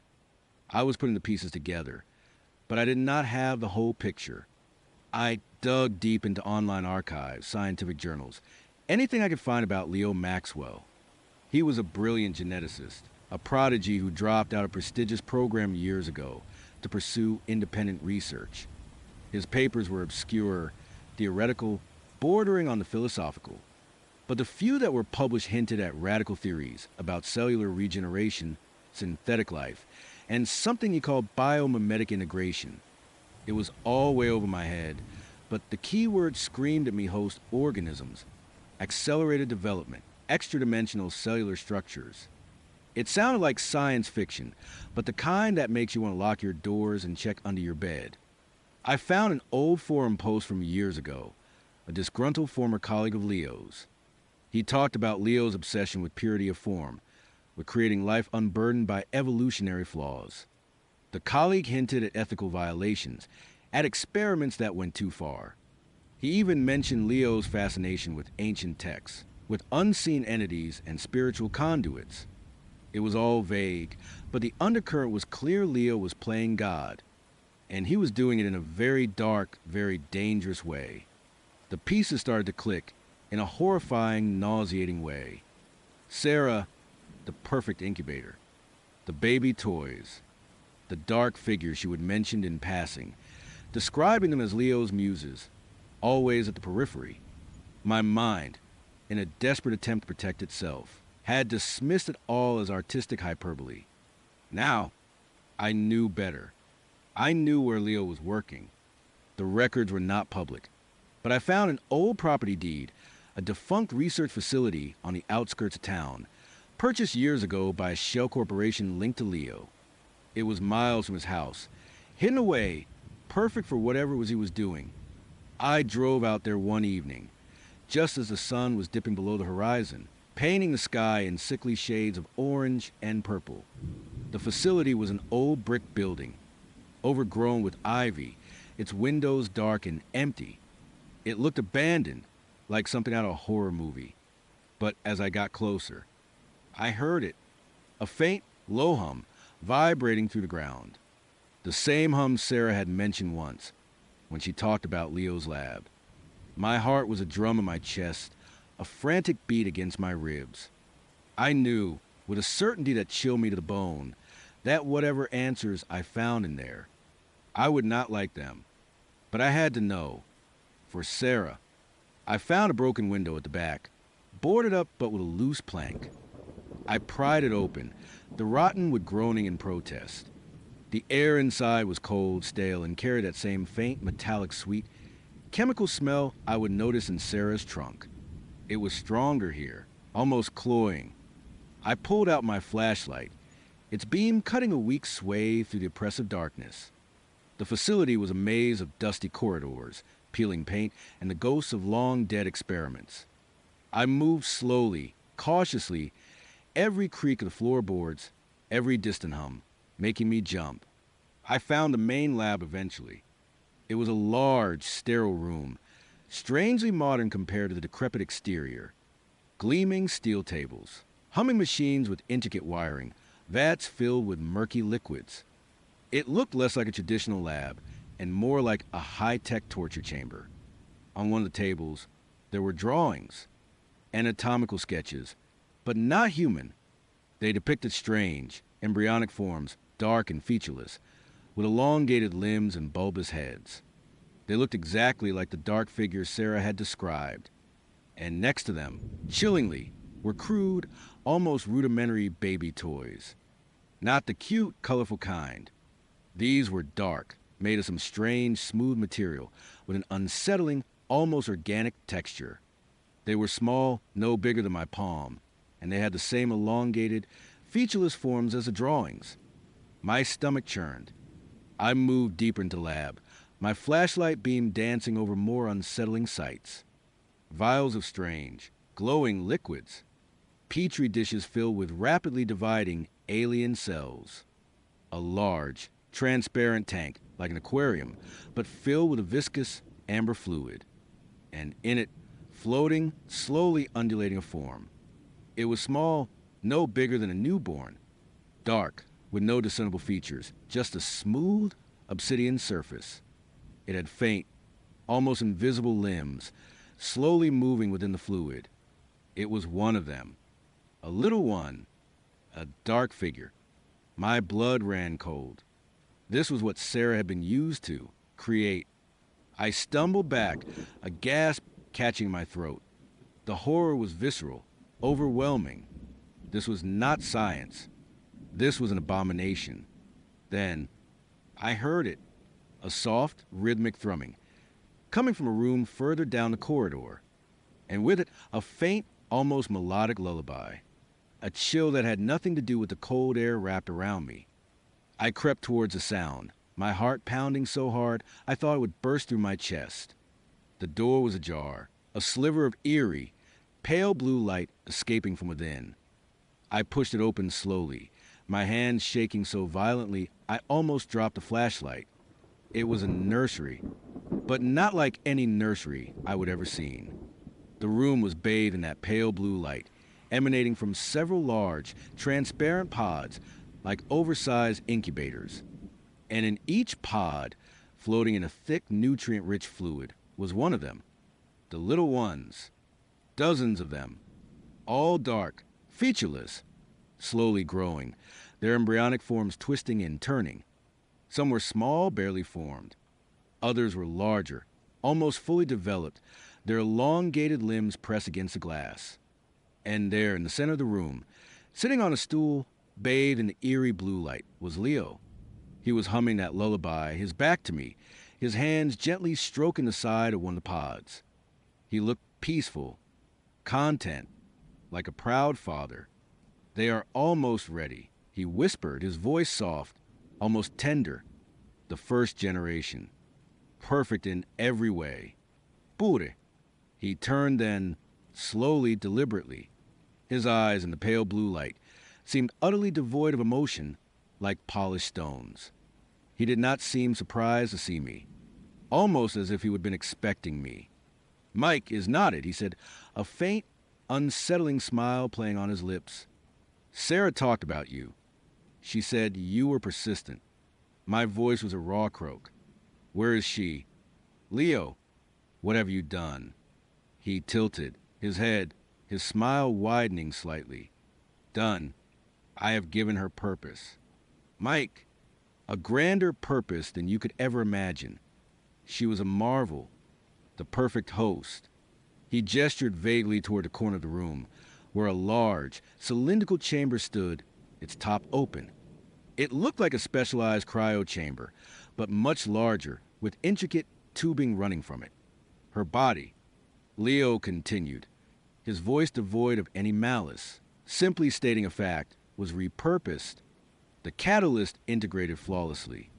Her essence, her biological material, it was all absorbed, recycled, to nurture them. He gestured to the pods, to the dark, growing figures, to create the next stage of evolution, unburdened by the flaws of humanity. I stared at the chamber, then at the little ones, then back at Leo. Sarah, my Sarah. She was gone, not just dead, but consumed. Her body, her very being, had been turned into this, an incubator, a vessel for these dark, alien things. A wave of nausea washed over me, so potent I almost doubled over. The metallic, sweet smell in the air suddenly felt suffocating. It was Sarah. It was her. You are insane. I whispered, my voice trembling with a mixture of horror and rage. Leo chuckled, a low, dry sound. Insane. No.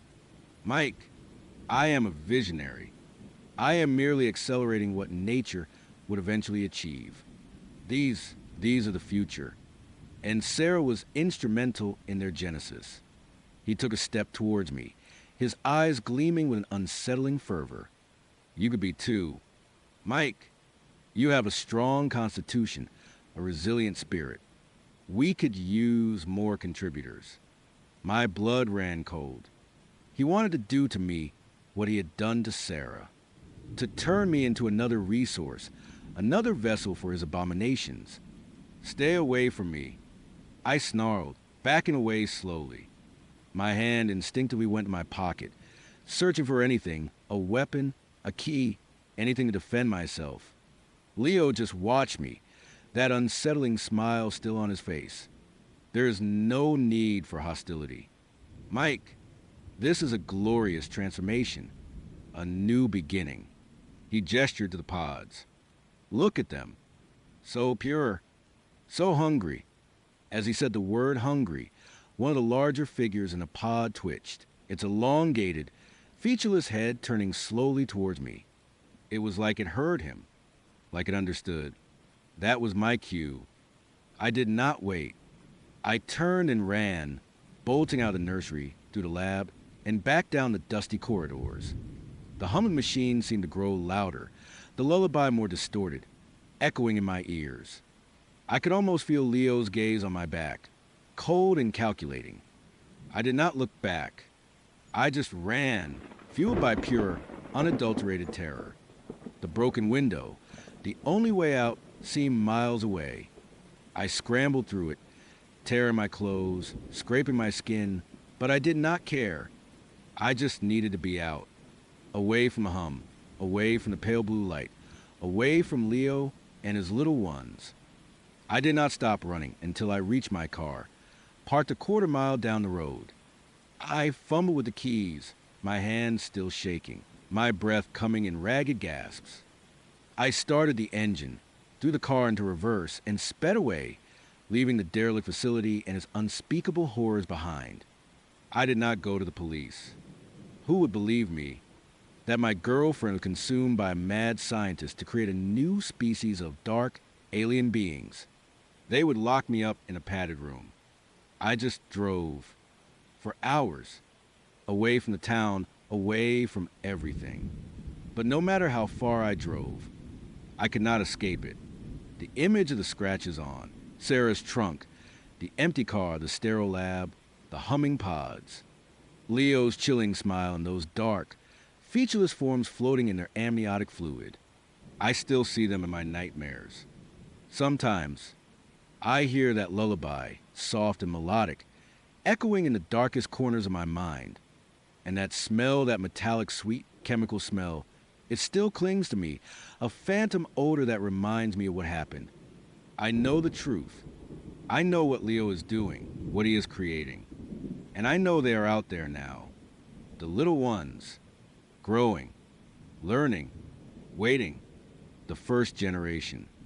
I live my life looking over my shoulder, constantly. Every shadow seems to hold a shape. Every distant hum seems to carry a threat.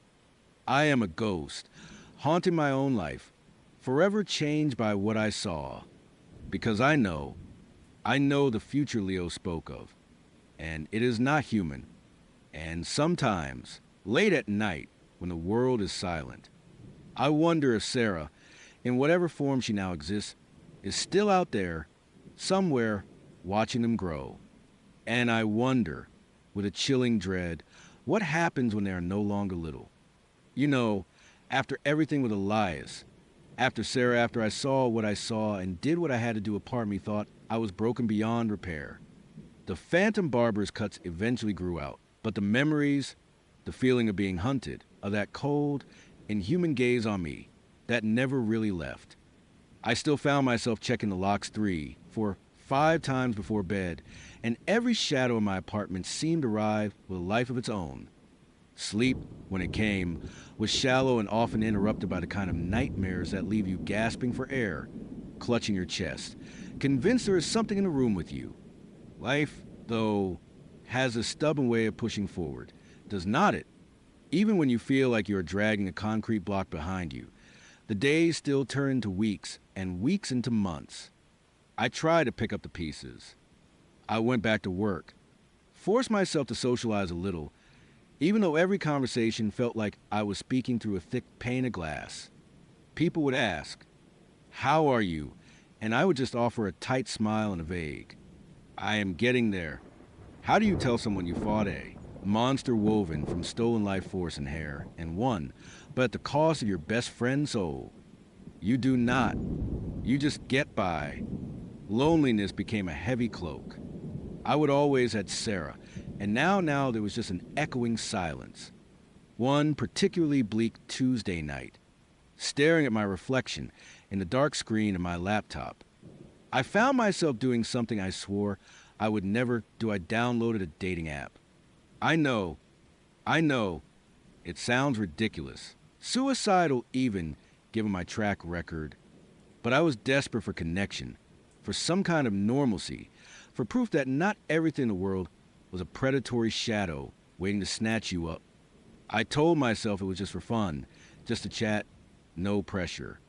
A small part of me, the part that was still terrified, hoped it would distract me from the constant vigilance, the feeling that I was always being watched. My profile was basic. A few decent selfies. Nothing too revealing. A short bio about liking books and hiking. I swiped through a few dozen profiles, mostly blurry gym selfies, and guys holding fish, feeling a familiar wave of cynicism wash over me. Then, I saw him. Mark. His profile picture was striking. A genuine smile, a kind glint in his eyes, a strong jawline, and a slight stubble that just worked. He looked like the kind of guy who'd bring you coffee in bed and remember your favorite band. His bio was witty, intelligent, and surprisingly self-aware. He mentioned loving old movies, obscure indie bands, and hiking trails just outside of town, all things I would put in my own profile. It felt serendipitous. Almost too perfect, actually, but I was tired of perfect being a red flag. I swiped right. To my surprise, we matched almost instantly. His first message was simple, charming. Hey, I love your taste in music. Any chance you are a fan of obscure band I would mention. We started chatting, and it was easy, effortless. He seemed to get my dry humor. He would send thoughtful questions, and our conversations flowed for hours. He was a software engineer, he said, working remotely, which explained why he was new to our small town. He talked about how he missed the hustle and bustle of the city, but was enjoying the quiet, the nature. He even mentioned feeling a bit out of place, which resonated with my own lingering sense of alienation. He asked about my job, my hobbies, my favorite local spots. I found myself opening up more than I intended, sharing details about my life, things I had not really talked about since before. He seemed to genuinely listen, to remember little details I would mention days ago. He would bring them up later, making me feel seen, understood. It was intoxicating. For the first time in months, I felt a flicker of hope, a tiny spark that maybe, just maybe, things would be okay again. After a week of non-stop texting and a couple long phone calls that felt more like conversations with an old friend than a stranger, Mark suggested we meet. He picked a quiet coffee shop downtown, the one with exposed brick and the smell of roasted beans that always made me feel a little more grounded. I was nervous, of course. My stomach was doing acrobatics, and I spent a solid hour trying on different outfits. But it was not the same kind of fear I would grown accustomed to. This was the good kind of nervous, the kind that comes with excitement. When I walked in, he was already there, sitting by the window, sipping a latte. He looked exactly like his photos, maybe even better. Taller, broader shoulders than I would imagined, with that same kind smile.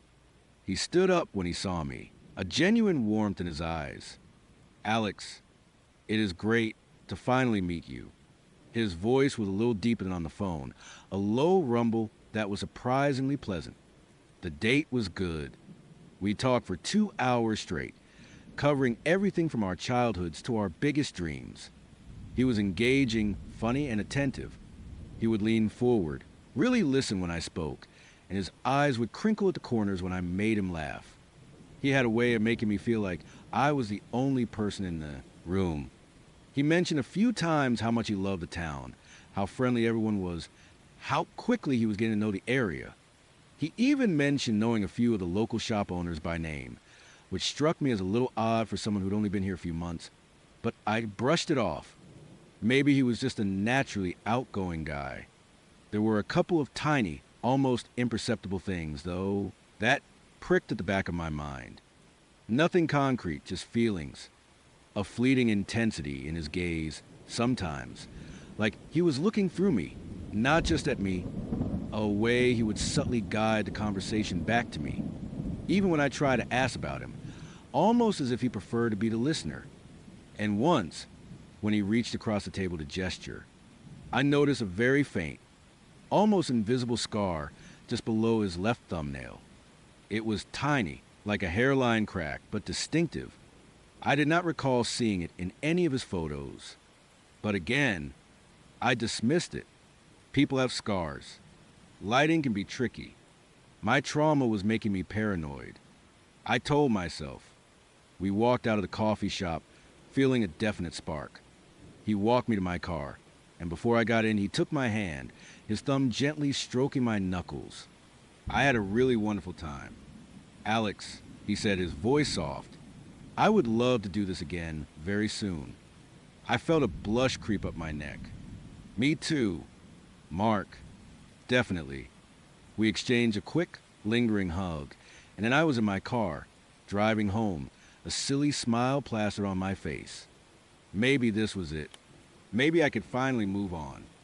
The next few days were a blur of text calls, and another date dinner at a charming Italian place he would discovered. He was still wonderful, still attentive, still seemed to know just the right thing to say. But the little prickles of unease started to become more frequent, more insistent. He would mention things that made me pause. "Oh, I saw you were at the bookstore this afternoon," he would say casually on the phone. Or, "You looked really nice in that blue sweater you wore to work today." My blood would run a little cold. I had not told him my work schedule, or what I was wearing. I had not posted anything on social media. When I asked him about it, he would just laugh it off. "Oh, I just happened to be passing by." Or, "I have a really good memory for details."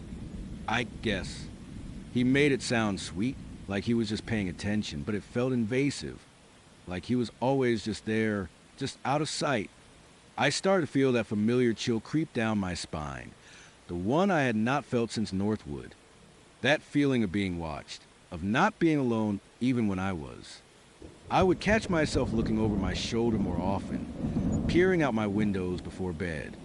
My apartment, once my sanctuary, started to feel like a cage with invisible bars. I told myself it was just my old trauma surfacing. Mark was a good guy. He was just observant. Too observant, perhaps. One evening, scrolling through my phone, tried to distract myself from the growing anxiety. I stumbled upon a local community group on IU2B. It was a pretty active group, mostly for sharing local news, lost pets, and recommendations. I rarely posted, but I followed it to keep up with what was happening in town. As I scrolled, a post caught my eye. It was from a woman named Chloe. Has anyone else been having weird experiences with online dating recently? Her post read, "I matched with a guy named Michael on Bumble a few weeks ago. He was super charming, great conversations, seemed perfect. We went on a few dates, and things were going really well.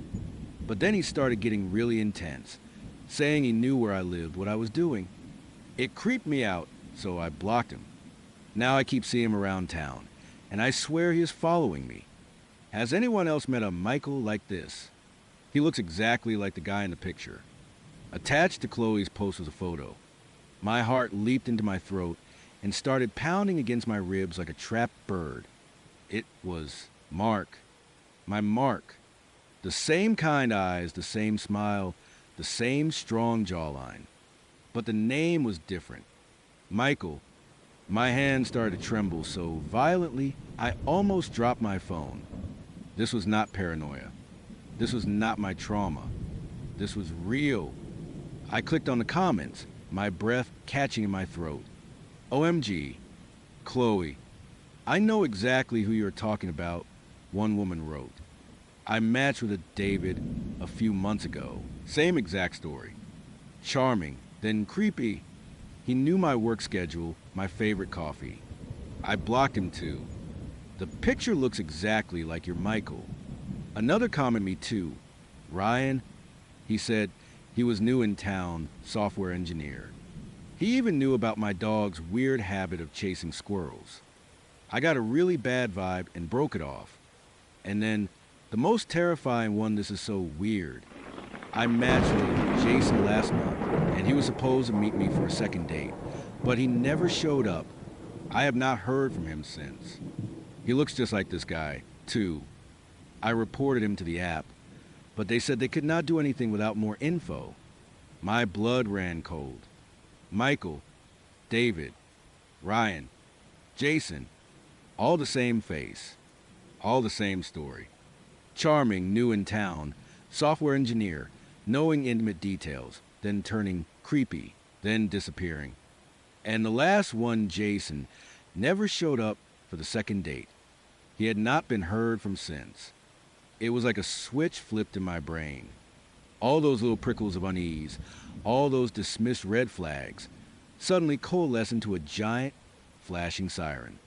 The intensity in his gaze, the way he steered conversations back to me, his good memory for details, his casual mentions of seeing me around town, his discovering places.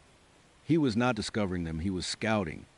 He was not just observing, he was stalking. And the scar, the tiny, almost invisible scar below his left thumbnail. I zoomed in on Chloe's picture. There it was, faint but unmistakable. This was him. This was all him. I felt a wave of nausea wash over me, so strong I had to brace myself against the desk. My perfect mark, the man who would offer me a glimmer of hope, was a chameleon, a predator.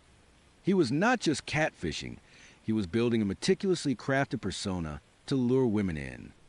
And some of them had gone missing. My mind immediately flashed back to Elias, to the grotesque vessel he was building, harvesting essences. This felt different, more insidious, because it was human. It was a man, walking among us, pretending to be normal, while doing something unspeakably evil. My first instinct was pure panic. Block him. Delete the app. Change my number. Run. But then, a colder, harder feeling settled in. This was not Elias, a supernatural entity I could fight by destroying an anchor. This was flesh and blood. And this flesh and blood had been in my apartment. He knew where I lived. He knew my routines. He knew me. Running would not solve anything. It would just make me another potential victim. Just like those other women. The Alex who had fled in Northwood Cemetery was gone. The Alex who had faced down Elias and saved Sarah's spirit was still here. And she was not going to just roll over and disappear. I took a deep, shuddering breath, forcing myself to think logically. I needed to know more. I needed proof. I needed to warn others. And I needed to protect myself. I scrolled back through Chloe's post, looking for any more clues. I messaged Chloe directly, my fingers shaking as I typed. Chloe, I think I have matched with this guy too. My name is Alex. He is calling himself Mark. Can you tell me everything you remember? Chloe replied almost immediately. She was relieved, terrified, and eager to share. Her story was identical to the others. Charming, attentive, then the subtle shift of possessiveness, the alarming knowledge of her whereabouts, the feeling of being watched. She confirmed the scar on his thumb. She also remembered him mentioning a specific hiking trail a few miles outside of town, a secluded one he said he loved for its peace and quiet. He would try to get her to go there with him for a second date, but she would gotten a bad feeling and backed out. A hiking trail, secluded, peace and quiet. My blood ran cold again. I remembered Mark suggesting that exact trail to me just yesterday. It is beautiful this time of year. Alex, you would love it. We should go this weekend. I had agreed. I looked at the dates on the missing persons reports I would seen online, not official reports, but local news articles about women who had vanished in the last year, always after a first or second date. The timelines, the descriptions, they started to line up with the different names, the different personas. He was not just catfishing, he was a serial predator, using the anonymity of online dating to find his victims, grooming them, and then luring them to isolated spots. I felt a surge of cold fury. He was still out there, still hunting, and I was next on his list. I spent the rest of the night digging. I cross-referenced the names from the IU2B group with local missing persons reports. One woman, a Sarah Jenkins, had disappeared 6 months ago. Her last known contact was a man she met online, described as charming and new to town. Her friend said she was excited about their second date, a hike on a secluded trail. The secluded trail. The police had found no trace of her, only her car abandoned near the trailhead. It was all clicking into place with sickening clarity. This was not just a weird dating scam. This was a monster, a human one, far more cunning and methodical than Elias. Elias was driven by a primal hunger for essence. This man was driven by something far more sinister, something purely human. The next morning, I woke up with a plan. Fear was still a cold knot in my stomach, but it was mixed with fierce determination. I was not going to be a victim. Not again. I called Chloe. Chloe, I said, my voice steady despite the tremor in my hands. He suggested that hiking trail to me too. For this, Saturday, Chloe gasped, Alex, you can't go. He is dangerous. I know, I said, but I have an idea. I need your help and the help of the other women from the group. We need to set a trap. It was risky, insane even. But what choice did I have? Go to the police with a vague story about a catfishing serial killer who changes his name. Without concrete evidence, they would dismiss it as paranoia, or worse, put me in more danger by tipping him off. No, I had to be smarter. I had to use his own game. Against him, I spent the next few days in a hyper-vigilant state. I pretended everything was normal with Mark, exchanging texts, confirming our date for Saturday on the hiking trail. He was still charming, still attentive, still sending those little messages that made my skin crawl, can't wait to see you. Alex, I have missed you already. He had no idea what was coming. Meanwhile, Chloe and I, along with 2 other women from the IU2B group, who had also been targeted by him, put our plan into motion. We called the police, but not about Mark directly. We reported a pattern of suspicious activity. A man matching his description seen loitering near the trailhead where Sarah Jenkins disappeared, and near the homes of the other women. We emphasized the stalking aspect, not the catfishing, hoping it would get their attention. We did not mention our direct involvement with him yet, wanting to ensure they would investigate the area first. Then we organized our own surveillance. On Saturday morning, instead of heading to the trail alone, I drove to a pre-arranged spot a few miles away. Chloe and the other 2 women, armed with their phones and a healthy dose of fear-fueled courage, were already there. We had a plan. I would go to the trailhead as planned. The others would be positioned further down the trail, out of sight, ready to record, to act as witnesses, and to call the police if anything went wrong. We even had to signal a specific phrase. I would text Chloe if I needed immediate help. My heart was hammering as I pulled into the small parking lot at the trailhead. It was a beautiful, crisp autumn day, the kind of day that usually made me feel alive. Today, it just felt ominous. The trees, stripped bare their leaves, looked like skeletal fingers reaching for the sky. Mark was already there, leaning against his car, a backpack slung over one shoulder. He looked perfectly normal, perfectly handsome. He smiled when he saw me, that same warm, inviting smile that now felt like a mask. Alex, you made it. I was starting to think you had stood me up. I forced a smile, trying to keep my voice steady. Never. Just enjoying the drive. I could feel his eyes on me, assessing, calculating. He offered me a bottle of water from his backpack. Hydration is key on a good hike, he said, his voice smooth. We started walking down the winding path. the fallen leaves crunching under our feet. He was charming, of course, pointing out different trees, talking about the local wildlife. He was trying to put me at ease, to make me comfortable, to lull me into a false sense of security. But I was not fooled. Every nerve ending in my body was screaming. We walked for about 20 minutes, deeper into the woods, until we reached a more secluded part of the trail, a spot where the trees grew thicker and the path narrowed. This was it. This was where he would try to lure Sarah Jenkins. This was where he would try to lure Chloe. He stopped, turning to face me. The smile was still there, but now there was a subtle shift in his eyes. The warmth was gone, replaced by that intense, predatory gaze I would notice before.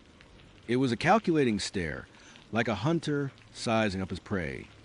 "You know, Alex," he said, his voice lower now, almost a purr. "I feel like we have a really special connection. I feel like I know you better than anyone." My heart pounded, but I kept my face neutral. "Oh, how so?" "Mark." He took a step closer, his hand reaching out, not quite touching me, but hovering near my arm. "I know you like your coffee black. No sugar. I know you bite your lip when you are concentrating.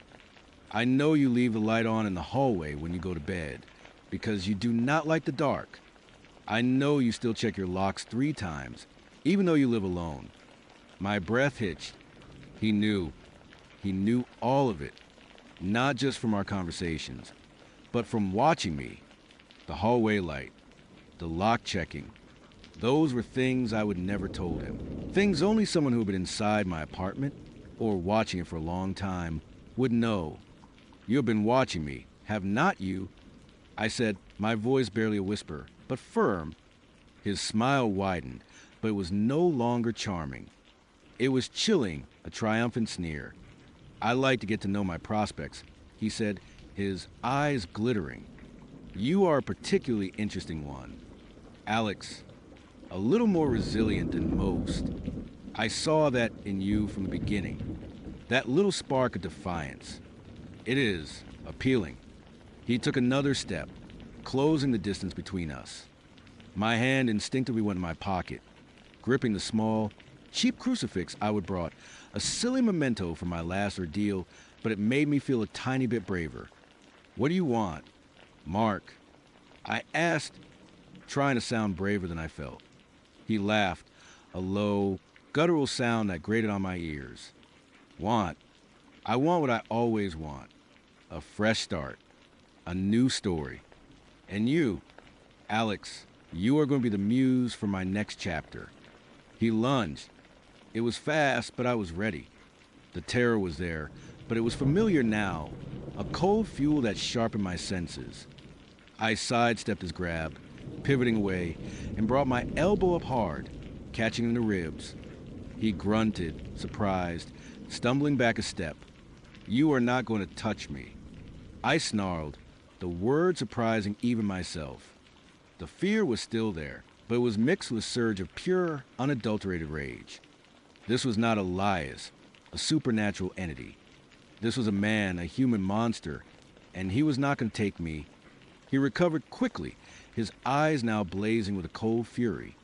The charming Mark was completely gone, replaced by a predator. "Feisty are not we," he sneered, lunging again, this time aiming for my throat. I ducked, feeling his hand brush my hair. I pulled out my phone, fumbling with it, trying to open the text message. He saw it. "No, you do not," he roared, tackling me. We went down hard, leaves scattering around us. The phone flew from my hand, skittering across the trail. He was on top of me, his weight pressing me into the ground. His hands were around my neck, squeezing. My vision started to blur, black spots dancing at the edges. I clawed at his face, my nails digging into his skin, but he barely flinched. He was stronger than he looked, fueled by some sick, twisted adrenaline. But I was not helpless. Not anymore. Elias had taught me that. I remembered the feeling of fighting for my life, the sheer, primal will to survive. I remembered Sarah. I was not going to let her sacrifice be in vain. I was not going to let this monster win.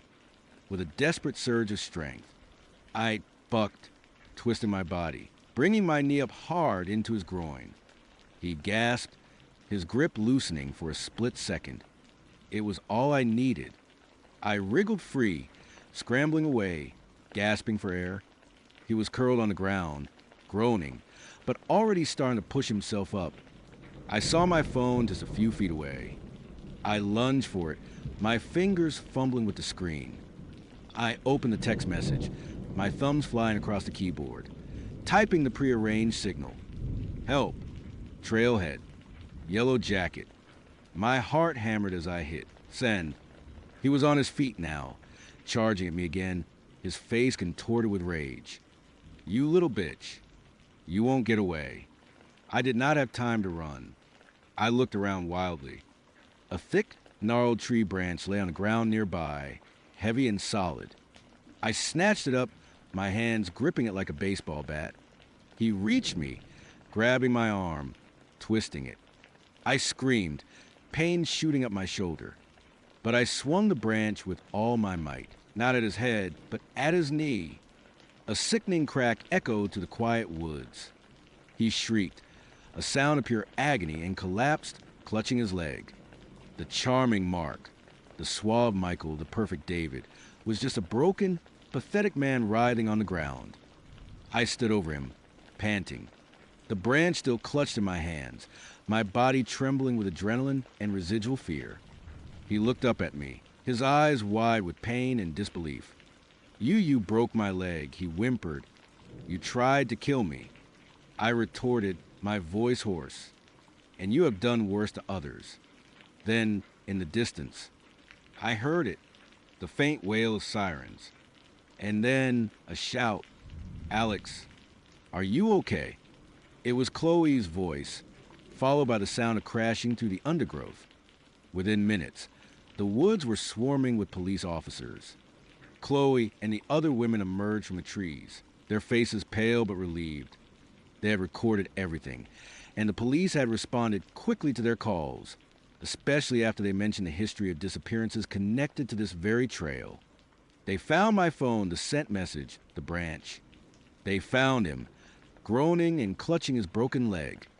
And they found the evidence in his car, multiple burner phones, fake IDs, a meticulously organized journal detailing his different personas, his targets, and chillingly, the dates and locations of the women who had vanished. It was over. He was arrested, taken away in an ambulance, then to jail. The relief that washed over me was so profound it almost buckled my knees. Chloe hugged me tight, tears streaming down her face. You were so brave. Alex, so incredibly brave. I was brave. I realized. But it was not just bravery. It was something else. It was a refusal to be a victim again.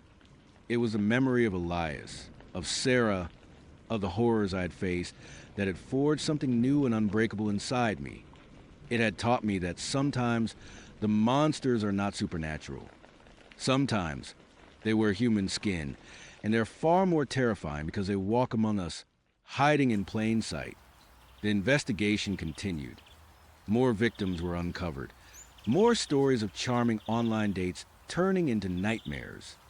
Sarah Jenkins' remains were eventually found, tragically, exactly where he was described in his journal. There was a sense of grim closure for her family and for the families of the other women. My life, once again, was irrevocably changed. The loneliness was still there, but it was different now. It was no longer a desperate craving for connection, but a quiet understanding of the dangers that lurk beneath the surface of normalcy. I deleted the dating apps. I still check my locks, but now it is not just out of fear, but out of a calculated awareness. I still look over my shoulder, but it is not just for shadows anymore. It is for the perfectly charming smiles, the seemingly perfect connections, the human monsters who prey on loneliness and trust. Because some horrors, once seen, can never be unseen. And some, you realize, are far closer to home than you ever imagined. So, I have always been that person. You know, the one who meticulously plans everything, color codes her calendar, and triple checks the locks before bed. I am not exactly an adrenaline junkie, and certainly not the type to go chasing after danger. My life was pretty much a well-oiled machine of predictability, and honestly, I liked it that way. But even the most organized life can have its quiet, lonely corners, and mine was starting to feel less like a cozy nook and more like a vast, empty auditorium. That is why I finally caved and downloaded Tinder. Yeah, I know, it is a minefield out there. But a girl gets tired of movie nights with her cat and the same old takeout menu. I figured, worst case scenario, I would get some funny stories out of it. Best case, maybe a genuine connection. What I did not account for was the kind of story that would haunt my waking hours and creep into my darkest nightmares. His name was Mark, or at least, that is what he told me. His profile picture was a pretty standard, slightly blurry shot of him hiking, a genuine, easy smile on his face. He had kind eyes, or what I thought were kind eyes, and his bio was short, sweet, and just vague enough to be intriguing without being red flag level weird. He mentioned a love for the outdoors, a passion for community work, and a desire to find someone who understands the deeper connections in life. Sounded a little philosophical, maybe a bit new agey, but nothing alarming. I swiped right. We matched.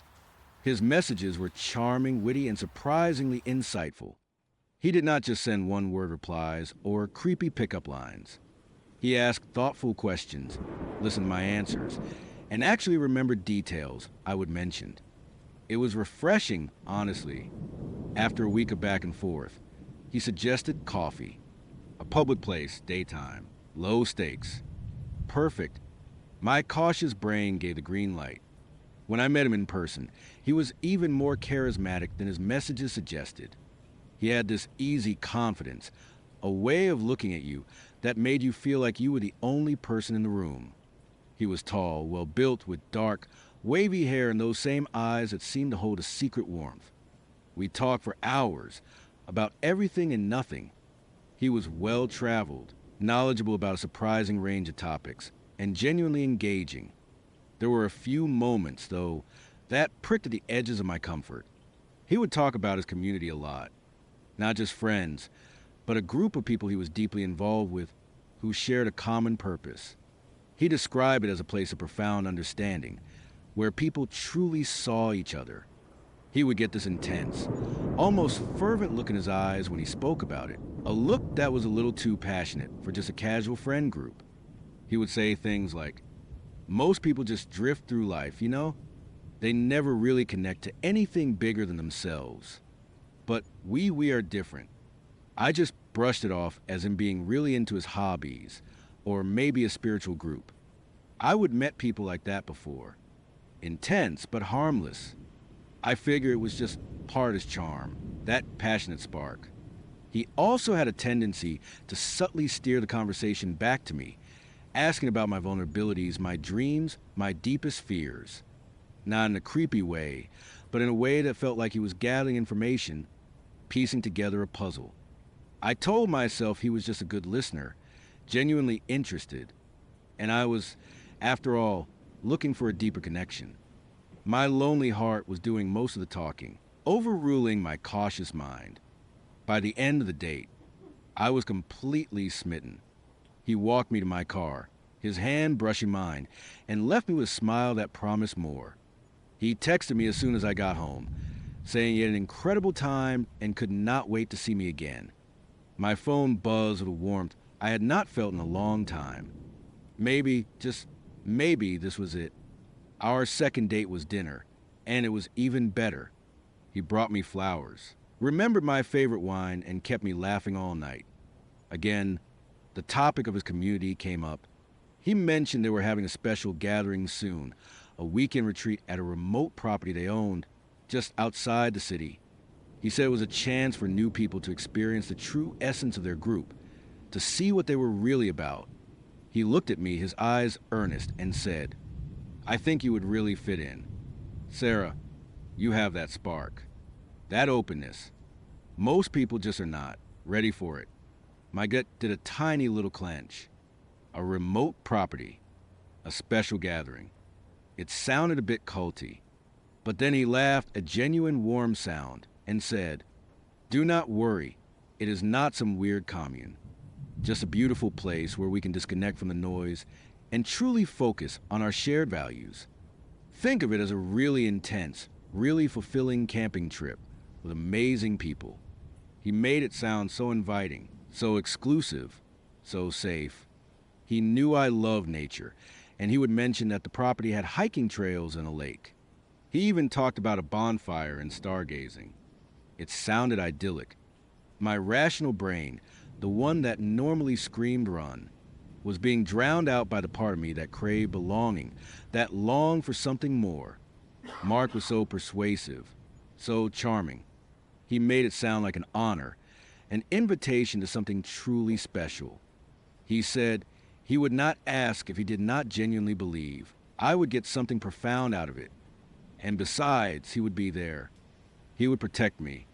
I told myself I was being paranoid. It was just a group of like-minded people. What was the harm in checking it out? Against my better judgment, I said yes. The retreat was scheduled for the following Saturday. He offered to pick me up, which I initially declined, preferring to drive myself in case I wanted to leave early. He seemed a little disappointed, but quickly recovered, saying he understood and would send me the address. He emphasized the importance of arriving on time, as they had a strict schedule of activities. The address he sent was for a place deep in the woods, about an hour and a half outside the city. The road narrowed the further I went, turning from asphalt to gravel, then to a dirt track that wound through dense, old-growth forest. My phone signal started to fade, then completely died. My heart began to pound a little harder. This was exactly the kind of scenario my cautious brain had warned me about. But I was already here. I could not just turn around now, could I? Finally, the trees opened up to reveal a clearing. In the center stood a large, rustic lodge, built from dark wood and stone, surrounded by several smaller cabins. There were a few cars parked neatly in a gravel lot, mostly older models, but well-maintained. A sense of eerie quiet hung in the air, broken only by the chirping of crickets and the rustling of leaves. It was peaceful, almost too peaceful. As I pulled up, Mark emerged from the lodge, a wide, welcoming smile on his face. He waved, and a knot of tension in my chest eased, just a little. "Sarah, you made it," he called out, walking toward my car. He looked different somehow, wearing simple, loose-fitting clothes, a dark, almost ceremonial-looking tunic over a plain shirt. Everyone else I could see milling around was dressed similarly, in earth tones and natural fabrics. It was a subtle uniform, but a uniform nonetheless. He hugged me, a little tighter than I expected, and his eyes, though still warm, held a new intensity. "Come on in. Everyone's waiting to meet you." Inside the lodge, the air was warm and smelled faintly of wood smoke and something else, something sweet and cloying, like incense, but with an underlying chemical tang. The main room was spacious, with a huge stone fireplace dominating one wall. About 20 or so people were gathered, sitting on floor cushions or standing in small, quiet groups. They all turned to look at me as Mark led me in. Their smiles were unsettling. They were too wide, too fixed, their eyes holding a strange, placid emptiness. It was like looking at a room full of mannequins, perfectly posed and unervingly serene. Mark introduced me to a few people, all of whom greeted me with the same unervingly calm demeanor and the same slightly vacant smiles. They asked me questions, but their interest felt superficial, like they were reading from a script. Each of them, without fail, mentioned how lucky I was to be there, how special this community was. Then, a man emerged from a back room. He was older, with a long, flowing white beard and piercing blue eyes that seemed to see right through me. He wore a similar tunic to Mark's, but it was intricately embroidered with symbols I did not recognize. This was clearly the leader. Everyone immediately grew silent, their gazes fixed on him with an almost worshipful intensity. "Welcome, our new friend," the man said, his voice deep and resonant. filling the room. He did not look at me directly, but his words felt like they were meant only for me. We are honored to have you join our circle, even if just for a short time. Here, we shed the illusions of the outside world. Here, we find our true selves, our true purpose. He launched into a long, rambling discourse about the failings of modern society, the emptiness of material possessions, and the need for a higher truth. His words were hypnotic, laced with promises of peace, belonging, and enlightenment. He spoke of a great awakening that was coming, and how their community was preparing for it, cleansing themselves, making themselves ready. The others listened with rapt attention, occasionally murmuring agreements or nodding slowly. My unease grew with every passing minute. This was not just a spiritual retreat, it was a full-blown indoctrination session. I glanced at Mark, hoping for a reassuring look, but his eyes were fixed on a leader, glazed over with the same unsettling devotion I saw in everyone else. The warmth I would found so attractive was gone, replaced by something cold and distant. During a break, as people started to move around, grabbing herbal tea from a communal pot, I tried to pull Mark aside. "Hey," I whispered, "this is a lot. I think I might be a little overwhelmed. Maybe I should just head back." He turned to me, his smile still fixed. "Nonsense. Sarah, you are just experiencing the initial shift. It is powerful, is not it? You will get used to it. You will embrace it." He put a hand on my arm, his grip surprisingly firm. "Do not worry. Just open your heart. You are safe here." His voice was calm, but there was an undertone of steel I had not heard before. I spent the rest of the afternoon trying to blend in, to observe without drawing attention. They had sharing circles where people confessed their past sins and doubts, only to be met with soothing words about releasing burdens and finding forgiveness within the community. They chanted strange, guttural phrases in unison, their voices rising and falling in an unsettling harmony. The sweet, cloying smell in the air seemed to grow stronger, making my head feel heavy and my thoughts foggy. I started to wonder if it was just incense or something else. As dusk settled, they gathered outside for a bonfire. The flames crackled, casting dancing shadows that made the faces of the cult members look even more distorted and eerie. The leader stood before the fire, holding a small, intricately carved wooden box. He spoke of sacrifice, of giving up the old self to make way for the new. Then, one by one, people approached the fire, taking small, personal items from their pockets, a watch, a photograph, a wedding ring, and tossing them into the flames, their faces serene. My stomach clenched. This was not just symbolic. This was about severing ties, erasing the past. I saw a young woman, no older than me, throw a locket into the fire, a single tear tracing a path to the unnatural calm on her face before she quickly wiped it away, her smile returning. It was chilling. I needed to get out. Now, I mumbled something about needing to use the restroom and slipped away from the fire. Mark was engrossed in the ritual, his eyes fixed on the flames, his face a mass of devotion. He did not even notice me leave. I hurried back toward the lodge, my heart hammering against my ribs. I just needed to grab my keys and get to my car. The lodge was mostly empty, dimly lit by a few oil lamps. The cloying smell was stronger here. As I walked toward the front door, I noticed a door I had not seen before, slightly ajar, tucked away in a shadowed corner. A faint metallic smell mingled with the incense. Curiosity, or perhaps pure panic-fueled recklessness, pulled me towards it. I pushed the door open a crack. It led to a narrow, unlit hallway.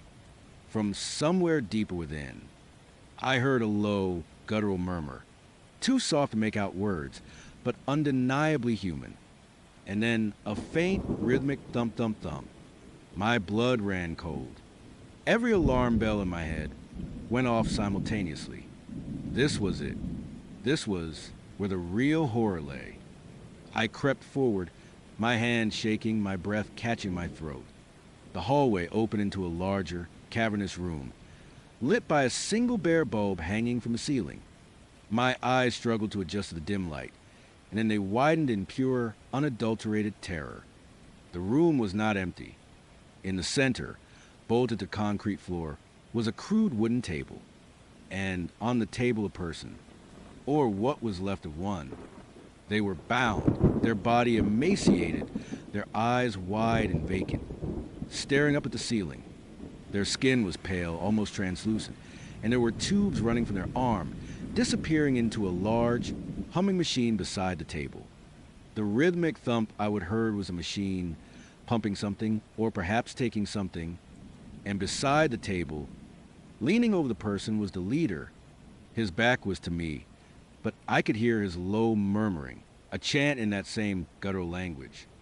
He held a small, wicked-looking blade, not touching the person, but tracing patterns in the air above them.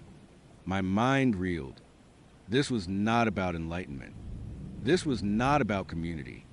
This was about sustenance, about draining someone slowly, methodically. The sweet, cloying smell in the air suddenly made sense. It was not just incense. It was a disinfectant, or something meant to mask the stench of decay, or perhaps something more insidious. My foot scraped against the concrete floor. The sound, tiny as it was, echoed in the horrifying silence. The leader froze. Slowly, deliberately, he turned his head. His eyes, those piercing blue eyes, locked onto mine.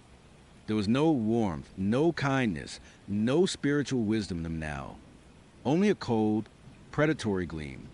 A knowing smile, utterly devoid of humor, spread across his lips. "Ah, Sarah," he said, his voice no longer resonant, but a low, dangerous hiss. "You found our little sanctuary. A little early, perhaps, but no matter. You were always destined to see the truth." I did not wait. My instincts took over. I turned and ran, scrambling back to the hallway, my heart pounding so hard I thought it would burst through my chest. I burst out of the lodge, into the night, gasping for air. The bonfire was still blazing. The cult members still gathered around it, chanting. Mark was still there, his back to me. I sprinted toward my car, fumbling for my keys, my hands shaking so violently I could barely insert the key into the ignition. I heard shouts behind me. They had seen me. "Sarah, come back." It was Mark's voice, no longer charming, but laced with chilling urgency. "Do not be foolish. You belong with us now." I finally got the car started, the engine sputtering to life.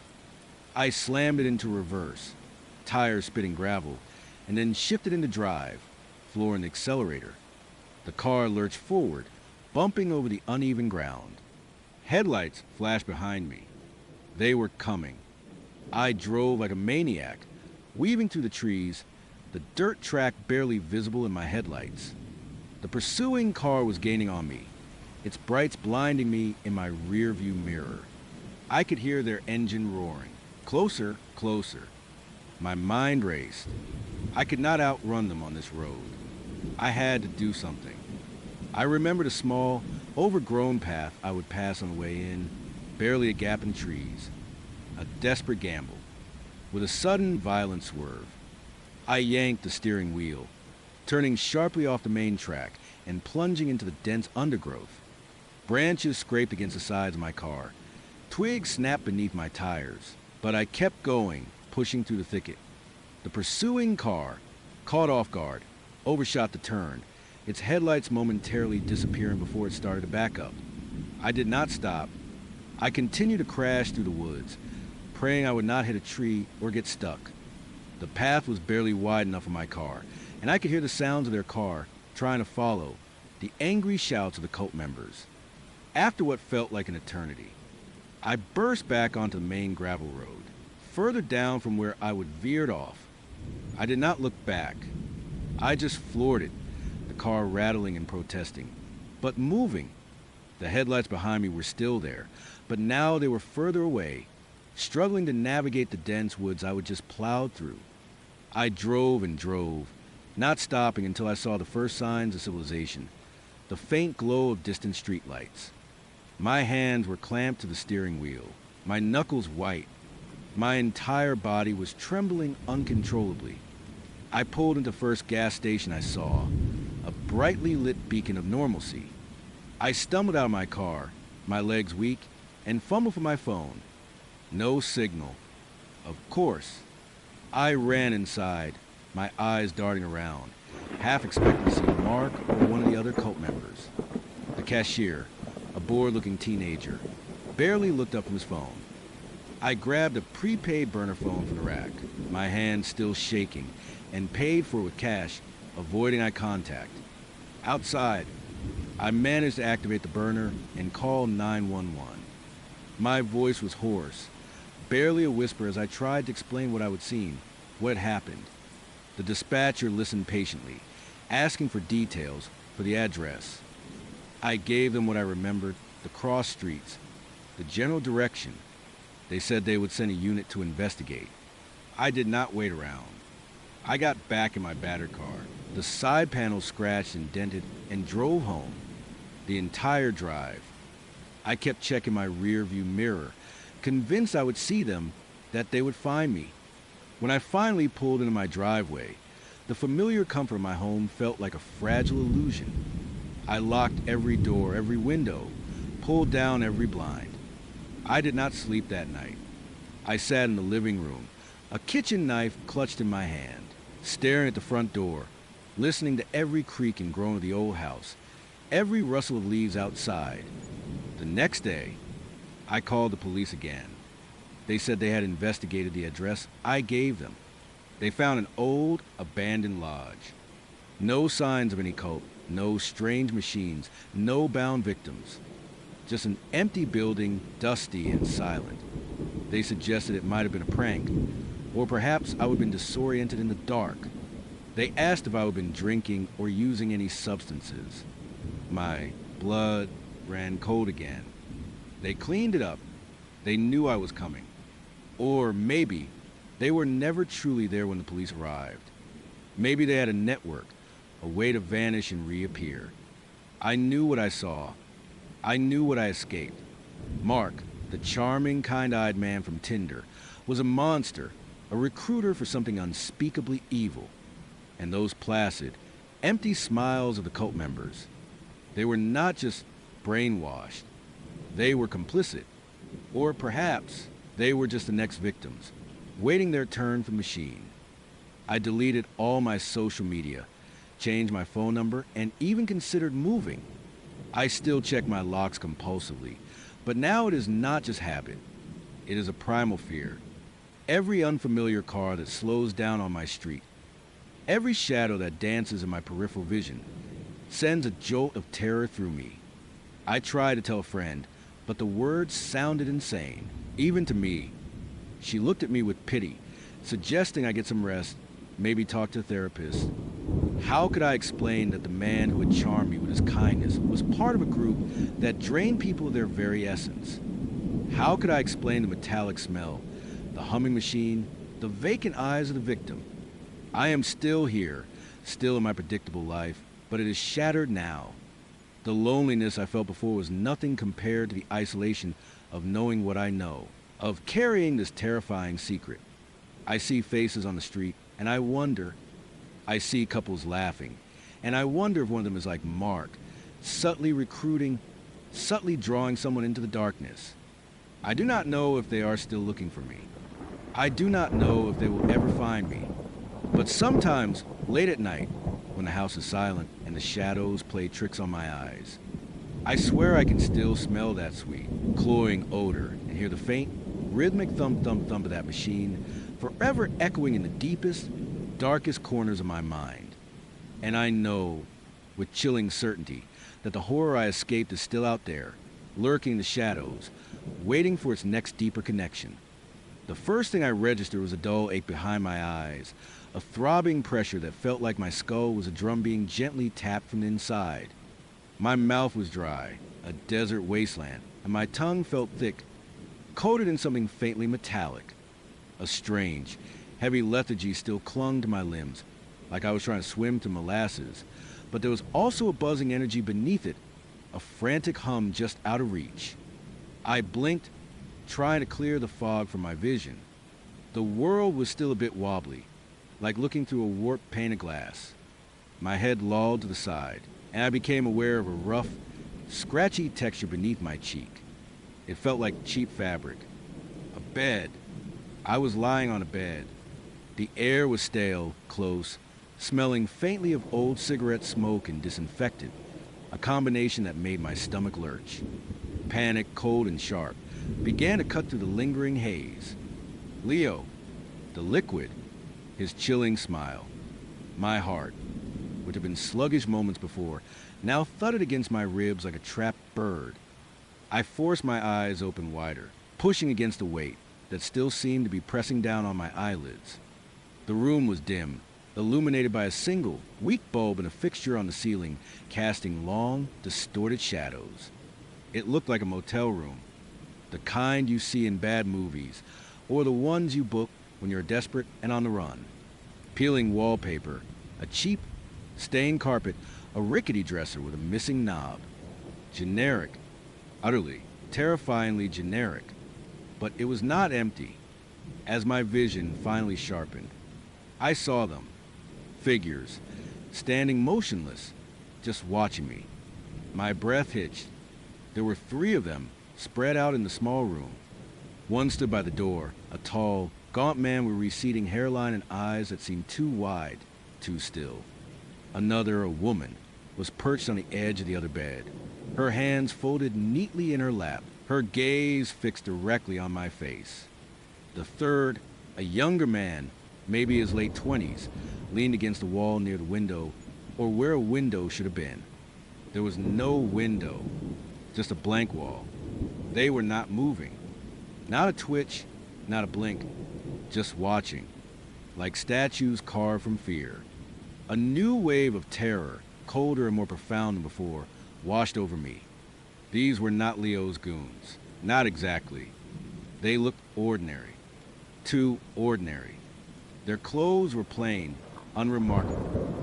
But their stillness, the way their eyes tracked my slightest movement, was anything but.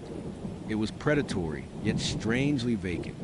Hello. My voice was a croak, barely a whisper. My throat felt raw. They did not respond, did not even flinch. Their eyes remained locked on me.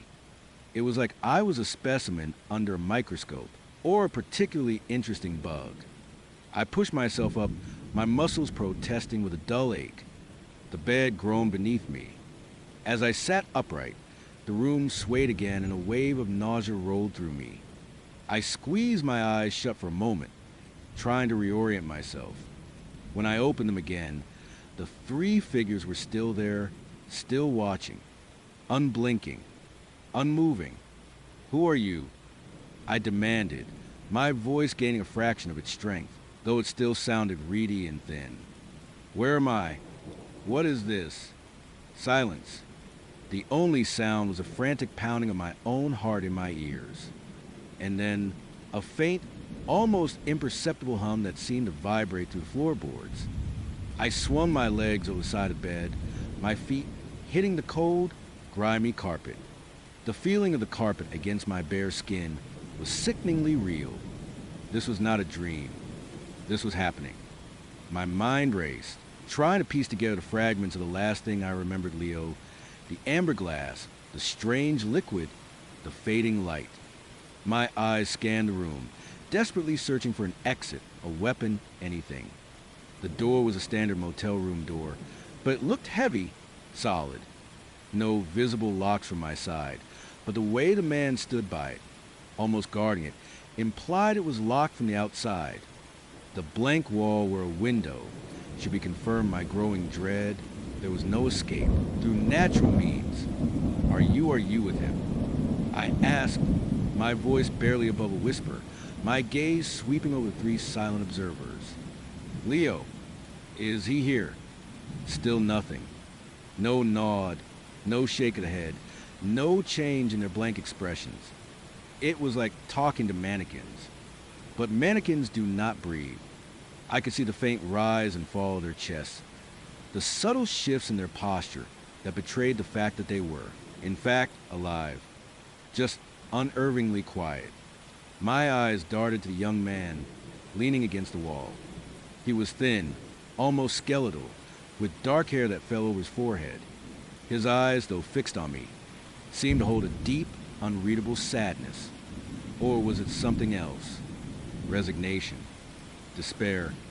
I stood up, my legs wobbly beneath me. The room tilted again, and I had to brace myself against the dresser. My head spun, and I felt a sudden, inexplicable urge to lie back down, to close my eyes and let the warmth spread through me again. It was the same lethargy I felt just before I passed out, but now it was tinged with something else, a strange, creeping contentment that war with my rising panic. What did he do to me? I whispered, moored myself then to the silent figures. The memory of the minty, then metallic liquid sliding down my throat made my stomach clench. As if on cue, a faint tingling sensation began in my fingertips, spreading slowly up my arms. It was not painful, not exactly, but it was profoundly unsettling. Like my nervous system was being rewired, or like static electricity was building up inside me. I took a tentative step toward the woman on the bed. Are you okay? Her head tilted fractionally, a movement so slight I almost missed it. Her eyes, dark and fathomless, seemed to bore into mine. There was no flicker of recognition, no hint of understanding, just that unsettling, unwavering gaze. It was like looking into a mirror, but instead of my own reflection, I saw a void. Can you talk? I press, my voice gaining an edge of desperation. Do you know what is going on? The man by the door shifted his weight, a slow, deliberate movement that made my blood run cold. His eyes never left me. It was like he was a sentry, guarding not just the door, but them, or perhaps guarding me from them. The thought was ludicrous, yet it sent a shiver down my spine. I backed away slowly, my heart pounding a frantic rhythm against my ribs. The tingling in my arms was intensifying, now reaching my shoulders. It felt like my skin was alive, crawling with tiny, invisible insects. I rubbed my arms, trying to shake the feeling, but it persisted, growing stronger. My gaze fell upon a small, unassuming detail on the wall above the dresser. A tiny, almost imperceptible pinhole. I squinted, my eyes straining in the dim light. It looked like a camera lens. A chill, colder than any I had felt before, snaked its way down my spine. We were not just being watched by the three silent figures. We were being recorded. This was an observation room, a cage. He is watching. I murmured, the realization a bitter taste in my mouth. Leo, he was behind this. He put us here. Put me here. As if summoned by my words, a faint metallic click echoed from the wall next to the door. A small, square panel, previously unnoticed, slid open with a soft hiss. Behind it was a speaker grill. A voice, calm and measured, filled the room. It was Leo. Good morning. Subject 7. My blood ran cold. Subject 7. Not my name. Not me. The three figures in the room remained perfectly still, but I could have sworn I saw a subtle tension ripple through them. Or maybe it was just my imagination, my fear projecting onto their blank faces. I trust you had a restful period of adjustment. Leo's voice continued, devoid of any emotion. It was the same calm, scientific detachment that had chilled me to bone before. The initial phase of the catalyst integration is complete. You are now ready for observation. My stomach churned. What do you want? I choked out, my voice trembling. What did you do to me? I merely facilitated your journey. Leo replied, his voice echoing slightly in the small room. I'll understand, was ultimately futile. You are now beginning to shed the layers of societal conditioning, the infection of self-doubt and fear, to embrace your true potential. The tingling in my body was now a full-blown hum, a low-frequency vibration that seemed to resonate deep within my bones. It felt like my very essence was being vibrated apart, then reassembled. My vision pulsed with the rhythm of it, and the dim light in the room seemed to flicker. True potential. I scoffed, though the sound was weak and hollow. You drugged me. You kidnapped me. You are holding me prisoner. Leo's voice remained perfectly level. Such labels are products of the old self. Subject 7. Soon you'll understand. Soon you will see the clarity, the purpose that awaits you. My eyes darted to the three silent figures. Were they subjects too? Had they already undergone this change? Was that why they were so still, so vacant? Are they changed? I asked Leo, my voice barely audible. A beat of silence. Then, Leo's voice, with a hint of what might have been satisfaction. Indeed, they are further along in their integration. They are observers. And, eventually, guides. Guides. The word hung in the air, heavy with unspoken menace. Guides to what? To becoming like them. Empty, silent, watchful. The young man leaning against the wall, the one with the sad eyes, suddenly pushed himself off the wall. My breath hitched. He took a slow, deliberate step towards me. Then another. His movements were fluid, almost too smooth, like a predator stalking its prey. But his eyes still held that unreadable depth. I instinctively recoiled, stumbling backwards until my back hit the dresser. My hand fumbled behind me, searching for something, anything. My fingers brushed against the cold, smooth surface of a glass ashtray. I snatched it up, holding it like a pathetic weapon. Stay back. I warned, my voice cracking. He stopped about 10 feet from me. His head tilted, just like the woman's had earlier. A slow, unsettling smile stretched across his face. It was not a natural smile.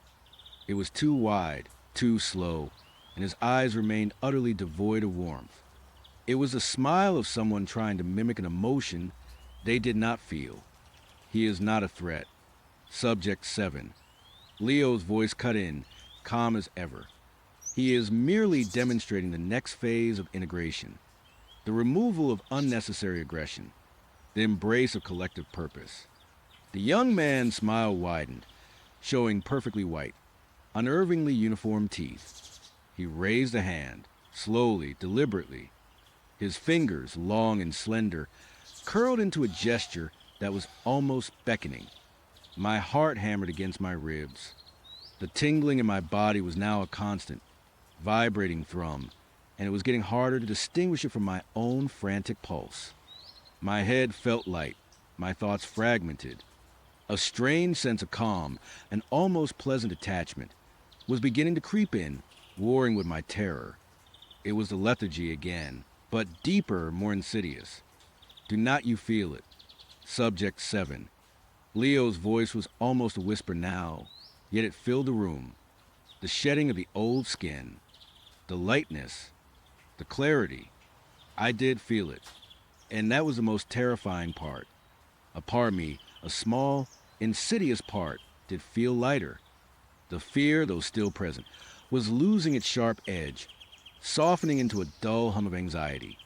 The overwhelming urge to fight, to scream, to escape, was being slowly, subtly eroded. It was like watching myself drown, but feeling oddly detached from the struggle. The young man took another step forward. This time, he did not stop. He moved with an unhurried grace, his eyes fixed on mine, his unsettling smile still in place. The other two figures remained still, silent, their gazes unwavering. I tightened my grip on the ashtray, my knuckles white. My arm felt heavy, the movement sluggish. The internal hum was growing louder, almost drowning out the sound of my own breathing. My vision blurred again, the edges of the room softening, the figures appearing to shimmer in the dim light. Stay away from me. I managed to snarl, but the words felt hollow, lacking conviction. My voice sounded distant, alien. The young man was now directly in front of me. He reached out, his hand moving with agonizing slowness. I tried to bring the ashtray up, to strike him, but my arm felt like lead. The strange lethargy had returned with a vengeance, pinning me in place. It was not just physical anymore, it felt like a mental paralysis, a deep-seated unwillingness to resist. His fingers, cool and dry, brushed against my cheek. I flinched, but I could not pull away. His touch was devoid of warmth, devoid of malice, devoid of anything human. It was like being touched by a finely crafted automaton. His unnerving smile remained. He did not speak. He just observed. His eyes, though still fixed on mine, seemed to look through me, as if searching for something, or perhaps confirming something. The process is accelerating. Subject 7. Leo's voice stated, a clinical assessment. The old self is putting up its final, futile struggles. Allow it to pass. Embrace the new. The young man's hand slid from my cheek to my jaw, his grip firm but not painful. His thumb gently traced a line on my jaw, then moved my chin, tilted my head up slightly. His eyes, once again, seemed to pierce through me, searching. And then a new sensation. A faint, almost imperceptible warmth began to spread from his touch, seeping into my skin, then deeper into the muscle, the bone. It was not unpleasant. In fact, it was almost comforting.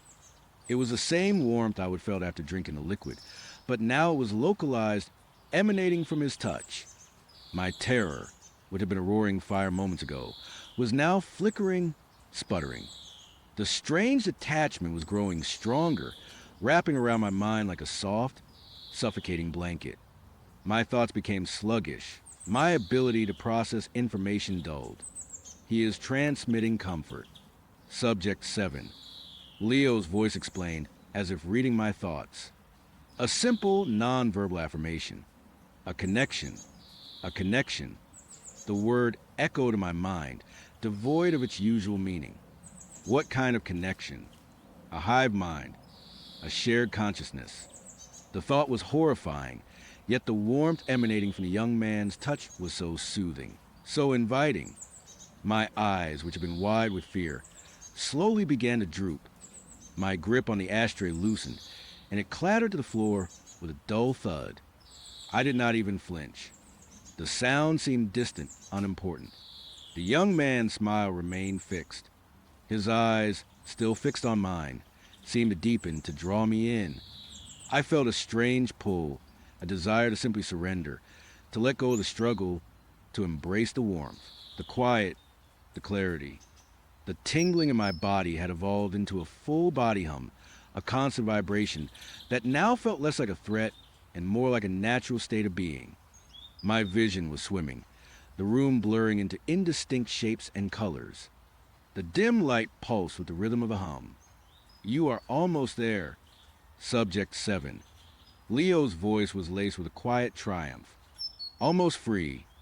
Almost one of us. One of us. The phrase resonated in my fading consciousness. Was this what they were? A collective. A group of individuals purged their infection, their free will, their unique selves to become part of a greater whole. A horrifying, silent, unblinking collective. The young man's hand slid from my chin to the side of my neck, his thumb resting gently on my pulse point. The warmth intensified, spreading through my head, down my spine, into my very core. It felt like my internal landscape was being rearranged, rewired. My emotions, my memories, my very identity felt like they were dissolving, melting away into a vast, empty expanse. I tried to fight it, to cling to the last vestiges of who I was. My name, my family, my life. But the effort was immense, and the pull of the warmth, the quiet, the detachment, was overwhelming. It was like trying to hold on to grains of sand as the tide pulled them away. A final, desperate thought flickered through my mind. No, I won't let him. But even that thought felt weak, distant. The infection of defiance, as Leo called it, was being purged. My eyes closed, not in surrender, but because the effort to keep them open was too great. The young man's hand remained on my neck, the warmth radiating, consuming. The hum was now the only sound, the only sensation. It was everywhere, inside me, around me. I felt a profound sense of peace begin to settle over me, a terrifying, unnatural calm. The fear was gone. The anger was gone. The struggle was gone. There was only the hum, the warmth, and a vast, empty space where myself used to be. Welcome, Subject 7. Leo's voice, now sounding impossibly close, whispered from the speaker. Welcome to clarity. My body felt light, ethereal. I was floating. My thoughts, or what remained of them, were no longer my own. They were echoes, fragments, distant whispers in a vast, shared silence. I did not open my eyes. I did not need to. I could feel the presence of the others in the room, not as distinct individuals, but as extensions of the same pervasive hum. I could feel their quiet observation, not of me, but with me. We were all observers now, all guides, all one. The last thing I registered was the faint, metallic, minty, chemical taste returning to my mouth, not as a memory, but as a subtle, pervasive flavor. It was the taste of the catalyst, the taste of my true self, the taste of the purge. And in that terrifying, serene moment, I knew there was no going back. There was only the hum and the watching, forever. The cold air bit my lungs, each ragged breath a needle in my chest. My legs burned, screaming for me to stop, but the image of Elias, his eyes pools of absolute darkness, his non-human features twisting into something monstrous, was a band to my terrified flight. Sarah's scream, her desperate plea to run, echoed in my ears, a horrifying counterpoint to the thudding of my own heart. I could still feel the phantom push of her hands, urging me away, sacrificing herself for me. The guilt was a physical weight, heavier than the fear, pressing down on every step. I did not know where I was running, just away. Away from the ancient, whispering trees of Northwood Cemetery, away from the shimmering, malevolent light that had flowed from Sarah into Elias, away from the ghost that was draining her life. I did not look back. I could not. The thought of seeing Elias closing in, or worse, seeing Sarah's final moments, would have shattered me completely. The cemetery gates, when I finally burst through them, felt like a portal to a different dimension, a flimsy barrier between the living and whatever nightmare lurked within those hallowed grounds. I sprinted down the deserted street, my breath coming in painful gasps, my vision blurring with tears and exertion. My car was parked a few blocks away, a forgotten island of normalcy in a sea of terror. Fumbling with the keys, my hands shaking so violently I almost dropped them. I finally yanked open the door, threw myself inside, and locked it with a frantic click. I drove home on autopilot, the city lights a dizzying blur. My mind was a chaotic mess of Sarah's face, Elias's predatory stare, and the chilling realization that I had left my best friend to a fate worse than death. What was I supposed to do? Call the police? Yes, officer, my friend is being murdered by a ghost in the cemetery. He is draining her life force. They would lock me up in a padded cell before I finished the sentence. When I finally stumbled into my apartment, the silence was deafening, a stark contrast of cacophony of my own terror. I slammed the door shut, bolted it, then double-checked the deadbolt. I checked the windows, pulling down every shade, as if a simple piece of fabric could keep a spectral entity out. My apartment, usually a comforting sanctuary, now felt like a fragile shell, utterly exposed. Sleep was impossible. Every shadow seemed to writhe. Every creak of the old building sounded like footsteps. I spent the rest of the night huddled on my couch, a blanket pulled tight around me, staring wide-eyed at the television, its muted glow the only thing keeping the encroaching darkness at bay. My phone lay beside me, a useless brick. I want to call someone, anyone, but what could I say? How could I explain? The next morning, the horror had not faded. It had settled deep into my bones, a cold, heavy ache. I tried to convince myself it was a nightmare, a hallucination brought on by stress and sleep deprivation, but the raw, visceral fear that still clawed at my throat was too real. And Sarah, What about Sarah? I spent hours obsessively checking local news sites, missing persons reports, anything that might mention a woman found in Northwood Cemetery. Nothing. Not a single word. It was as if she had simply vanished, swallowed whole by the night, by Elias. The silence was almost worse than finding a body. It meant there was no closure, no explanation, just an agonizing void where my friend used to be. Days bled into weeks. The guilt festered, a poison in my gut. I replayed that night over and over, dissecting every second. Could I have done more? Should I have fought Elias? Tried to pull Sarah away harder. But her eyes, even in her terror, had held a strange, desperate resolve when she pushed me. She wanted me to live. And I had, and I hated myself for it. I stopped going to work. My boss called and emailed, then left increasingly worried voicemails.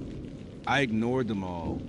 The thought of facing the outside world, of pretending everything was normal, was unbearable. I barely ate, barely slept. My apartment became my prison, and my own mind a torture chamber.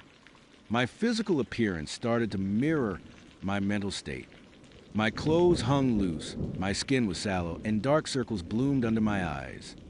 My hair, usually a source of mild pride, became neglected, a tangled mess I rarely bothered to brush.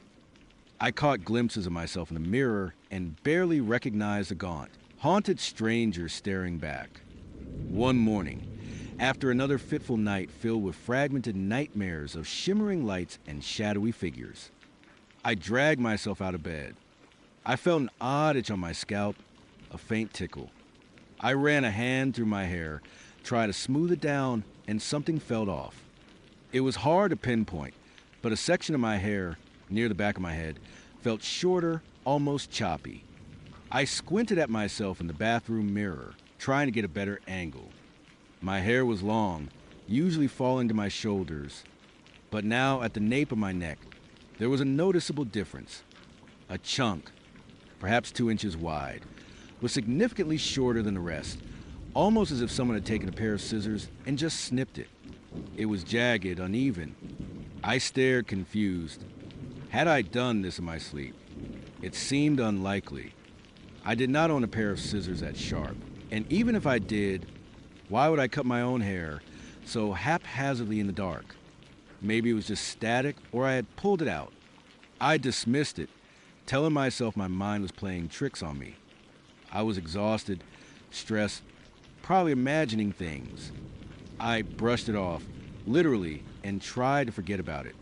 But the unease lingered. A cold tendril of dread began to snake its way through my chest. My apartment, which had felt like a fragile shell before, now felt permeable, like something had slipped in unnoticed. The next few days were a blur of paranoia. Every shadow seemed to lengthen, every sound magnified. I kept checking my hair, running my fingers through it, trying to convince myself it was fine, that I was fine. But the uneven patch remained, a constant, irritating reminder. Then it happened again. I woke up with a jolt, not from a nightmare this time, but from an inexplicable chill that permeated my room, even though the window was closed and the heating was on. My skin was covered in goosebumps. The air felt heavy, thick, almost viscous. And then I felt it again, the faint tickle on my scalp, more pronounced this time. My heart hammered against my ribs. I lay absolutely still, listening. The silence was absolute, deeper than usual, as if the entire building was holding its breath. Slowly, cautiously, I reached up and ran my fingers through my hair. This time, the difference was unmistakable. Another section, a larger one this time, near my left ear, was noticeably shorter. It was a clean cut, not jagged like the first time, almost precise. And as my fingers traced a new, abrupt edge, I felt something else. Something small and fine, like a fallen eyelash, on my pillow. I carefully picked it up. It was not an eyelash. It was a strand of my own hair, perfectly cut, about 3 inches long. My breath hitched in my throat. This was not a dream. This was not my imagination. Someone or something had been in my room while I slept, had been over me, had been cutting my hair. A primal scream built in my chest, but I choked it back, terrified of making a sound. My eyes darted around the room, frantically searching the darkened corners, the space beneath my bed. Nothing, but the feeling of being watched, of not being alone, was overwhelming. It was a suffocating presence, a cold breath on the back of my neck. I spent the rest of the night huddled in a corner of my bed, a kitchen knife clutched in my trembling hand, staring at the door. I did not dare close my eyes. Every shadow seemed to shift. Every creak of the floorboards outside my room sent a jolt of pure terror through me. Who would do this? Why? The only answer my terrified mind could conjure was Elias. But how? He was a ghost. How could a ghost cut my hair? And why would he? The questions swirled, maddening and unanswerable. The next morning, I was a wreck. My eyes were bloodshot, my body aching from tension. I looked at the cut strands of hair on my pillow, then at my reflection. My hair was a mess, patchy and uneven, as if some deranged stylist had gone at it with a blunt knife in the dark. I knew I could not stay in that apartment. Not anymore. The thought of falling asleep again, of being utterly vulnerable to whatever phantom barber was haunting me, was unbearable. I packed a small bag, grabbed my car keys, and fled. My first stop was a cheap motel on the outskirts of town. I paid cash, using a fake name, a desperate attempt at anonymity. I did not know who or what I was hiding from, but the paranoia was all-consuming. I checked every lock, every window, even propped a chair against the door, a pathetic shield against the unknown. But even in the sterile, impersonal motel room, I could not shake the feeling. The cold spots, the faint whispers that seemed to brush against the edge of my hearing, the inexplicable drafts. It was as if whatever had followed me from the cemetery, whatever had been in my apartment, had simply latched on. It was with me now, a parasitic presence. The hair cutting continued. Not every night, but frequently enough to keep me in a constant state of terror. I would wake up to find another section of my hair shorter, or a small, perfectly cut lock lying on my pillow. Sometimes, I would even feel a faint, metallic scent in the air, like old scissors. It was methodical, deliberate, and utterly terrifying. I started losing weight again, unable to eat, unable to sleep for more than an hour or two at a time, always waking in a cold sweat. My mind raced, trying to find an explanation, a connection. Sarah, Elias, Leo, the thin places, the unbound energies. It all came back to that. Sarah had talked about thin places where the veil between worlds was weak. Elias had promised to free her, to help her connect with unbound energies. Leo, her previous boyfriend, had hinted at similar concepts, though never with Elias's chilling intensity. What if Elias was not just draining life for himself? What if he was collecting something? And what if my hair was part of that collection? I remembered old superstitions, folklore. Hair was often used in rituals, a powerful connection to a person. It contained their essence, their DNA. Witches use hair in curses, in love spells. Voodoo practitioners use it in effigies. What was Elias doing with mine? Was he trying to bind me to him? To Sarah? To something else entirely? The thought sent shivers down my spine. My hair was not just being cut, it was being harvested. I knew I could not keep running. This was not a physical stalker I could evade. This was something else, something supernatural, something that had latched onto me. And if it was Elias, then the answers, and the only possible way to fight back, lay back in Northwood Cemetery. The thought filled me with dread, but a desperate resolve began to harden within me. I had to go back. For Sarah, for myself. Armed with a large flashlight, a cheap crucifix I bought from convenience store, a desperate, almost laughable attempt at protection, and a heart pounding like a drum. I drove back to Northwood Cemetery under the cloak of a moonless night. The air was heavy, still, the silence punctuated only by the rustling of leaves and the distant hoot of an owl. The cemetery gates, once a symbol of escape, now felt like the entrance to a predator's lair. I pushed them open, the ancient iron groaning in protest, and stepped inside. The familiar paths stretched out before me, winding between crumbling headstones and gnarled, ancient trees. Each shadow seemed to coil and writhe, and the cold spots were more frequent, more intense, raising goosebumps on my skin.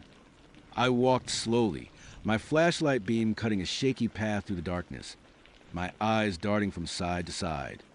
Every rustle, every creak, sent my heart into a frenzy. I felt Elias's presence, stronger here, like a suffocating blanket. It was malevolent, ancient, and hungry. Finally, I reached Elias Thorne's grave. The old, weathered stone stood stark against the night sky, its inscription barely legible: Elias Thorne, 1842-1888. The ground around it was disturbed. The earth still churned from my last frantic visit. And there, kneeling before it, was a faint, shimmering outline. Sarah. My breath caught in my throat. She was there, a ghostly, translucent figure, still kneeling as if in silent prayer, or perhaps still trapped in Elias's thrall. Her form was gaunt, almost skeletal, even as a spirit. Her hair, once vibrant, now hung limp and lifeless, reflecting the eerie glow that emanated from her. And then I saw it, the shimmering light, the same terrifying light I had witnessed before, was still flowing from her, not into Elias's shadowy form this time, but in the ground directly in front of the headstone. And from that spot, a new form was slowly coalescing. It was not Elias. Not exactly. It was a grotesque, shifting mass of shadows and stolen light, vaguely humanoid but utterly alien. It pulsed with sickening, organic rhythm, and within its shifting form, I could make out faint, ethereal strands, like shimmering threads of light, weaving through the darkness. And some of those threads, I realized with a fresh wave of nausea, were disturbingly familiar. They had the subtle sheen of human hair. My hair, Sarah's hair, Leo's hair. How many others had he drained, harvested, assimilated? This was what Elias was building. A vessel, not for himself, but for something else. Something he was bringing through one of those thin places. He was not just a hungry ghost.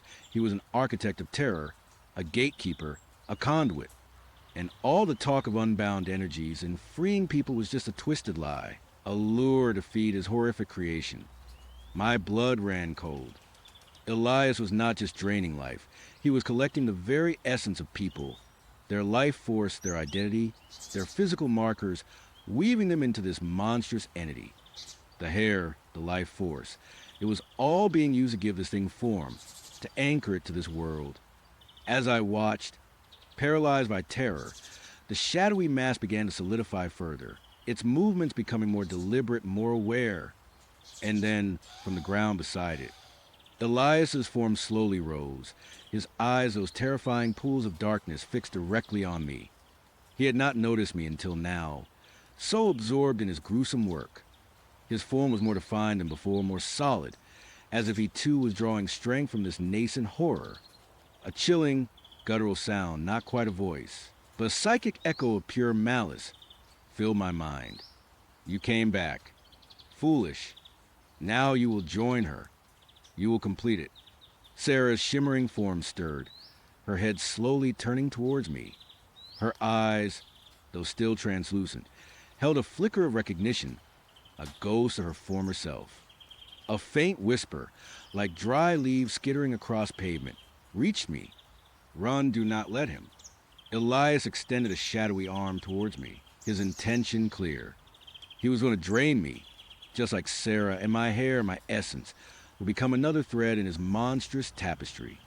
Panic seized me, but this time it was laced with a desperate fury. I had not come all this way just to become another one of his victims. I had to stop him. But how? My crucifix fell like a child's toy against this ancient evil. My gaze fell upon the grave itself, the weathered stone. This was his anchor, his connection to this world, the place where he had died, and from where he drew his power to weave his horrifying creation. And beside it, still emanating that faint, ethereal glow, was Sarah's kneeling form. A desperate, insane idea sparked in my mind. If he was building something from life and essence, maybe I could disrupt it. I remembered Sarah's words. Thin places, unbound energies. Elias was manipulating those energies. Maybe I could too, or at least break his connection. I raised a flashlight, not as a weapon, but as a beacon. I did not know what I was doing, but I had to try something. I aimed its beam directly at the shadowy, coalescing horror, then at Elias, then back at Sarah. Elias hissed, a sound that scraped against my very soul. The light seemed to cause him pain, or at least annoyance, disrupting his focus. The shadowy mass writhed, its ethereal strands flickering. "You won't take me."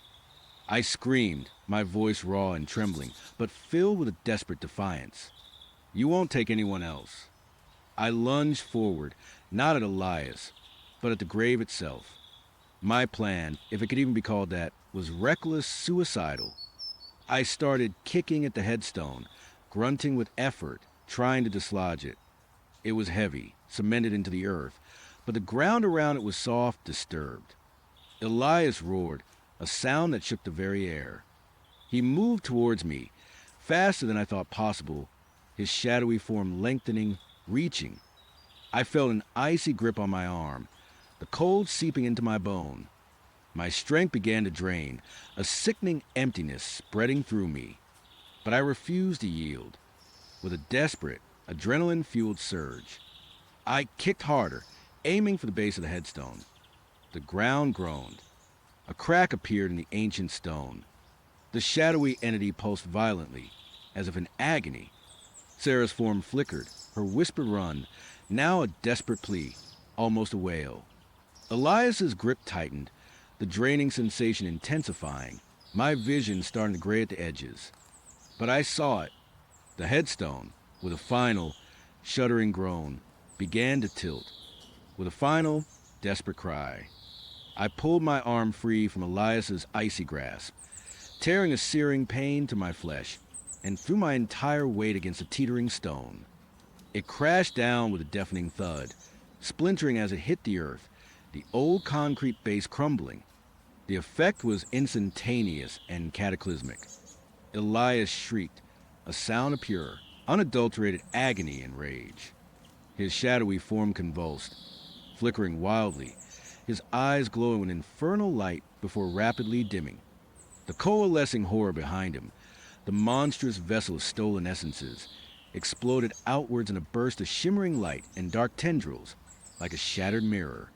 The ethereal strands, my hair, Sarah's essence, all of it dissipated into nothingness. Sarah's form, too, shimmered, then began to fade, her face momentarily clear, a fleeting expression of peace, or perhaps gratitude. Then she was gone, a wisp of light carried away by the night wind. Elias thrashed, his form rapidly dissolving into wisps of shadow and smoke. The ground trembled beneath my feet. The air grew impossibly cold, then suddenly, just as quickly, the oppressive weight lifted. The profound, ancient malice that had permeated the cemetery was gone. I stood there, gasping for breath, my body shaking uncontrollably, my arm aching where Elias had gripped me. The broken headstone lay at my feet, a silent testament to the horror I had just faced. The cemetery was quiet again, just the rustling of leaves, the hoot of the owl. The oppressive, supernatural cold had vanished, replaced by the normal chill of a late-night breeze. I stumbled out of the cemetery, my mind numb with shock and exhaustion. I drove home, not to the motel, but to my apartment. It felt different now. The pervasive sense of being watched, of not being alone, was gone. The cold spots were gone. The whispers were gone. The next morning, I looked in the mirror. My hair was still a mess, patchy and uneven, a testament to the terrifying nights I had endured. But there were no new cuts, no new strands on my pillow. The phantom barber was gone. I never went back to Northwood Cemetery. I never saw Elias again. And Sarah was truly gone. Whether she found peace or simply vanished into the great unknown, I will never know. But I hope with every fiber of my being that she is finally free. My life slowly returned to a semblance of normalcy. I went back to work, tried to reconnect with the world. But I was changed. The experience left an indelible mark, a deep scar on my psyche. I still check my locks compulsively. I still wake up in a cold sweat sometimes, haunted by the memory of Elias's eyes, by Sarah's final plea, by the feeling of cold metal on my scalp in the dead of night. My hair eventually grew back, covering the uneven patches. But sometimes when I brush it, I feel a faint, phantom tickle, a ghostly sensation. And for a fleeting moment, I wonder if a part of Elias, a fragment of his dark magic, still lingers, waiting for another thin place, another opportunity to weave his horrific tapestry. And I always wonder, what if I had not stopped him? What if that monstrous vessel had fully formed? What would have come through? I do not want to know. I never want to know. And I will always be looking over my shoulder because some things once seen can never truly be unseen. The pristine white rose lay on the threadbare carpet outside my motel room door, a stark, sickening contrast to the grime and despair that clung to everything else. Its petals were flawless, untouched, almost glowing in the dim hallway light. And beneath it, the card reborn. Soon, my blood ran cold. It did not just run cold, it froze, then shattered into a million icy shards that pierced every inch of my body. He was here. He was not just watching me. He was here. He would have been here last night, taking that photo of me sleeping, probably just on the other side of this flimsy door, listening to me breathe. The thought made my skin crawl, my stomach clench into a knot of pure terror. I scrambled backward, pressing myself against the wall, my eyes wide, darting from the door to the window. The window, my only other way out. But it was on the second floor, overlooking a busy street. And what if he was out there too? What if he had people? The cult, he said, he shared their vision. Did that mean he was one of them? Or was he something worse, a rogue element, a fanatic who'd taken their twisted ideology and molded it into his own personal obsession? Every shadow in the room seemed to lengthen, to twist into menacing shapes. The cheap curtains, slightly parted, looked like a gaping maw. The hum of the air conditioner sounded like a low, guttural growl. I could hear my own heart hammering against my ribs, a frantic drumbeat against the silence of the room. I reached for my phone, my fingers fumbling. Police. I had to call the police. But then I remembered. They would dismiss me before, call me disoriented. A woman claiming a cult had taken over her house and filled it with mannequins, then vanished into the woods, only to reappear days later, rambling about a stalker who knew about her red coffee machine. They would probably think I was having a psychotic break. And Leo, he knew that. He knew I was alone. He would probably plan for it. The phone vibrated in my hand. A new text. From Leo. Do not bother, sweetheart. They won't help you. I am your only help now. Your guardian. Your guide. My breath hitched. He knew. He knew I was thinking about calling them. He was inside my head. Or, more likely, he was just outside my door listening. Every creak of the floorboards, every ragged breath I took. I did not reply. I could not. My throat felt like it was lined with sandpaper. I just stared at the text, the words burning into my retinas. He was playing with me, toying with me like a cat with a mouse. And I was the mouse, cornered and terrified. I stayed frozen for what felt like an eternity, listening, waiting. The hallway remained silent. No footsteps, no knocking. Just the oppressive quiet, punctuated by the distant sounds of traffic. He was just there. That was his game. To make me feel his presence without showing himself. To let my own mind be my torturer. Eventually, the adrenaline began to recede, replaced by a dull ache of exhaustion and a cold, creeping certainty I could not stay here. But where could I go? He knew everything. My favorite tea, my red coffee machine, the cult, the mannequins. He would know where I was staying. He would found me in a dingy motel, miles from my home, after I had been trying to evade pursuit for days. He was always one step ahead. I tried to think, to strategize, but my thoughts were like static, jumbled, and incoherent. All I could feel was the primal urge to flee, to escape the suffocating room. I crept to the peephole, my eye pressed against the tiny lens. The hallway was empty, just a faded wallpaper and a single, flickering fluorescent light. No rose, no card. He must have taken them. A chill ran down my spine. He was still watching. I backed away from the door, my gaze sweeping the room again. My backpack lay on the floor, my meager possessions inside. A few clothes, a toothbrush, my phone charger. That was it. Everything else I owned was back at my house, or what was left of it, surrounded by those silent, judging mannequins. A new text came in. This one was a photo. It was a picture of the motel room, but from a different angle. It showed the bed, the window, the old TV on the dresser. And then a red circle was drawn around the small, grimy window in the bathroom. Do not even think about it. It is a long drop, and I am right here. He knew. He knew what I was planning. Every single move. It was not just a game, it was a trap meticulously laid. And I was caught.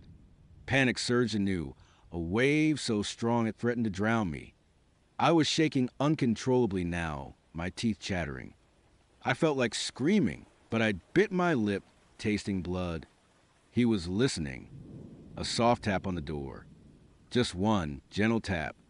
It was not a knock. It was a tap, like a finger, lightly brushing the wood. It was so quiet, so subtle. I almost convinced myself I would imagined it, but I had not. It was real, and it was terrifying. Then a voice, low, calm, almost melodic. It seeped through the thin door, chilling me to the bone. Are you ready, my dear? It is time to begin your transformation, your rebirth. My heart leaped into my throat. It was him. Leo.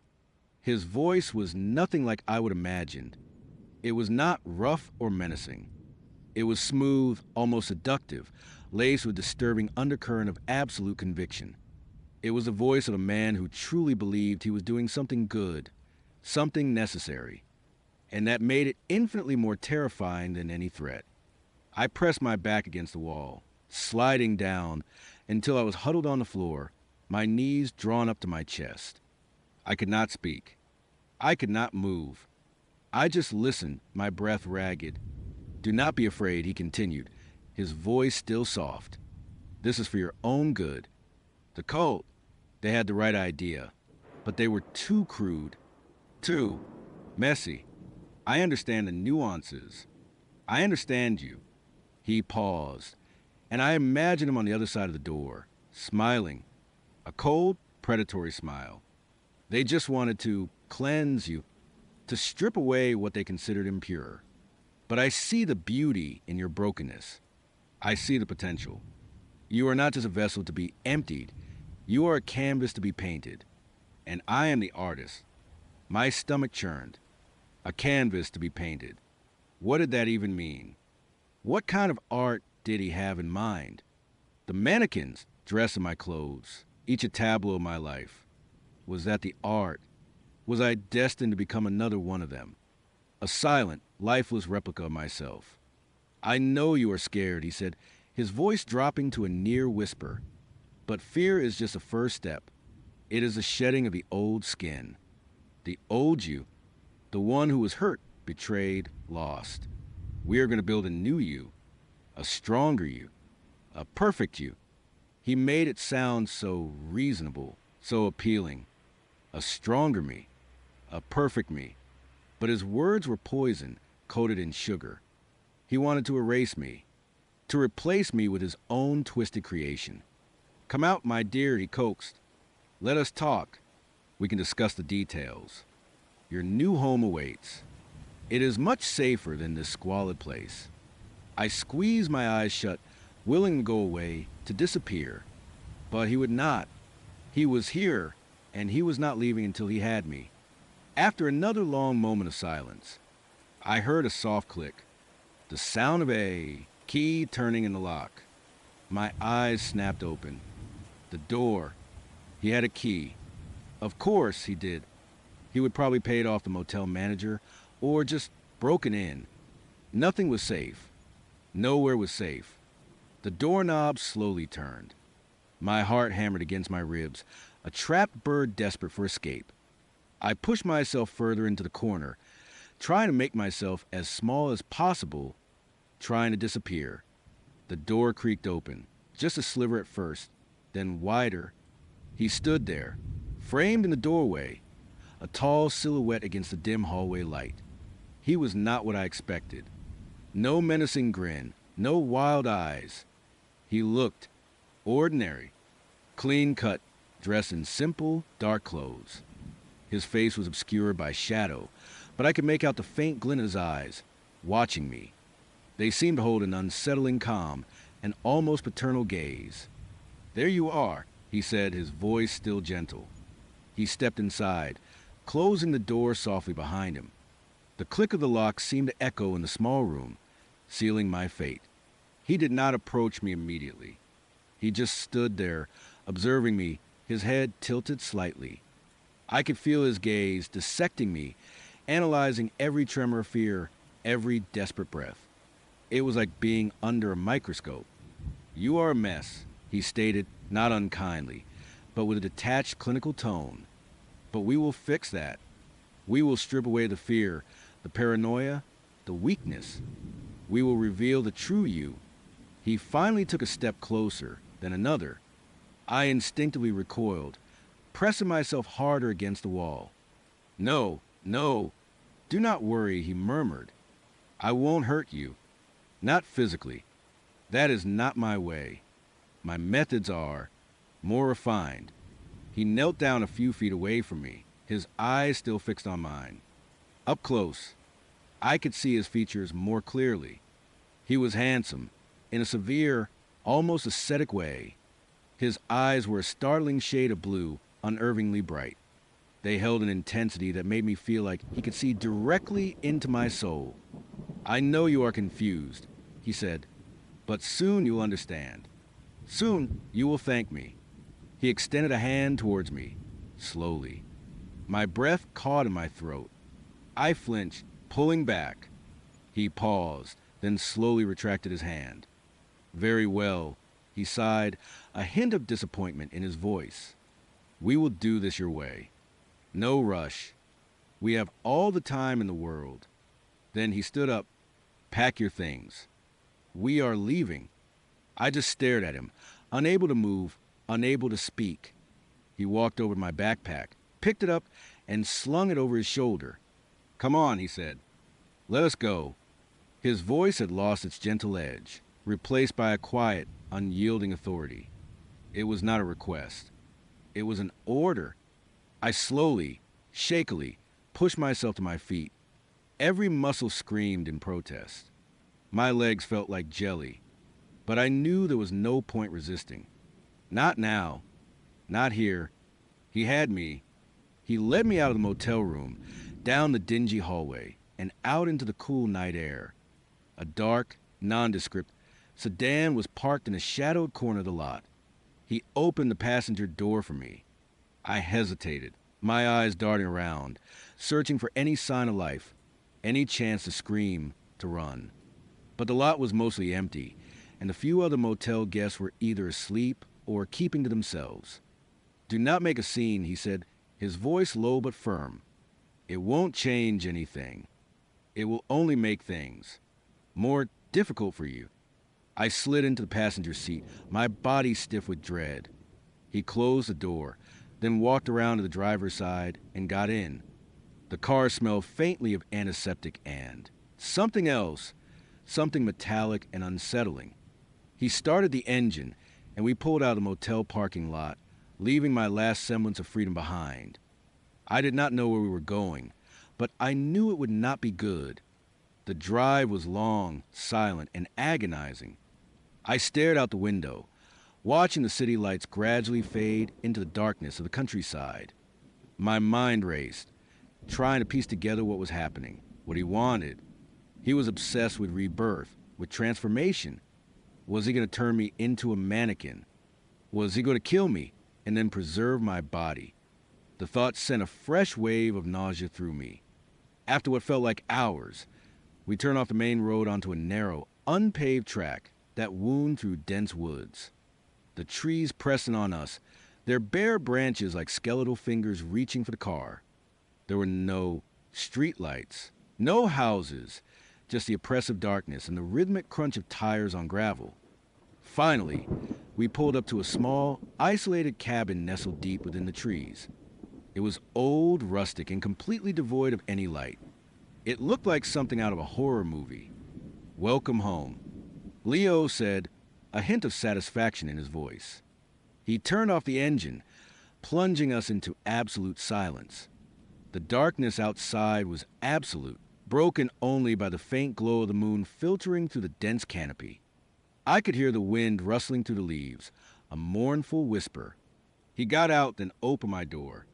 "Come on." My legs felt heavy, like lead. I stumbled out of the car, my eyes scanning the cabin. It looked abandoned, but a faint, almost imperceptible scent of wood smoke hung in the air. He led me to the front door, unlocked it, and pushed it open. The interior was pitch black. He reached inside and flipped a switch. A single, bare bulb hanging from the ceiling flickered to life, casting long, dancing shadows across the room. The cabin was sparsely furnished. A worn couch, a rickety table with 2 chairs, a small, wood-burning stove in the corner. It was clean, almost unnervingly so. There was no clutter, no personal touches. It felt sterile, like a waiting room for something terrible. "This will be your sanctuary," Leo announced, gesturing around the room with an open hand. "Your cocoon. Here, away from the distractions of the outside world, you can truly begin your metamorphosis." He led me through a narrow doorway into a small bedroom. It contained only a single bed with a pristine white duvet, a small dresser, and a locked door that I assumed led to a bathroom. There were no windows in the bedroom. My heart sank. "No escape. Routes. You will be comfortable here," he said, his voice softer now. "I will be just down the hall, in the other room. If you need anything, just call." He placed my backpack on the dresser. "Try to get some rest. Tomorrow we begin." He left the room, closing the door behind him. I heard the soft click of a lock. I was trapped. I sank onto the bed, the mattress surprisingly firm. The room was cold, despite the faint smell of wood smoke.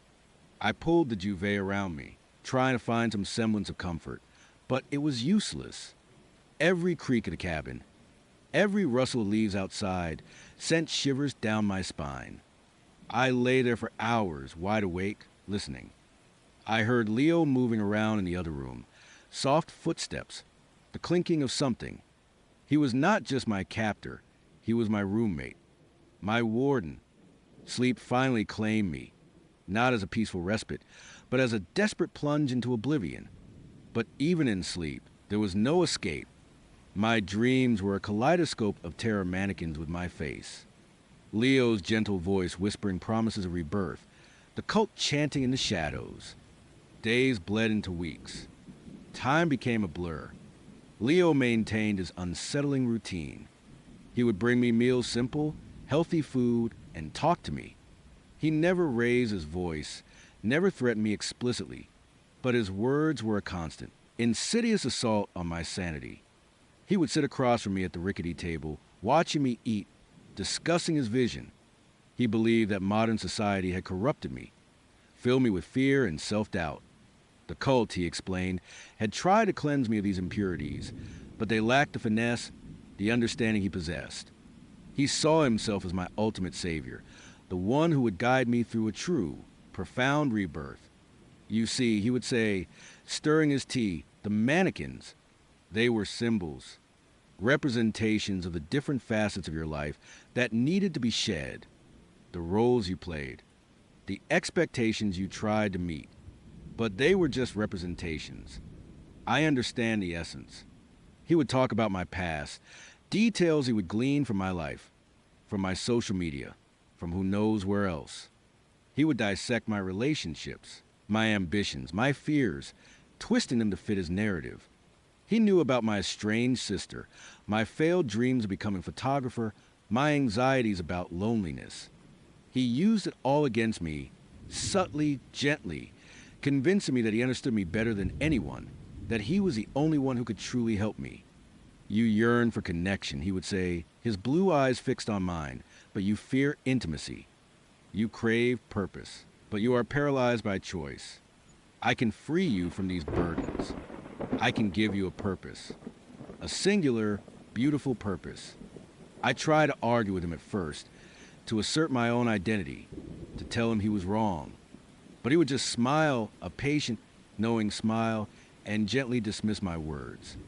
That is the old you talking, he would say. The frightened confuse you. Do not worry. She will fade away soon enough. His relentless psychological manipulation began to wear me down. The isolation, the constant surveillance, the complete lack of control over my own life, it chipped away at my will, my sense of self. I stopped arguing. I just nodded or stared blankly, let his words wash over me. My days were a monotonous cycle: wake up, eat, listen to Leo's sermons, try to read the few old, dusty books he provided, mostly self-help manifestos and obscure philosophical texts, eat again, and then try to sleep. My nights were filled with nightmares. One evening, after Leo had finished his latest discourse on the perfection of stillness, I found myself staring at the blank walls of my bedroom. They were white, stark, and utterly devoid of anything. They were a canvas, just as he had called me. A flicker of defiance, a desperate spark of the old me, ignited within me. He wanted to erase me, to make me a blank slate. But I would not let him. Not entirely. I started scratching, with my fingernail, at first. Small, almost invisible marks. Then, driven by a growing, desperate need to leave some trace of myself, some proof of my existence, I found a loose splinter of wood from the bed frame. It was sharp enough to leave a faint, almost imperceptible line on the painted wall. Under the cover of darkness, when I was sure Leo was asleep in his room, I began to write. It was not legible at first, just frantic scratches, lines and swirls that mirrored the chaos in my mind. But then words started to form. Help me. I wrote it over and over, in different places on the wall. Small and messy, barely visible in the dim light. It was a cry for help, a prayer to an indifferent universe. As the nights passed, my messages became more elaborate, more desperate. I used a splinter, then a small, broken piece of ceramic from a drop plate. Anything I could find that would leave a mark. Not reborn. He is watching. I am here. The cult is real. My clothes. The mannequins. I wrote about the cult, about my house, about the suffocating feeling of being trapped. I wrote about the fear, the loneliness, the gnawing certainty that I was losing my mind. The wall became my diary, my confession, my last desperate attempt to communicate with the world, or at least with myself. I knew it was risky. I knew he might find them, but the urge was overwhelming. It was the only thing that made me feel like I still existed, that I was not just a puppet in his twisted play. It was a tiny act of rebellion, a whisper of defiance in the face of his absolute control. One morning, I woke up to a different feeling in the air. The usual quiet hum of the cabin felt heavier, charged with an unspoken tension. Leo had not brought my breakfast yet. That was unusual. He was always prompt. A cold dread settled in my stomach. He knew. The door to my room creaked open. Leo stood there, his silhouette framed in the doorway. He did not come in immediately. He just stood there, his shoulders slumped, his head bowed slightly. He looked disappointed. Not angry, disappointed. That was almost worse. "I saw your artwork," he said, his voice flat, devoid of its usual melodic quality. My breath hitched. My heart pounded. I tried to speak, but no words came out. He walked into the room, slowly, deliberately. His eyes were not fixed on me. They were sweeping across the walls, taking in every scratch, every desperate word. He walked closer to one of the messages, running a finger over the crudely carved letters "Not Reborn." "This is not what I expected," he said, his voice barely above a whisper. "I thought you were making progress. I thought you were starting to understand." He turned to face me, his blue eyes now filled with a strange, almost mournful intensity. "This is a regression," he stated, his voice regaining a touch of its usual authority, but laced with a new, chilling undertone. "These are the last vestiges of the old you, clinging to the surface, like a stubborn infection." He walked over to the dresser, picked up my small, broken piece of ceramic. He held it up, examining it as if it were a dangerous weapon. "You use this to defile your sanctuary," he said, his voice growing colder, "to resist the very process that will set you free." He crushed the ceramic shard in his hand. I heard the faint crunch as it disintegrated. He did not flinch. "This is not defiance," he said, his gaze piercing mine. "This is a cry for help from a part of you that needs to be silenced. Permanently." My blood ran, cold. The word silence hung in the air, a terrifying promise. He walked over to the wall, right next to where I had written "Help me." He placed his hand flat against the wall, then slowly, deliberately, began to drag his fingers across the painted surface, smearing the message, erasing it. The white paint, already thin, peeled away slightly, revealing the darker wood beneath. He was not just covering the words, he was destroying the canvas itself. "We need to go deeper," he murmured, more to himself than to me. "The superficial cleansing is not enough. We need to reach the core." He turned back to me, his eyes gleaming with newfound, terrifying resolve. The disappointment was gone, replaced by a chilling determination. "It seems," he said, his voice now calm and utterly devoid of emotion, "that my methods have been too gentle, too patient.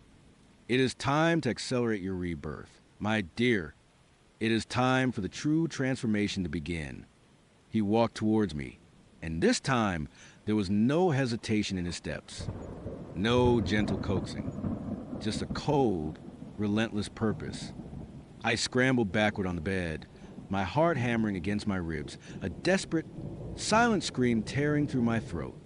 His blue eyes, once filled with disturbing paternal calm, now held only the unwavering gaze of a surgeon preparing for a delicate, yet brutal operation. My nightmare had just found a new, even more terrifying dimension, and I knew, with a certainty that chilled me my very bones, that I was not ready for what came next.